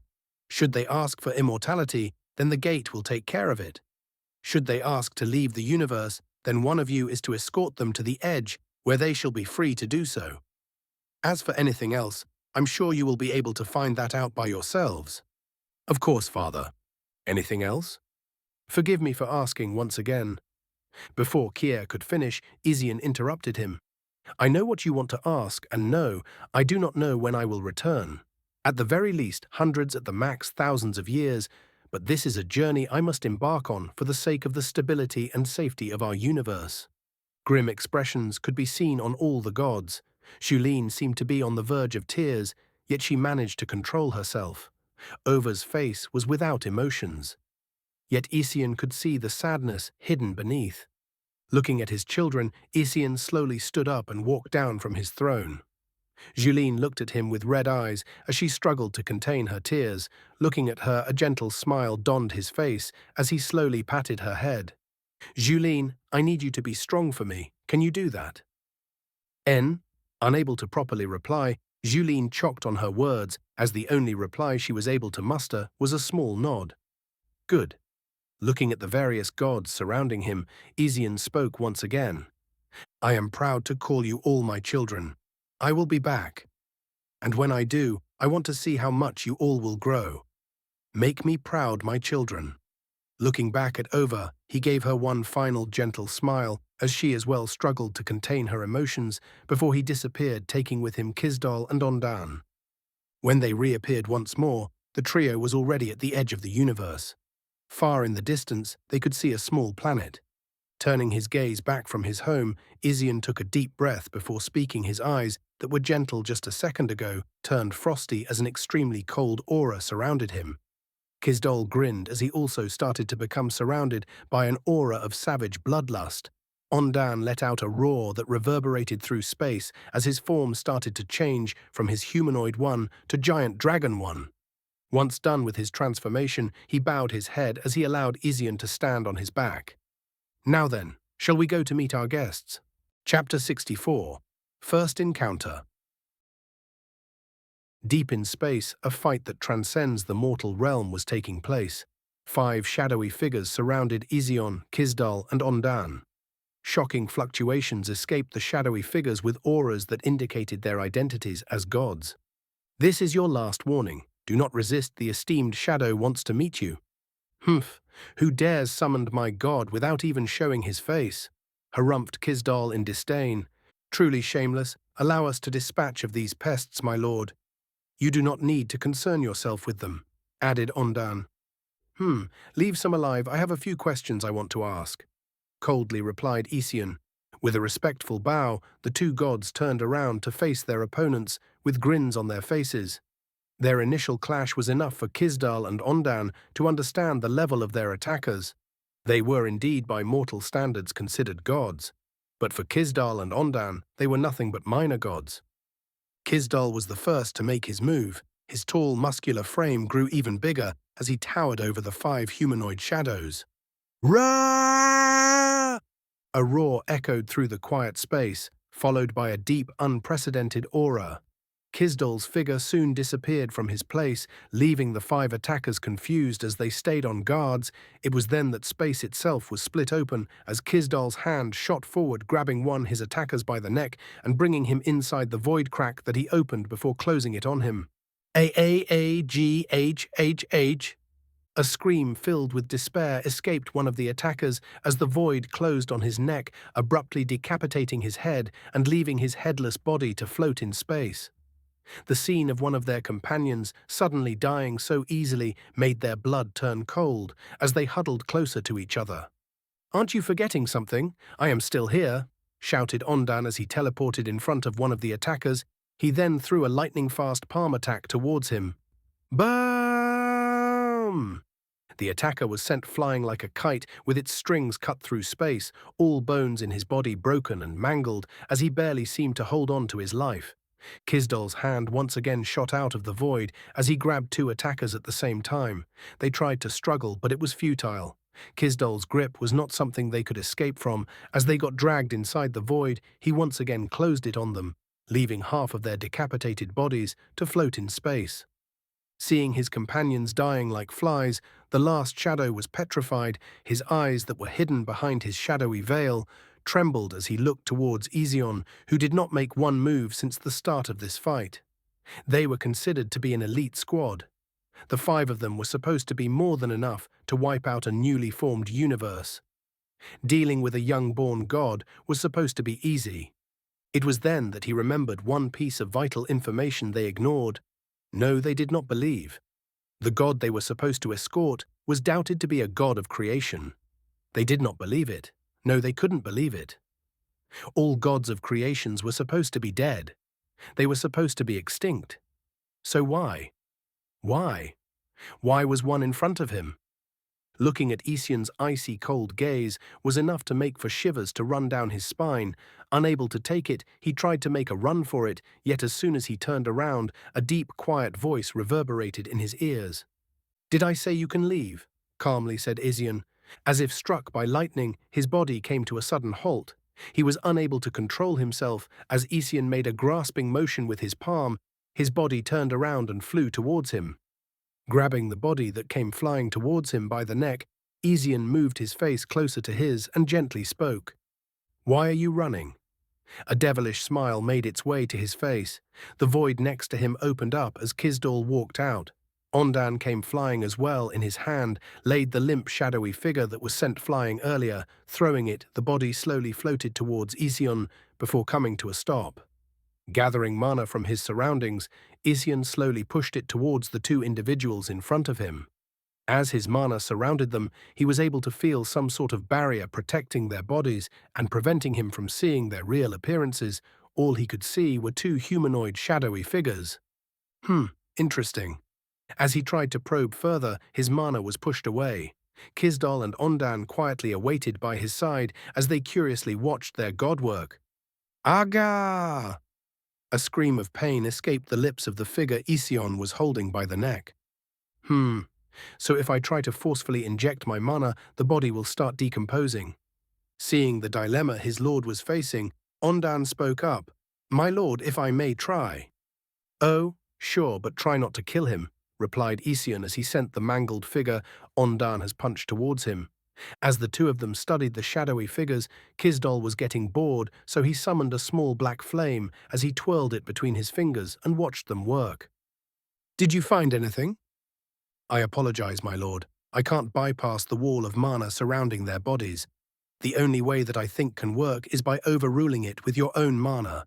But then it's a race against time. Will the body die first, or will you break it first?" That's what I thought as well," replied Ision as he stroked his chin in thought. He then turned his gaze towards the shivering figure floating in front of him. What? What do you want to do?" Not bothering to reply, Ision turned to Ondan and said, "Bring that one to me, he already on the verge of dying anyways." Nodding, Ondan sent the barely alive shadowy figure to Ision, who made it float in front of him. A look of concentration took over his face as a storm of mana started to gather around him. Their clothes whipped about wildly as Ision continued to gather mana from his surroundings. His deep ocean eyes suddenly turned into a holy golden color. With a swift motion, he willed all the mana into the mangled figure's body. Ah! A scream that no mortal being should be capable of escaped the mouth of the figure as he trashed wildly. His body that was moments ago on the verge of breaking suddenly seemed to hold so much vitality as he screamed. The shadowy veil that surrounded him slowly started dropping, revealing the alluring figure of a blonde-haired woman. Her eyes were closed as she screamed in pain. Boom! Without any warning, her body exploded. Kisdol, that was watching closely, summoned a shield to protect Ision, Ondan, and himself. Ondan, on the other hand, also managed to summon another layer to protect them, along with the last surviving shadowy figure.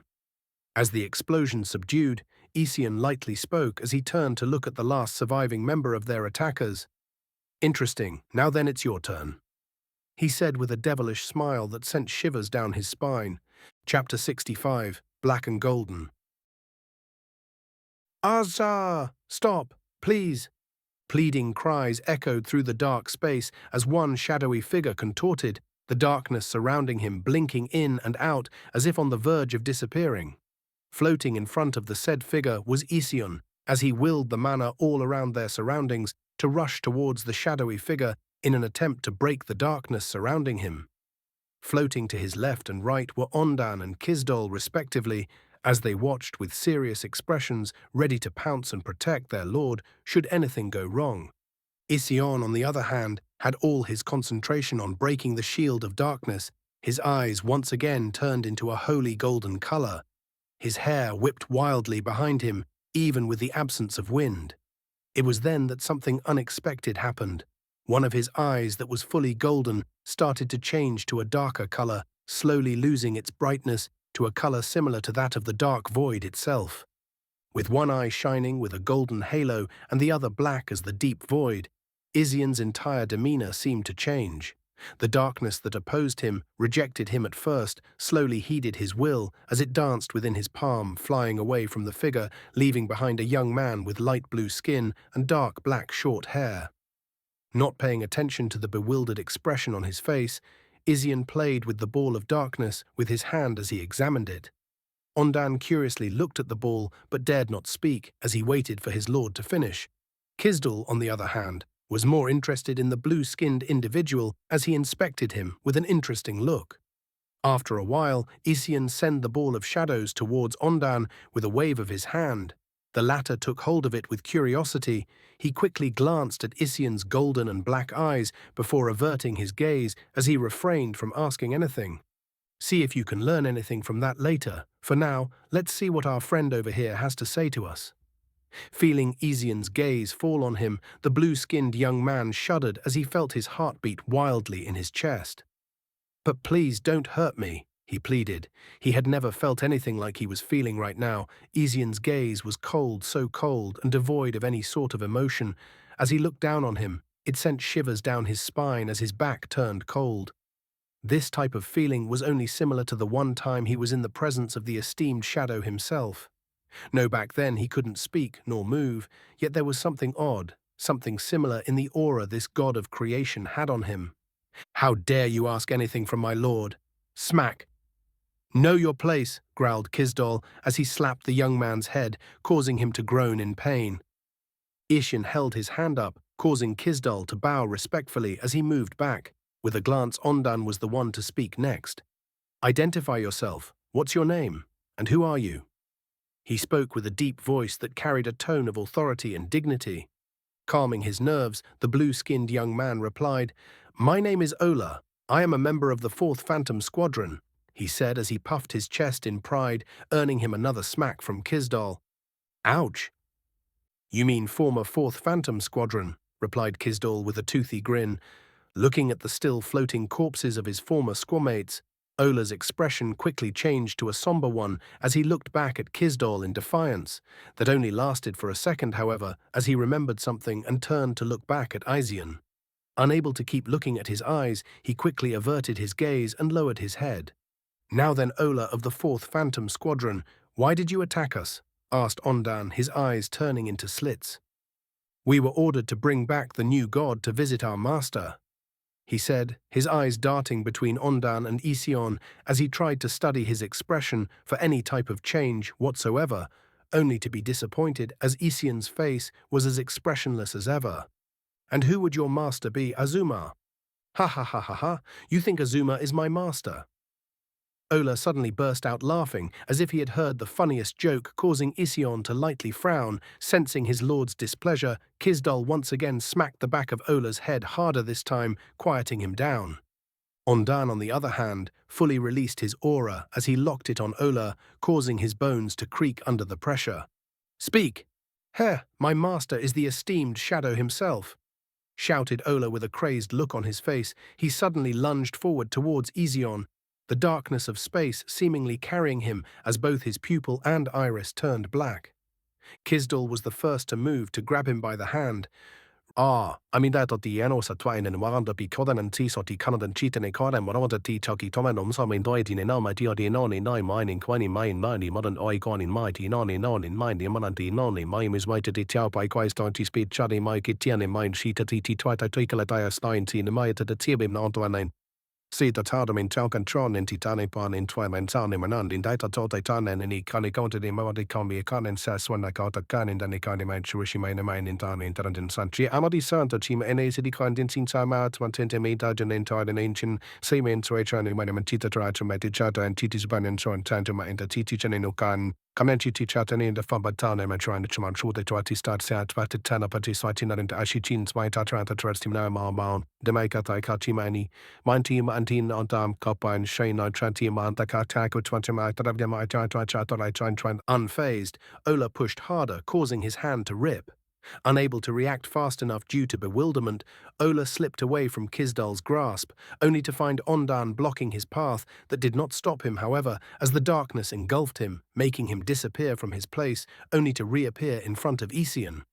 "I got you now, ha ha ha," he shouted crazily, his features no longer recognizable as the darkness seemed to consume him, turning his bluish skin to a faint dark one. Isian, however, was unfazed. With a lightning-quick movement, his hand shot out, grabbing Ola by the neck once more. His golden eye glowed even brighter, bathing the area in a faint golden holy light as he harumphed. "Stop."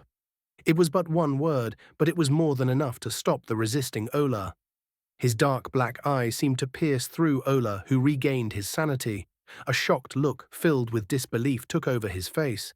Chapter 66. The Bird and the Dragon. As the duo stared at each other, the tension continued to rise. Kisdal and Ondan did not dare move a muscle as they carefully watched their lord deal with the offender. As expected of my lord, with nothing but a word he managed to reverse the entire situation, thought Kisdal as his eyes were shining with worship. Ondan, on the other hand, was filled with shock. Kisdal may be a god of war, but he wasn't as sensitive as him, an esteemed dragon god towards mana. He was able to see the degree of control over mana Ision had, and it was at an unbelievable level. It's almost as if mana is an extension of his body. His mind spun continently as he moved his eyes to look over at Ision's face, both of their gazes interlocked. It was nothing but a mere second, yet it felt like an eternity to Ondan. As he stared at those dark abyssal eyes, he felt his conscience darkening. A sense of indescribable danger took over him, as all his senses screamed at him to turn his gaze away. To do something. Look elsewhere. Alas, he couldn't. He could feel himself losing conscience, yet had no way of stopping it. "Ah, my lord, you truly are a head and shoulder above all of us." A small, satisfied smile took over his face as his eyes slowly turned darker and darker. Snap. It was then that the clear sound of finger snapping echoed in Ondan's mind. As if struck by lightning, his eyes widened as they regained their former clarity. Gasp! What? Not letting him continue, Isian spoke up. "It was my fault. I apologize I did not control myself as well as I should have," he said with a somber tone. "What? My lord, I am unworthy of such words. Please do not concern yourself with me," hurriedly replied Ondan, his face pale as he quickly bowed. Kisdal, on the other hand, was confused as his eyes darted between Ision and Ondan, unable to understand what had just occurred. Nodding, Ision turned his attention back to Ola. His head, however, was filled with thoughts over what had just happened. Not good. I almost obliterated Ondan's conscience. And what the hell is this mana? He thought while looking at his hand where a small black fog surrounded it. As his mind was preoccupied with such thoughts, and with Ondan still busy thinking about his near-death experience, while Kisdal was trying to figure out what was going on, everyone failed to notice a small change of mana inside Ola's body. When the mana fluctuations went expanded outside, it was already too late by then. Isian's eyes suddenly lit up, his senses screamed at him to run. It was a feeling far stronger than when he fought with Azuma. He hurriedly teleported towards Ondan and Kisdal, grabbing both of them before tearing an opening in the void and hurtling them inside. Just as he was about to step inside, an earth-shattering sound of an explosion rang from behind him. Bomb! The sound was so loud that even Kizdal and Ondan, who were already inside the void, heard it. Isian's ears rang as he quickly jumped inside to run away from the explosion, briefly looking behind him. As he did, the sight he saw was something that made his eyes widen and mouth drop. Space itself was being destroyed. He did not know how that was possible, but the explosion was so big that it caused space to collapse. Turning the void crack, he opened unstably. Ah! With a loud grunt, Isian willed all the surrounding mana he could to close the opening while also shielding them. All this happened in mere seconds, as the void crack closed safely, teleporting Ision and the rest away. The space they occupied seconds ago ruined by the aftermath of the earth-shaking explosion. In the middle of where the explosion took place, where Olan's body was obliterated, the hazy outline of a shadowy figure was barely visible. The figure vaguely resembled a blackbird, as its appearance constantly changed, as if unable to remain in one, yet strangely reverting back to that of a bird every time it did, before silently merging with space, effectively disappearing as if it was never here. Not long after, a huge hazy golden figure appeared from thin air. The figure was gigantic and not humanoid. It was vaguely similar to that of an eastern dragon. It was entirely covered with a golden glow, yet it didn't seem to exist in the same space. Its cold golden eyes were devoid of emotion as it looked down on the space where the explosion took place for a while, unmoving, as if trying to decipher the truth behind what happened over here. Humph. After a while, a loud harumph echoed through the empty space, causing it to shudder before the golden figure disappeared as silently as it had appeared. The only proof of its existence was the echoes of its harumph. Thousands of kilometers away, a void crack opened as 3 beams of lights flew out of it. Kizdal and Ondan had pale faces as they each held Isian from one side, supporting his flight. After they moved a significant distance away from the opening, the trio slowly came to a halt. Kizdal's eyes turned red as he gathered mana around them, creating a small patch of land in the empty space. Ondan then gently guided Isian there. With a wave of his hand, the land rose as it formed a bed of green grass. He then carefully helped his lord rest on top. As soon as Isian laid down, his conscience slowly left him as he drifted away in a blissful sleep. Ondan and Kizdal, however, were anything but calm as they gazed at each other with a look of mutual understanding. Kizdal's eyes once again burned bright red as he created layers upon layers of shields to surround them. Ondan then took over as he guided his mana to surround them effectively, hiding them from anyone's sights. The small piece of land that was out of place in an empty space quietly disappeared as if it had never existed before. Chapter 67. Trouble. Back in Isian's universe, the heavenly realm was busy as gods and angels could be seen flying around everywhere in a hurry. Ever since their god left, the entire realms were on the edge, as this was the first time since the creation of the universe that their god has left everything completely within their hands. Inside Zodor's palace was a giant hall. In the middle of the said hall was a round table with seats for every one of the main gods, plus 1 seat for Over, whose status was not any lesser than theirs. "Where are the others?" asked Zodor as he glanced around the table. Shulin, Urnera, Fidur, and Vuris were missing. Kizdal's seat was also empty as he accompanied Isian. "Let's wait a bit longer, brother. You do know how busy Julin, Urnera, and Fidur are. They have to keep the entire mortal plane in check. And Vuris, well, she is still too occupied with guiding her race," calmly replied Zunir. "They should be here soon," nodded Kier in agreement. A little while later, the sound of the door to the main hall opening, and the weary figures of Julin, Urnera, and Fidur made their way inside and sat themselves down. They each had a tired expression and did not mutter a word since they arrived. Before anyone could say anything, the door swung open once more. The cheerful figure of Vuris trotted inside, humming happily. "I apologize for being late. I hope I didn't make you all wait too long," she said while smiling. "It doesn't matter, sister. We all know you are occupied with guiding your mortals," replied Zodor with a shake of his head. "Yes, speaking of which, how is that going along?" asked Zunir, curiosity ever so evident in his eyes. Hearing her brother's question, Vuris' eyes beamed as she replied, "Oh, you have no idea. They are so smart. They have been Ahem, came the loud cough of Urnera, her eyes tired but annoyed. This is not the reason for our gathering today, she flatly said.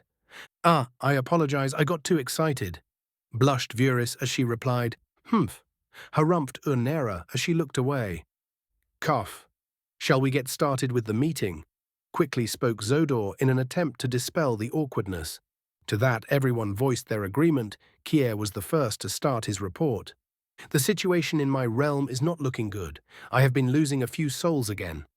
His voice calm, yet carrying a visible hint of anger. Again, groaned Zodor. Julien, Urnera and Fida wore a complicated expression on their faces after hearing what Kier had said. Do you think it's related to that person? Asked Vuris. She could feel her back turn cold as she remembered the fight her father had against that monster. No, I don't think it's related to that, replied Kier while shaking his head. What makes you think so? You sound sure that it isn't. Puzzledly asked Zuhnir. Yes, because this time I know where the souls have disappeared to. Where? Before he could reply, Sulene jumped to answer. The mortal plane. Hearing her reply, Kier turned to look at her with a shocked expression. How do you know that? Zodor, Zunir and Vuris quietly watched the ordeal in curiosity. Looking back at Urnera and Fidur, they all nodded before she turned to face her siblings and taking a deep breath before speaking. The Ereviel kingdom in the mortal plane has fallen. Confused, Vuris was the one to ask, the Ereviel kingdom? It's a small human kingdom that used to be situated next to a forest. Its inhabitants were my followers, replied Julien. Her heart ached as she remembered what had happened. Julien, you are not making any sense, flatly said Zuhnir. A while ago, a simple farmer woman lost her child in that forest. Losing her child had caused her to become blinded by rage, as she blamed us, blamed father for not saving him. I still don't understand what's strange. Countless of mortals die every day, and countless choose not to believe in us, curse us. How is this woman any different? Coldly asked Zodor. I am not exactly sure myself, but she changed. How? Nervously asked Kier. He did not like where this was going. She unlocked something that shouldn't exist, something that father himself forbade. Death magic. Hearing that a thick silence descended on the room, Kier was the first to recover as he asked, Are you sure? Absolutely, affirmed Julien, Urnera and Fidur nodding next to her. They were the ones responsible for the mortal plane. Something as big as this would not go unnoticed by them. So she has been using the souls from my Kier's plane to resurrect the dead, said Zunir. What do we do? Nervously asked Vuris. It's obvious, isn't it? We strike down the damned heretic, angrily shouted Zodor as he struck the table with his palm. Don't be too rash, brother. Remember father's orders, replied Fidur as he tried to calm his brother.